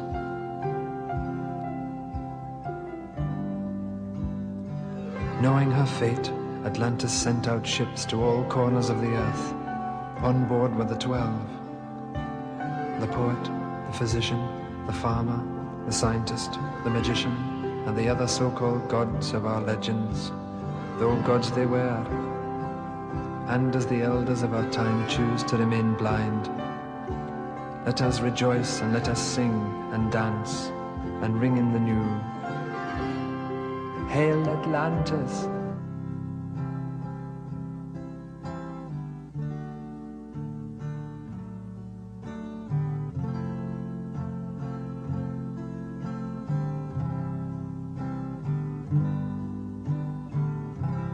The continent of Atlantis was an island which lay before the great flood in the area we now call the Atlantic Ocean. So great an area of land that from her western shores those beautiful sailors journeyed to the south and the North Americas with ease in their ships with painted sails. To the east, Africa was her neighbor, across a short strait of sea miles. The great Egyptian age is but a remnant of the Atlantean culture. The antediluvian kings colonized the world. All the gods who play in the mythological dramas, in all legends from all lands, were from fair Atlantis.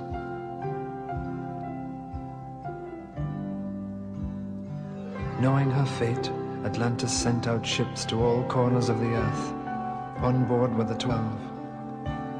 The poet, the physician, the farmer, the scientist, the magician, and the other so-called gods of our legends, though gods they were. And as the elders of our time choose to remain blind, let us rejoice and let us sing and dance and ring in the new. Hail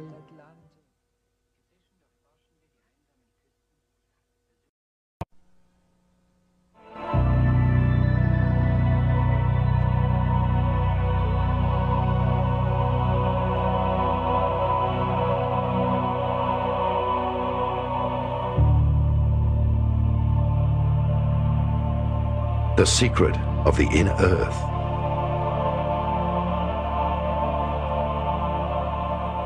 Like the human being, the planet itself also has dimensions. These 7 bodies are 7 main energy gates, also called chakras or sun gates. They are the activation gates. The masters of Lemuria and Atlantis knew about the main geomantic energy vortices. With the help of extraterrestrial technology and levitation, they built large pyramids onto these centers of energy.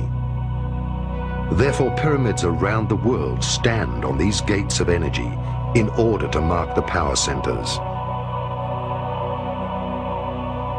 They are situated in the jungles of the Amazon, in the highlands of Mexico, on the ocean floors of the Atlantic and the Pacific, under the desert of Taklamakan, in China, and many other places on Earth. Many of these pyramids were built underground and will be discovered in the near future. Pyramids are the mirror of human evolution with the 4 dimensions. God is the 5th dimension and exists beyond the pyramid. This is why the last stone of each 4-faced pyramid is missing. Hence, the stone of completion is the unification of man with the Creator in the 5th dimension. That is the reason why human beings have 5 fingers. They are created for the 5th dimension. The reality of massive engineering tools in Egypt, of course, is something that is not presently known. The existence of huge interior structures with mathematical precision that range in size from some 20 centimeters for the air shafts to the massive chambers known as the King's and Queen's Chamber that require blocks of some 2 to 20 tons apiece, suggest a parent technology that is no longer known to our present Western society. When the documentary Mysteries of the Sphinx was being made, the engineers asked themselves, how could these massive blocks be moved into position? It was obvious from special consultants who were moving upwards of 200 tons that there was no present technology that could take these very large, massive blocks from the quarries and move them up some 480 feet above the surface of the earth unless there was a superior parent technology. In talking with specialists in hypersonic vibrations in New York and Chicago, it was suggested that a type of vibratory source, perhaps a quarter of a mile in length, would have to be necessary as some airborne platform that would require the vibratory mechanisms necessary to move these large blocks into place. Certainly, our use of certain sound techniques inside the chambers show that the Great Pyramid is a type of vibratory laser, and if it can be activated properly, in my interpretation, could allow us to understand how certain sound structures can move massive blocks of stone. The high priests used the pyramids as initiation temples because the energy inside the pyramids was so powerful that students or neophytes, through meditation, were carried into a different dimension of consciousness.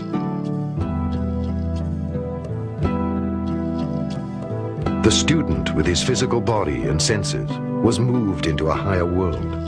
Thus he could perceive the spiritual world.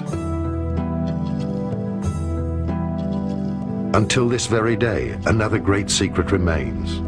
The pyramids were used as natural doors of dimension gates, as openings and doors leading to the inner earth. As much as there is an outer world, there is, because of polarity, an inner world. In other words, the earth is hollow.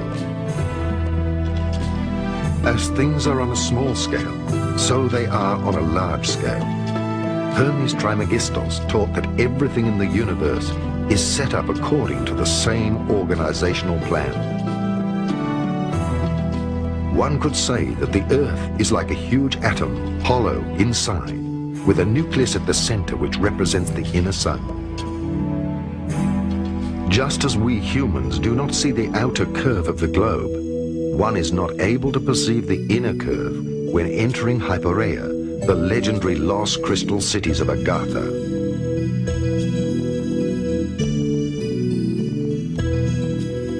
The initiated were able to get in touch with the civilizations of the inner Earth through gates. Until the sinking of Atlantis, this was general knowledge.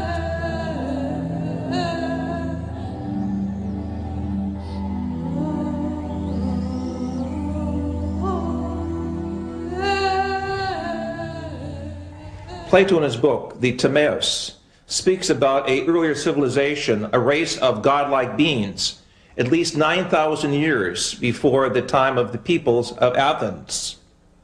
He also speaks of how the great historian Solon refers to Egypt as a colony of Atlantis. It is clear from evidences we have recently made in Mesoamerica, specifically in Guatemala, with the ancient canal system that we have uncovered through remote sensing radar, that it was there in Central America where north and south tectonic plates meet, where there are great statues called the Atlans, that there was indeed some type of civilization that could be called Atlantean. Clearly the evidence is in Egypt of great structures beneath the sands of Giza, as well as the evidences of great structures beneath Gobi in the Far East, suggest that Atlantean models of higher intelligence were over the earth at a much earlier historic period, suggesting that Atlantis was a type of civilization rather than a specific place of people, technology, worship, and belief. Where is the entrance to the inner earth? My feeling is that these are openings several hundred kilometers wide, not more than that. One on the North Pole, one on the South Pole. They may exist in a different dimension. They may be made visible at will or from time to time depending on certain cosmic and terrestrial conditions. These are more of speculations. However, I know for sure that, for example, polar flights are forbidden to fly straight over the pole. They always deviate away. After a very suspicious crash of a New Zealand airliner, chartered airliner in late 70s, early 80s, that was supposed to fly over the South Pole looking for the opening of the inner Earth. After Atlantis, only a few native Indians on the Amazon River and the Hopi Indians knew of the entrances to huge underground cities.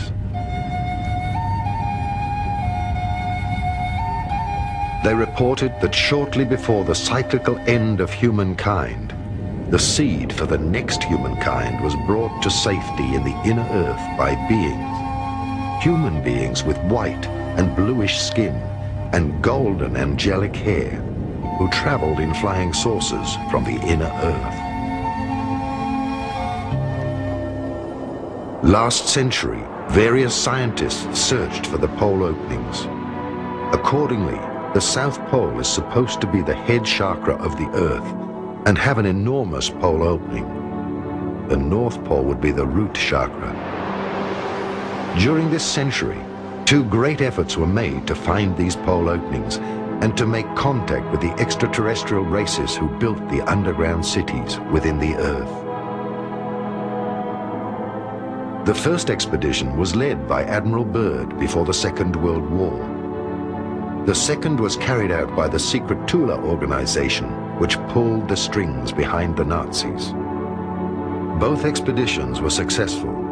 Byrd discovered the pole openings during an expedition for the USA.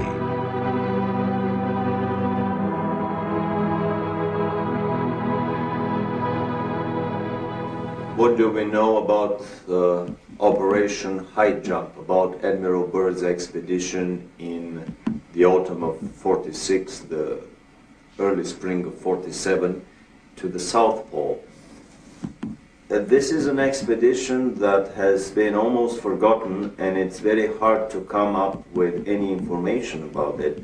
The few articles that were published at that time in, let's say, National Geographic magazine would not give any clue to the real intention of that expedition. However, recently we discovered a unique documentary film in color, 1 hour long, made by the US Navy. It was a massive naval operation that involved an aircraft carrier, several battleships, an armed submarine, and probably another 20 supply and battleships. It involved 4,000 troops, US troops, and the rumor is that there were also British and Russian contingents within these 4,000 troops. It was a massive naval operation. It was not, as it has been presented to the public, that it was a peaceful expedition to explore the natural resources of the South Pole. They descended to Little America, which is the place of the previous Admiral Byrd landings on the South Pole. And then they started a massive overflight over the whole area of the South Pole, trying to locate the German base that was established there almost 10 years earlier. The Germans started somewhere in 1936-37 seriously exploring the South Pole, and by the time the war ended, the rumor is that they have established a massive underground colony with at least 100,000 scientists, researchers, elite SS troops, children from Hitlerjugend, young boys and girls that were to become the seed of this new and colony that was to be built under the principles of the super race selection. In our research in Africa, the Far East, and in the mountains of South America, we have come across statuary of very grotesque beings who, according to the Indian and shamanistic tradition, went into the earth at a time of a great cataclysm. If we take Atlantis as a model for survival, it is clear in the folklore and literature of the major continents of our planet that some of the races went into the earth. I brought with me from Africa pictures of these grotesque serpent-like beings. Many of them correspond to the extraterrestrial reports and photographs of some of these so-called snake people or serpent people. It is very clear also that there was the survival of the ancestry of the Adamic race referred to in our scriptures, as well as in the teachings of the Hungarian and German people that came out of the Gobi area. It is in this area of Lap Nor that we have recently found evidences of an earlier European type humanity that did survive some type of cataclysm according to the myths of the Far East. We have thus in our tradition a vast folklore, anthropology, and cosmology that connect the peoples of this planet with that of other worlds. The Nazis were better informed by the secret esoteric orders and had exact knowledge about the lost cities of Agartha and Shambhala. Many of their expeditions involved searching for the entrances into the inner world and the lost techniques of the gods. That is, UFOs, the Ark of the Covenant, and much more.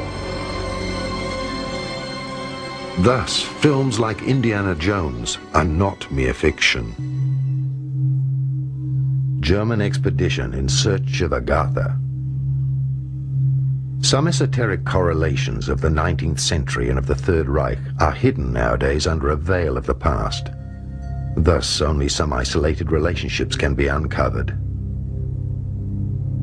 For a while, Dietrich Eckart lived at the foot of the mountain Untersberg and was initiated into the medieval mysteries and into the legends of caves.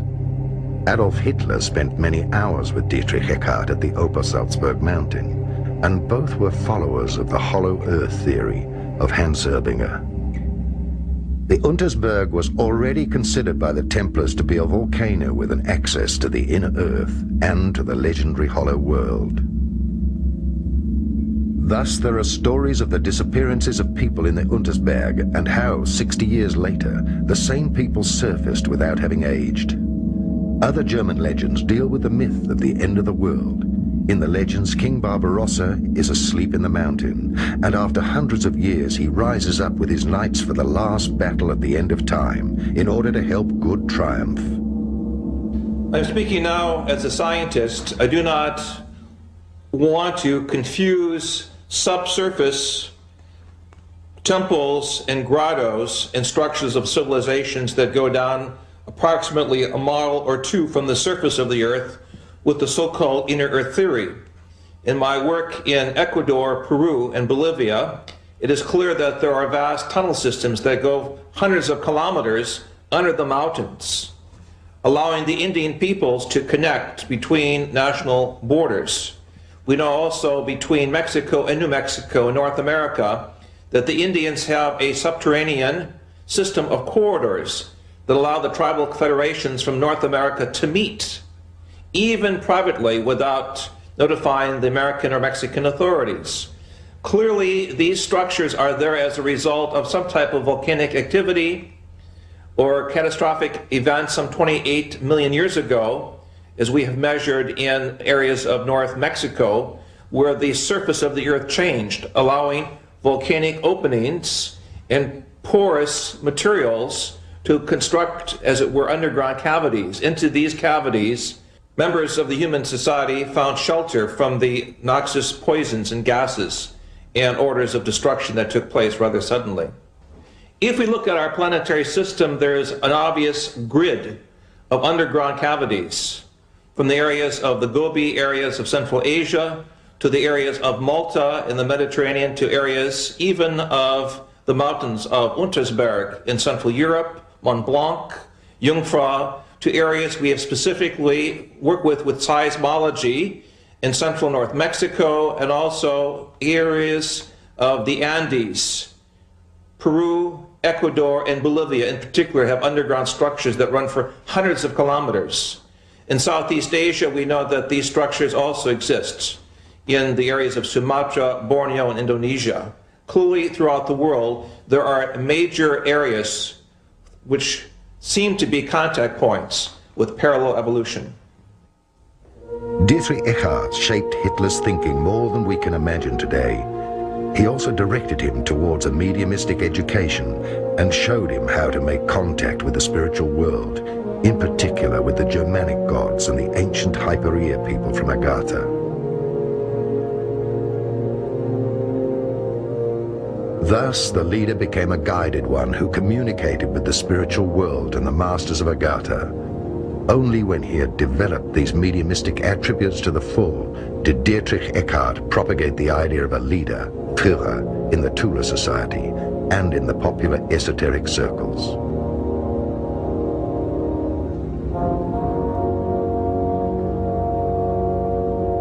Already in the First World War, the German military sent various expeditions, which later were known as German colonies. Some esoteric followers, like General Ludendorff, who had access to the foundations and connections to the secret orders and castles, supported the expeditions and their search for the lost cities and treasures of the old Atlantean high cultures. In the early 20s, in a privately financed expedition, Edmund Kiss explored various regions of South America and discovered a wide-ranging system of caves with an opening to the inner earth. The different esoteric societies with their secret orders, country estates, and later also their castles were the meeting points of the esoteric elite, which saw itself as guided to resurrect the old knowledge of Atlantis and of the Indo-Germanic prophecies. The society that dealt with the lost technology of the gods and their impelling force was the so-called Friel Society. This society collected all the information dealing with the technology of polarity and levitation. When the National Socialists came to power and the old leagues and alliances had accomplished their duty, the esoteric followers of the time began to carry out their expeditions at the state's cost. Various secret working circles financed by the Third Reich were established.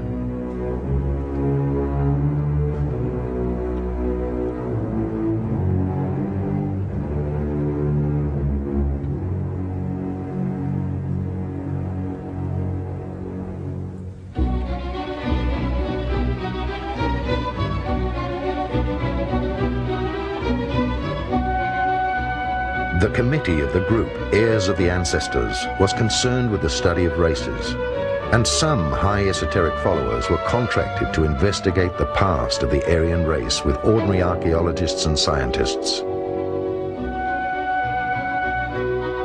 Many Third Reich expeditions were initiated through the orders and foundations. Edmund Kiss went for the second time to South America with an elite group of scientists and the latest technology in order to find and enter into the inner earth and Agartha. Allegedly, they found a spaceship from Atlantis in one of the bigger caves. The secret society Akakor was founded, whose role it was to further explore the technology, even in the event of a war.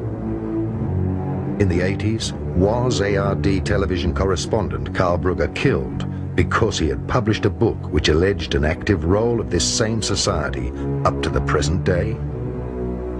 I had the privilege of knowing Karl Brugger, the author of Die Koning van Akakor, many years ago in Brazil, where we worked together with the white Indian peoples of the upper Amazon, who spoke a dialogue very much like an ancient Germanic language and who had contact with the Star people. Tragically, Karl Brugger was killed by someone in the Brazilian establishment who felt he had too much information on the Indian civilizations and perhaps knew too much about the genocide against the Indian peoples taking place.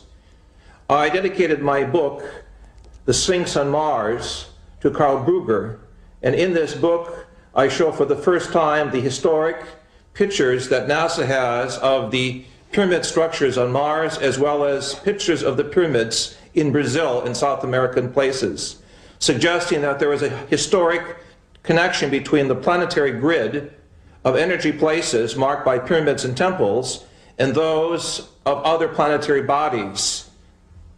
Karl Brugger was one of the great historians, journalists, and humanists of the 20th century.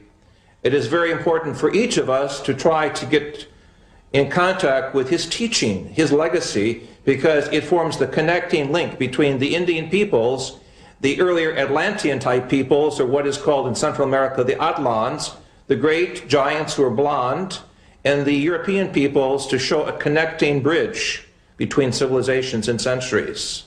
The Chronic also refers to the coming of the extraterrestrial peoples, according to the Indians, at the beginning of the 21st century, due to the misuse of science, the destruction of the planetary environment, the imbalance of knowledge, what we call Western civilization, the Untergang des Auslands, will come to a quick change with the appearance of the Star people.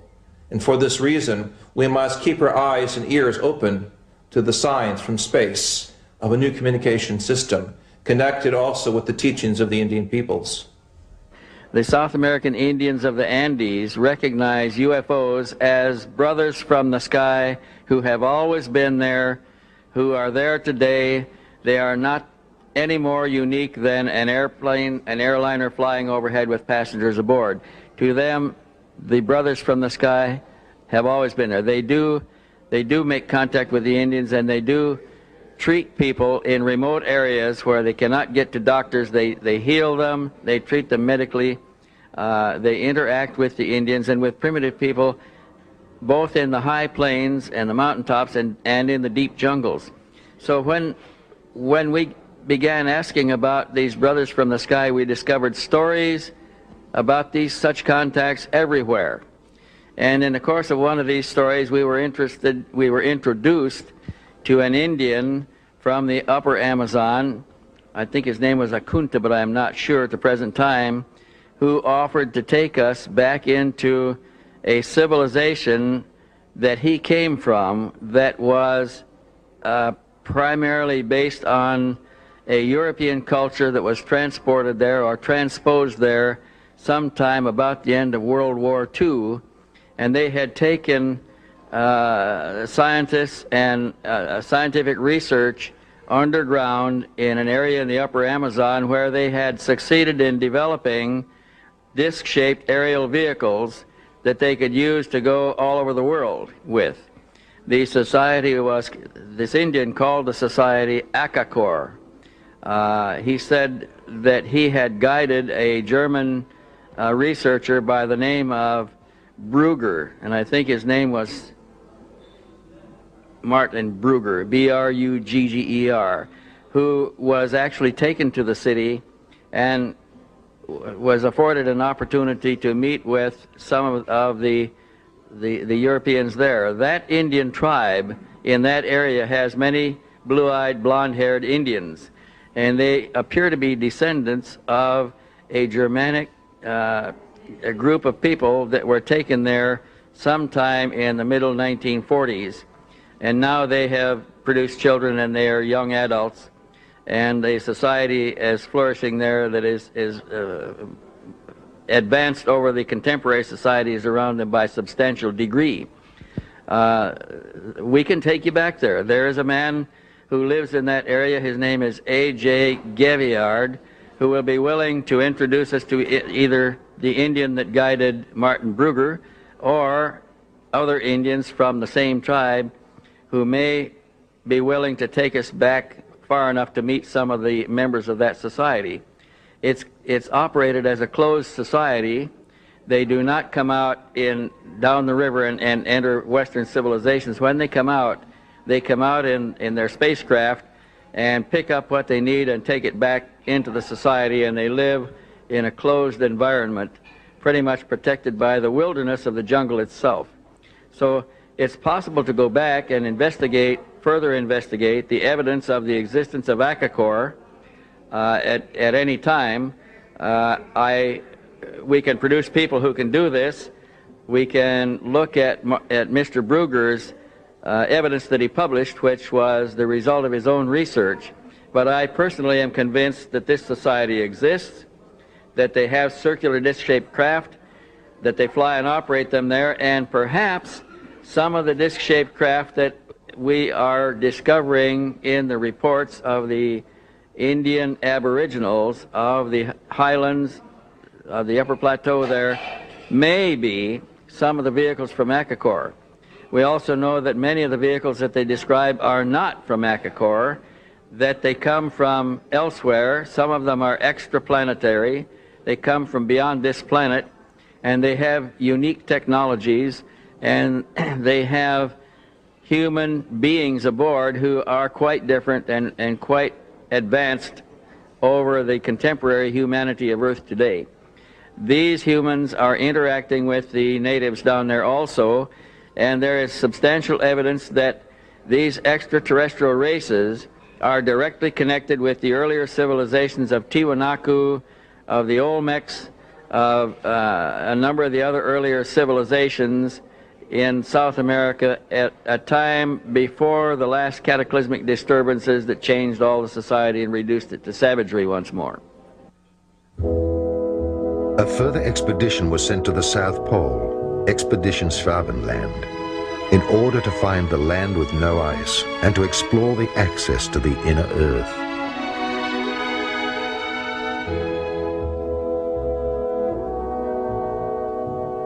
Another expedition was sent to the Icelandic geysers, since there were insider stories about the access to the inner Earth.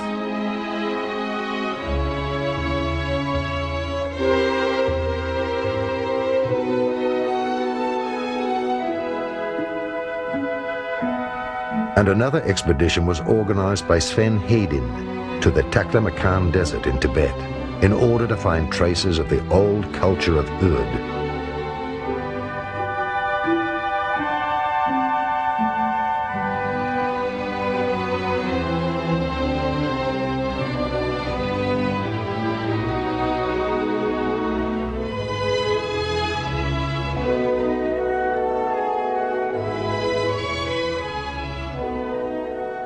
What we call in the Buddhistic esoteric tradition as Shambhala is an actual area in the Taklamakan area of central China next to the Gobi Desert. In 1988, with permission of the Chinese Academy of Science, I conducted research experiments in this area and confirmed with other engineers the existence of a vast underground complex of grottos, ancient structures and buildings.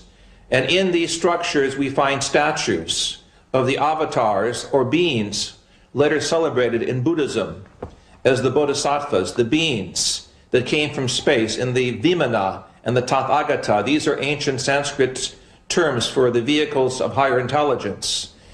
In my opinion, Shambhala does exist as an underground structured civilization that is now being uncovered in Central Asia. And in this area of the Gobi, I believe we will find the origins of the Garden of Paradise, or the Gan Eden, the Garden of Eden, as it is referred to in our book of Genesis. One less-known expedition was led to a mountain in an African desert, since there were stories by the local tribes that there existed a network of caves out of which flying objects emerged, which had also been cited by the German expeditioners. Under the cover name Wielandschmied, all the information about the technology of the inhabitants of the inner Earth or extraterrestrials was gathered, and through the SSE-4 was passed on to the engineers of the weapon industry in order to develop the new technology.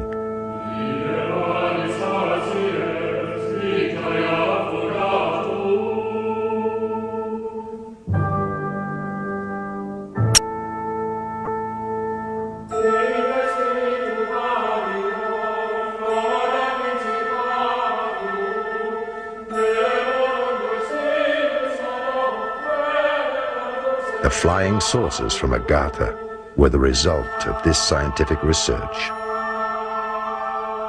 The Nazis made contact with the extraterrestrials of the underground city of Antarctica. They received technical support and instruction for building flying saucers with levitation drives, similar to those used on Venus.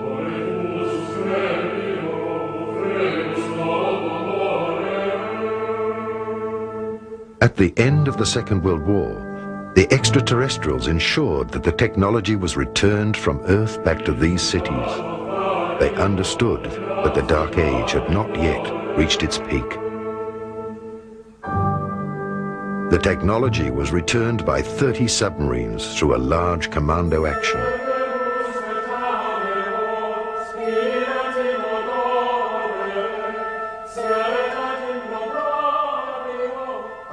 Okay, let's pick up the scenario. We were originally talking about the spiriting out of the two spacecraft out of Berlin before the Allies arrived. We said that they were put aboard two submarines. They spent 6 months at sea, and they finally landed in Argentina. Now, from that point, they were taken into Antarctica, into a section of Antarctica called Queen's Maud's Land. And there they disappeared, and they were not heard of for some time. Now, intelligence sources, and of course I was in the intelligence business at that time with the agency, reports indicated that they were in there and they were operative once again. Now, there was a major concern by world powers to go in and capture the technology and the two spacecraft which they knew were in Antarctica.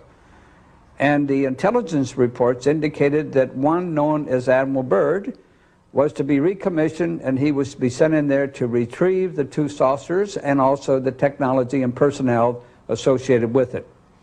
Later reports indicated that Admiral Byrd was given 8 months and unlimited funding to go in and pull this thing successfully off. But we also know that within 8 weeks he was totally defeated. Now, the supposition at that point was that there was an advanced civilization and technology, most probably alien. They were with the Third Reich and the SS who was in Antarctica, and that those great and developed technologies were used to defeat Admiral Byrd. And of course, as it turns out, even to date, they're still there. We never did successfully get them. The stories that I have uncovered about the inner Earth is that very early on in the history of the Third Reich, the Nazi elite, and especially Hitler, were trying to establish contact with a civilization living in the inner earth, which was considered an Aryan civilization of a lot more advanced nature than their brothers, lost brothers living on the surface of the planet. The Thule society carries the name of the former capital of that civilization, someplace around present-day Greenland, before the previous polar shifts and before Greenland became under ice. Two expeditions were made in the late 30s, early 40s, one attempting to enter the North Polar water opening with a submarine, which proved unsuccessful. A second attempt was made to enter the land opening on the South Pole with an anti-gravity cigar-shaped device, basically a small prototype probably of the giant Andromeda space station that was developed later on by the SS, and it proved successful. The most interesting story is the one that I heard by an American living in Florida who claims to have spent 2 months in the city of New Berlin. This is a city that was developed into the inner earth, and a part of the Germans from the South Polar colony were admitted by the inner earthlings and were allowed to build that city there. Very strict admission procedures, no previous SS members, no previous concentration camp guards and so on were admitted. The rumor is that the present-day city of New Berlin is about 2 million people of population, that they have built there most of the buildings that Hitler's personal architect, Spee, was planning to build. They're traveling on Icelandic passports. They are basically the new master race that is probably planned by the Illuminati to repopulate the planet. And there is even a rumor that there is a New Berlin embassy in Washington on an unmarked floor of a high-rise building. You probably punch a code on the elevator buttons, and when the elevator stops on that floor and the doors open, you see the sign of New Berlin in the lobby. The kids of the New Berliners study in major institutions around the globe, Harvard, Oxford, Cambridge, Yale, and basically it is not a Nazi colony that is established in the hollow earth as an enemy of the present-day American and English Illuminati secret government. On the contrary, it is just basically the other side of the same coin. Some would even coin the new word, the Illuminati presence on the planet, that basically the World War II Nazis and the present-day Illuminatis in America are nothing more than the two sides of the same Illuminati coin. So basically, this is a colony, a presence in the hollow earth that has been established with a shoulder-to-shoulder cooperation of the Russians and Americans, organized, orchestrated, and performed through the quiet cooperation of the Illuminati government. After World War II, a military expedition under Admiral Byrd tried to recover the vanished technology. The extraterrestrials let him enter the inner Earth to the Golden City. They delivered a request message for disarmament to the government of the United States. Admiral Byrd had to remain silent until his death, but after he died, his nephew published his diary. In my work with South African, Brazilian, and American geologists at the South Pole, it is clear that under the structures of ice, there are many layers of civilization, suggesting at one earlier point of time when the conditions of the South Pole were different. Clearly, there was some type of civilization there. The evidences of huge dinosaur intelligence suggest that this was one of the possible places for the Garden of Eden. This, of course, is assuming that the shell of the Earth had a different north and south magnetic pole.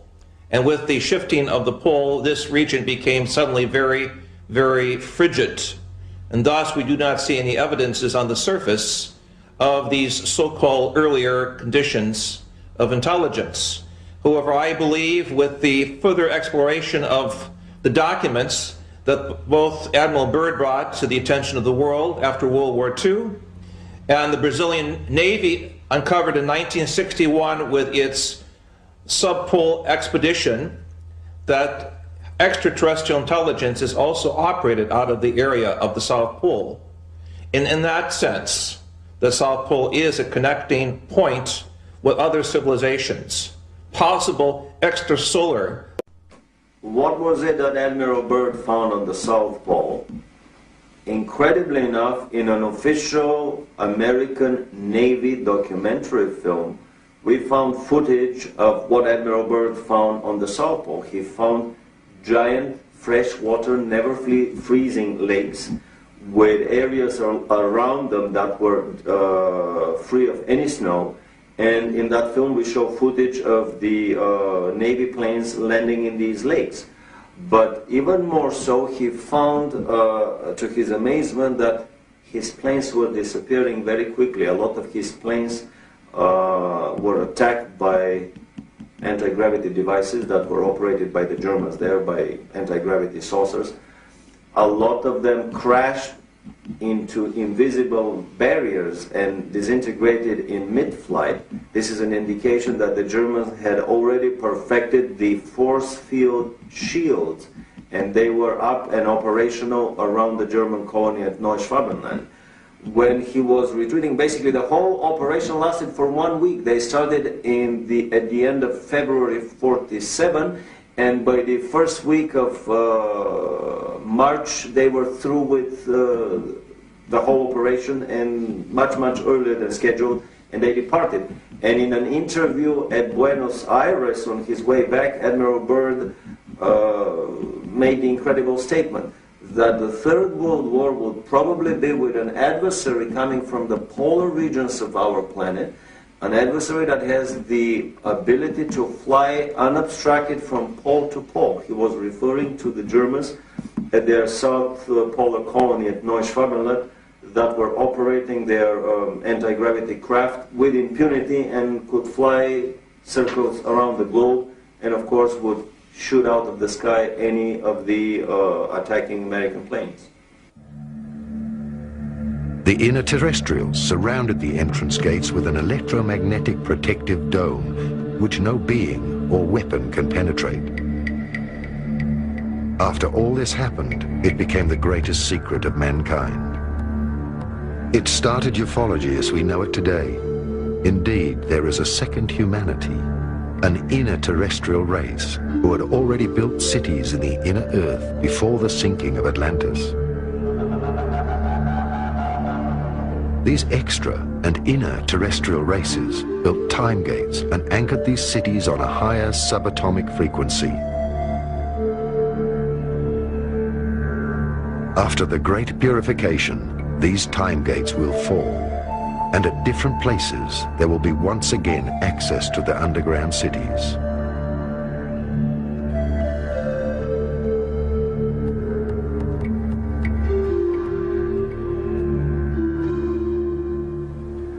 In 1961, the Brazilian Navy was conducting a series of experiments in the Antarctic. According to one of my colleagues who was in one of the naval ships, suddenly out of the ice packs, a large spacecraft emerges and takes off vertically at a terrific speed, shocking both the American and the Brazilian naval forces that were there. So it is clear that as late as 1961 we have official documentation from the Brazilian Navy that there is some other, emphasize other, underline this 3 or 4 times, life force or intelligence stationed at the South Pole, possibly to observe the scientific developments on the planet, possibly to observe the military operations and the forces of the East and the West in some type of Mexican standoff as the Cold War develops. We have clear documentation from other sources and other South American governments that some technology that is not human-based is there. That is to say, some type of higher evolutionary experience is there, and this is the next chapter of our quest. Why are they here? What do they want from us? And do they, namely the higher or alien intelligence, were some type of directing mechanism both for the U.S. as well as for the Soviets as to who goes into space and who conducts, as it were, the next evolutionary round of space development? These are key questions that we must resolve. Also, gigantic cities of lights will descend out of their orbit to selected areas and will be anchored on the Earth. Right now, people who have reached a certain level of consciousness and are once again connected to the cosmic monad are drawn through their intuition to places chosen by the spiritual hierarchies in order to anchor the cities of light above these areas. These sites are absolutely secure. The Space Brothers and the spiritual hierarchies have created the so-called Islands of Light, where the Earth's frequency was increased, so that all human beings and light workers can find each other on that level. Such areas are recognized by the fact that they attract an especially high number of people dealing with higher knowledge. These places have a higher grid anchorage. They are places of power, activated chakras, entrances to inner Earth, and a present UFO surveillance. The Space Brothers are going to pay special attention to these areas when the cataclysms begin, because that is where the seed for the new mankind will be found. That is where the first contacts will occur on a physical and telepathic level. Many small and large centers, shelters of peace, will be established by spiritual people who live together, who work on themselves and teach others. To the new mankind, these sites will be study centers and the new initiation centers for the universal brotherhood. These islands of light are recognized by the fact that they do not belong to a certain denomination or sect, but that they are open to every reality, and that they know that many roads lead home. The highest goal is to increasingly live our lives and love ourselves. This time there will be no arch, because man himself is the arch.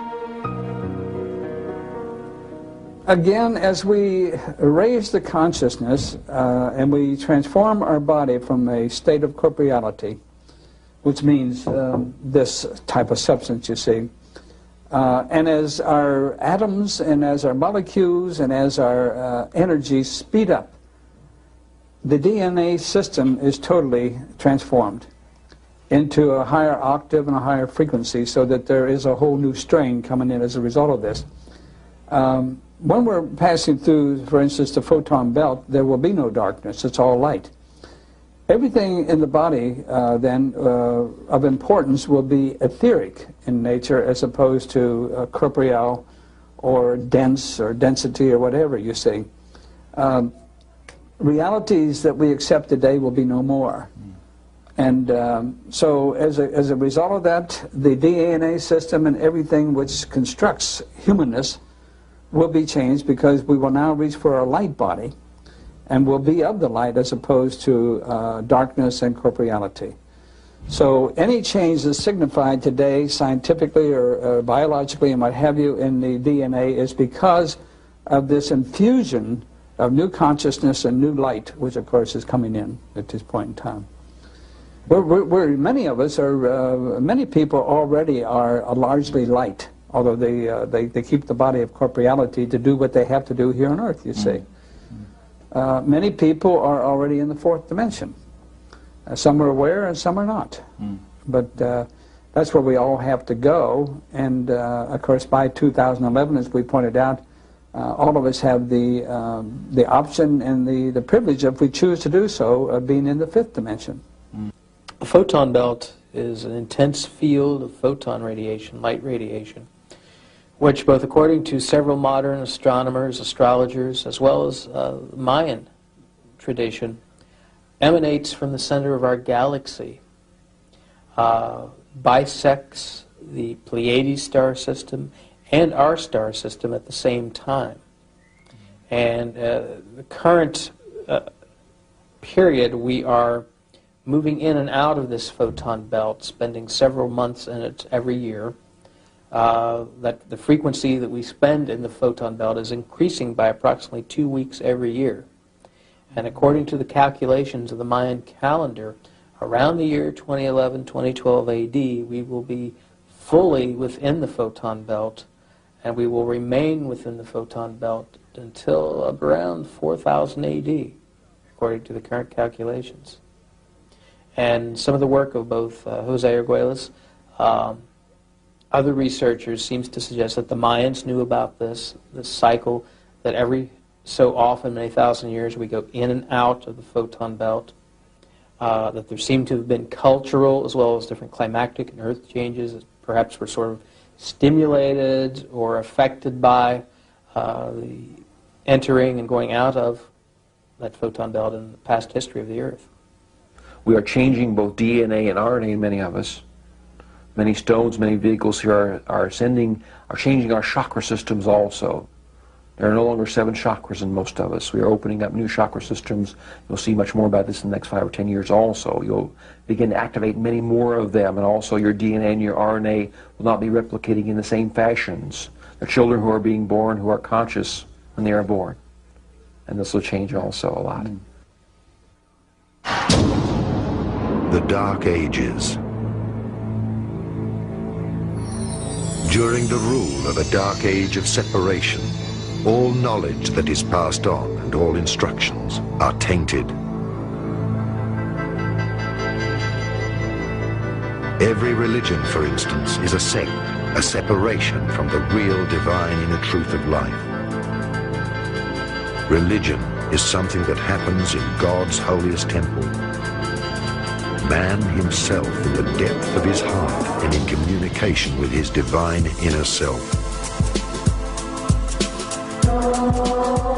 Throughout the Dark Age, countless fallen sun cosmologies who have dogmatic religious views reached the earth and became our religions.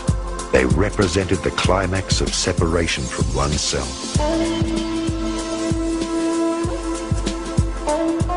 God's channels, prophets and mediums received their messages from the God-created and separated dimensions. Most often, the pure messages were mixed with information from the astral worlds and their own ego.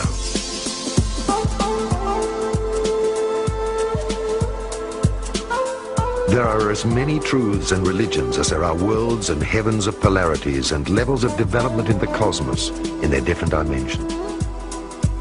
Every social structure which serves the power of the lobbies and the ego instead of mankind is a split, which in the end will restructure itself or crumble. All knowledge without love is a separation from being.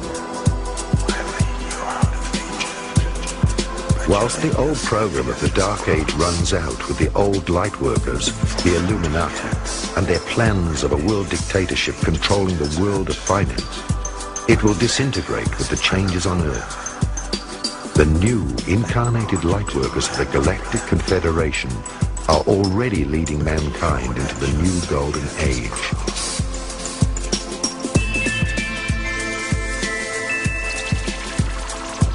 After the great transformation of mankind, the Space Brothers would like to welcome us as cosmic citizens into the Galactic Confederation of Free Planets. Where do the Illuminati receive their knowledge? Well, I would use the famous jokes and stories about Tesla and Edison. According to Edison, invention was 95% perspiration and 5% inspiration. According to Tesla, the way Tesla was doing his inventions, he would have 95% inspiration and probably 5% perspiration. Tesla will get the vision. All he has to do is put the vision into paper. Then he has to take the paper to the engineers to put it into metal in the shop. a little fine-tuning here and there, and the device works. This is the usual mode through which information and know-how is channeled from the extraterrestrial and even higher levels of existence to our planet. The know-how is given, and we are left to put it into our crude terrestrial engineering and manufacturing methods. That's why the crude anti-gravity saucers of the 1880s, 1890s were made with rivets. Giant cannons were used to fire the first anti-gravity devices toward the moon. Later on, in the early 1900s, more advanced technologies were used, but always the technology would follow up with our terrestrial one. Why are there two totally different scientific and engineering realities on the planet? Why the mass consumption engineering culture is 50 to 100 years behind the secret culture developed by the Illuminati? I have always had this very big question, very big puzzle in front of me. This is the Promethean dilemma for me. How come that with these incredibly good intentions to elevate the scientific and technological level of our civilization, we end up with the very negative and dismal results of all of these efforts? My feeling is that basically that is the major mode through which the, should I call it the independent angelic presence on the planet, is trying to corrupt the scientific and the political minds of the elite of our planet with visions of grandeur, with technologies that are too far ahead possibly for our spiritual and moral development, and that are very dangerous, that can explode any minute and basically bring the end of our civilization, as has happened for dozens of times on our same planet. Again, information coming to us from many extraterrestrial revelations about previous illuminated efforts to speed up the evolution on the planet that ended up in very brutal, violent nuclear wars. The Illuminati have an agenda that would probably not be accepted in a normal, open voting system by the majority of the population on the planet. The creation of a new master race with hybridization experiments done with animals. The first hybrids were done in German concentration camps 50 years ago, and there are people that have seen documentary films about living, walking, breeding hybrids between humans and animals. Creation of a new master race under illuminated guidance, and probably away from a package of genetic material that was introduced on the planet through an intervention by the Trinity. The dark as well as the light power serves only one master, who is the creator of all that is, and whose goal is to create the superhuman. The final goal of human reincarnation is to create a human being who has experienced all imaginable positive and negative experiences, and therefore is able to develop beyond any judgment into the humanly incarnated image of God.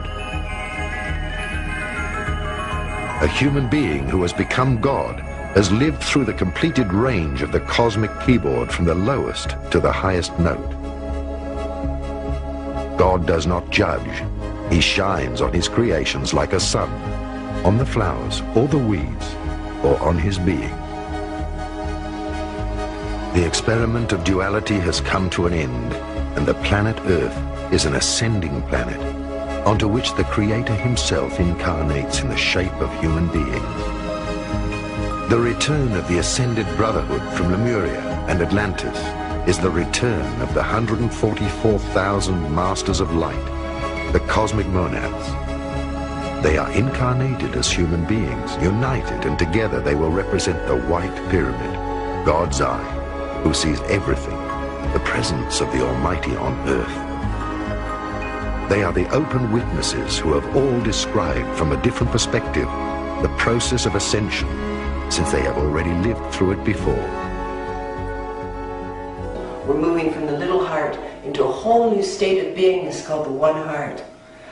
We moved from using the physical eyes, and as we awakened, then of course we activated our third eye, then those three eyes triangulated, and now we're discovering a whole new level of seeing, which is called the one eye. And it's an alignment with the all-seeing eye. Now on the planet itself, we're noticing a huge shift over as well. Duality is playing out its final dance. We're in the times of completion. So we'll notice that a great falling and dissolving, which you can see in all the world governments, in all the established religions, in the treatment of the environment. It's one of those things, a good way of describing this time is saying it was the best of times and it was the worst of times. We're feeling that outgoing pull of duality, and we're feeling that huge, powerful wave of the love of oneness coming in. Within the doorway of the 1111, there are 11 gates. These gates could be seen as frequency bands of energy. They are stepping up stations to higher levels of consciousness, very similar to locks in a canal. When you travel through a canal and you get to a lock, and then you stay in there while it fills up to water, and then it takes you and you travel on the next higher level. During the next, this 20-year period that the doorway of the 1111 is open, we are given the opportunity, each one on this planet who chooses oneness is given the opportunity to travel through these 11 different frequency bands of energy. This is also this unified presence we refer to as the bird star, us as one, the one that passes through the door. Now, this is the opportunity we've been waiting for eons for a mass ascension. How big it actually turns out to be depends on you. How many choose to make this journey? For those of us who are now anchoring our beings and living our lives in oneness, we're finding that we're living in a new world, that everything is different, that you see everything with totally different eyes. Nothing is the same as it was before. And it is only when a certain critical mass number of us around the planet leave duality behind and stop feeding that illusion of separation and start actually living our entire lives in oneness, that we can start fulfilling our higher purpose, the new level of our missions upon the earth, such as the establishment of islands of light, which many of us have had these long-standing yearnings to live in communities, highly calibrated beings living together in conscious oneness. Another thing that's going to be happening for those who are standing and living their lives in oneness are those true love relationships. These are not the old karmic relationships that we've all had our fill of on this planet, but these are those ones of true equality of two beings not only working together as one being, but realizing that they are both derivations of one being and stepping into that vaster oneness. These 144,000 masters are under the command of the great mystery of the unspeakable, which is Christ in his highest personification, also called Maitreya, the Buddha of the synthesis, or Krishna. He entered a world of darkness 2,000 years ago in order to become a mortal human being himself. There are many names for the one spirit of the earth. God himself, through his Son, who became human on the lowest plane, was the planetary Logos, the Earth's soul out of which emerged all heavens and dimensions, all demigods and all worlds of polarity.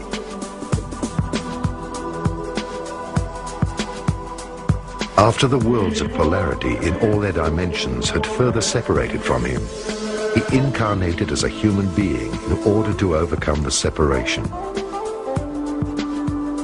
Until then, all heavens and gods existed subject to the law of polarity. They were only partial realities on higher levels. Now, all demigods, in order to dissolve their half-truths, have to incarnate. The age of masters and gurus comes to an end, because in the future, every human being will reach his own mastery with the help of his higher self. Now the masters of wisdom are following him in order to achieve their completion, thus embodying the cosmic law of the inner order in flesh and blood. The normal process of becoming a human being, with all its highs and lows, is the greatest mastery, the highest of all virtues. It is the union of compassion, unconditional love, and wisdom. The perfected masters live as ordinary human beings within society and will live as brothers. None of these ascended masters will ever claim again to be master or teacher. They will only describe the process of ascension. They will not distribute new concepts of enlightenment, because the highest wisdom is to honor life as it is, as an expression of divine being. Nothing has to be achieved. Enlightenment is the natural foundation of life, which grows daily through experience and learning. It is the knowledge that we are increasingly realizing who we really are.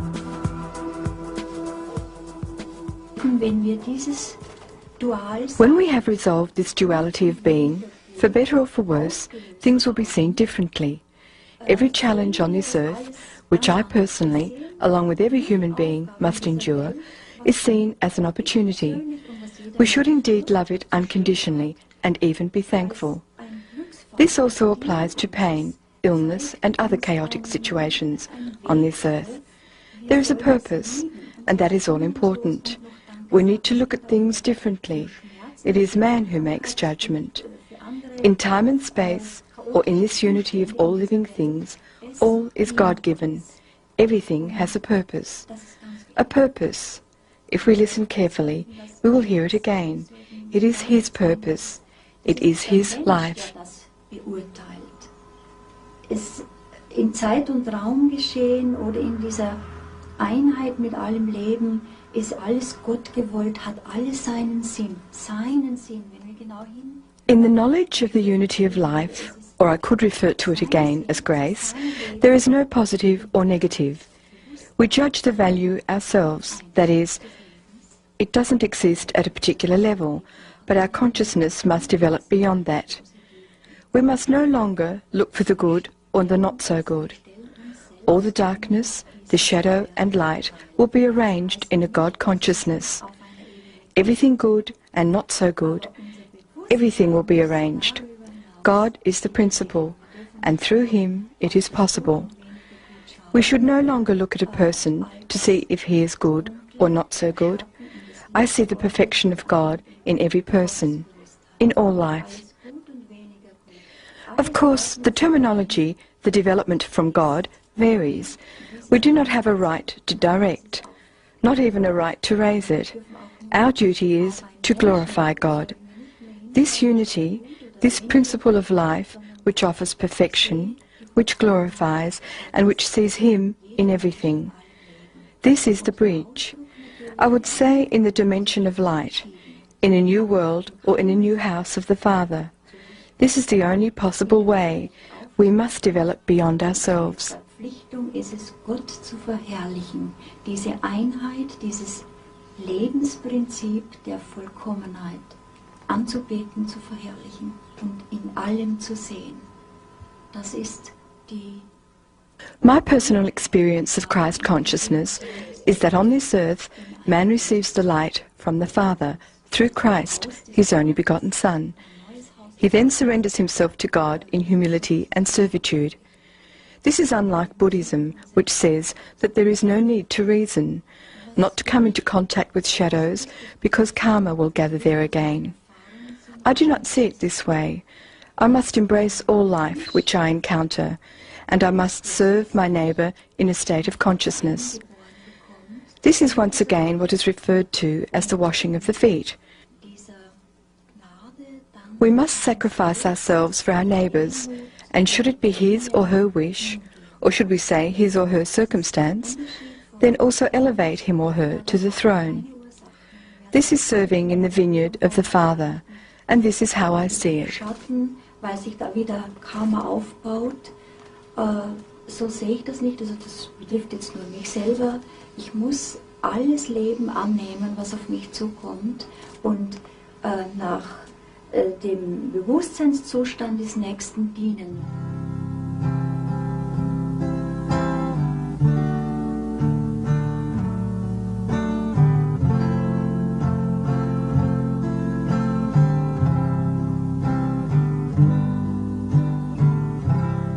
continent of Atlantis was an island which lay before the great flood in the area we now call the Atlantic Ocean. So great an area of land that from her western shores those beautiful sailors journeyed to the south and the North Americas with ease in their ships with painted sails. To the east, Africa was her neighbor, across a short strait of sea miles. The great Egyptian age is but a remnant of the Atlantean culture. The antediluvian kings colonized the world. All the gods who play in the mythological dramas, in all legends from all lands, were from fair Atlantis.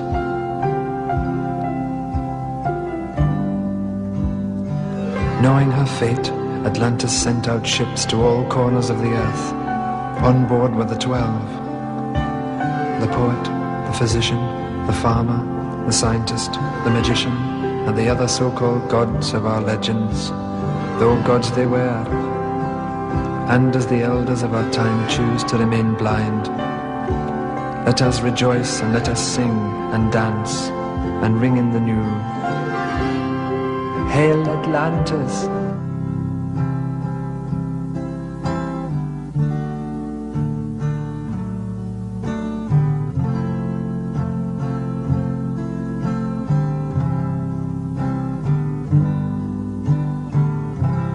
The continent of Atlantis was an island which lay before the great flood in the area we now call the Atlantic Ocean. So great an area of land that from her western shores those beautiful sailors journeyed to the south and the North Americas with ease in their ships with painted sails. To the east,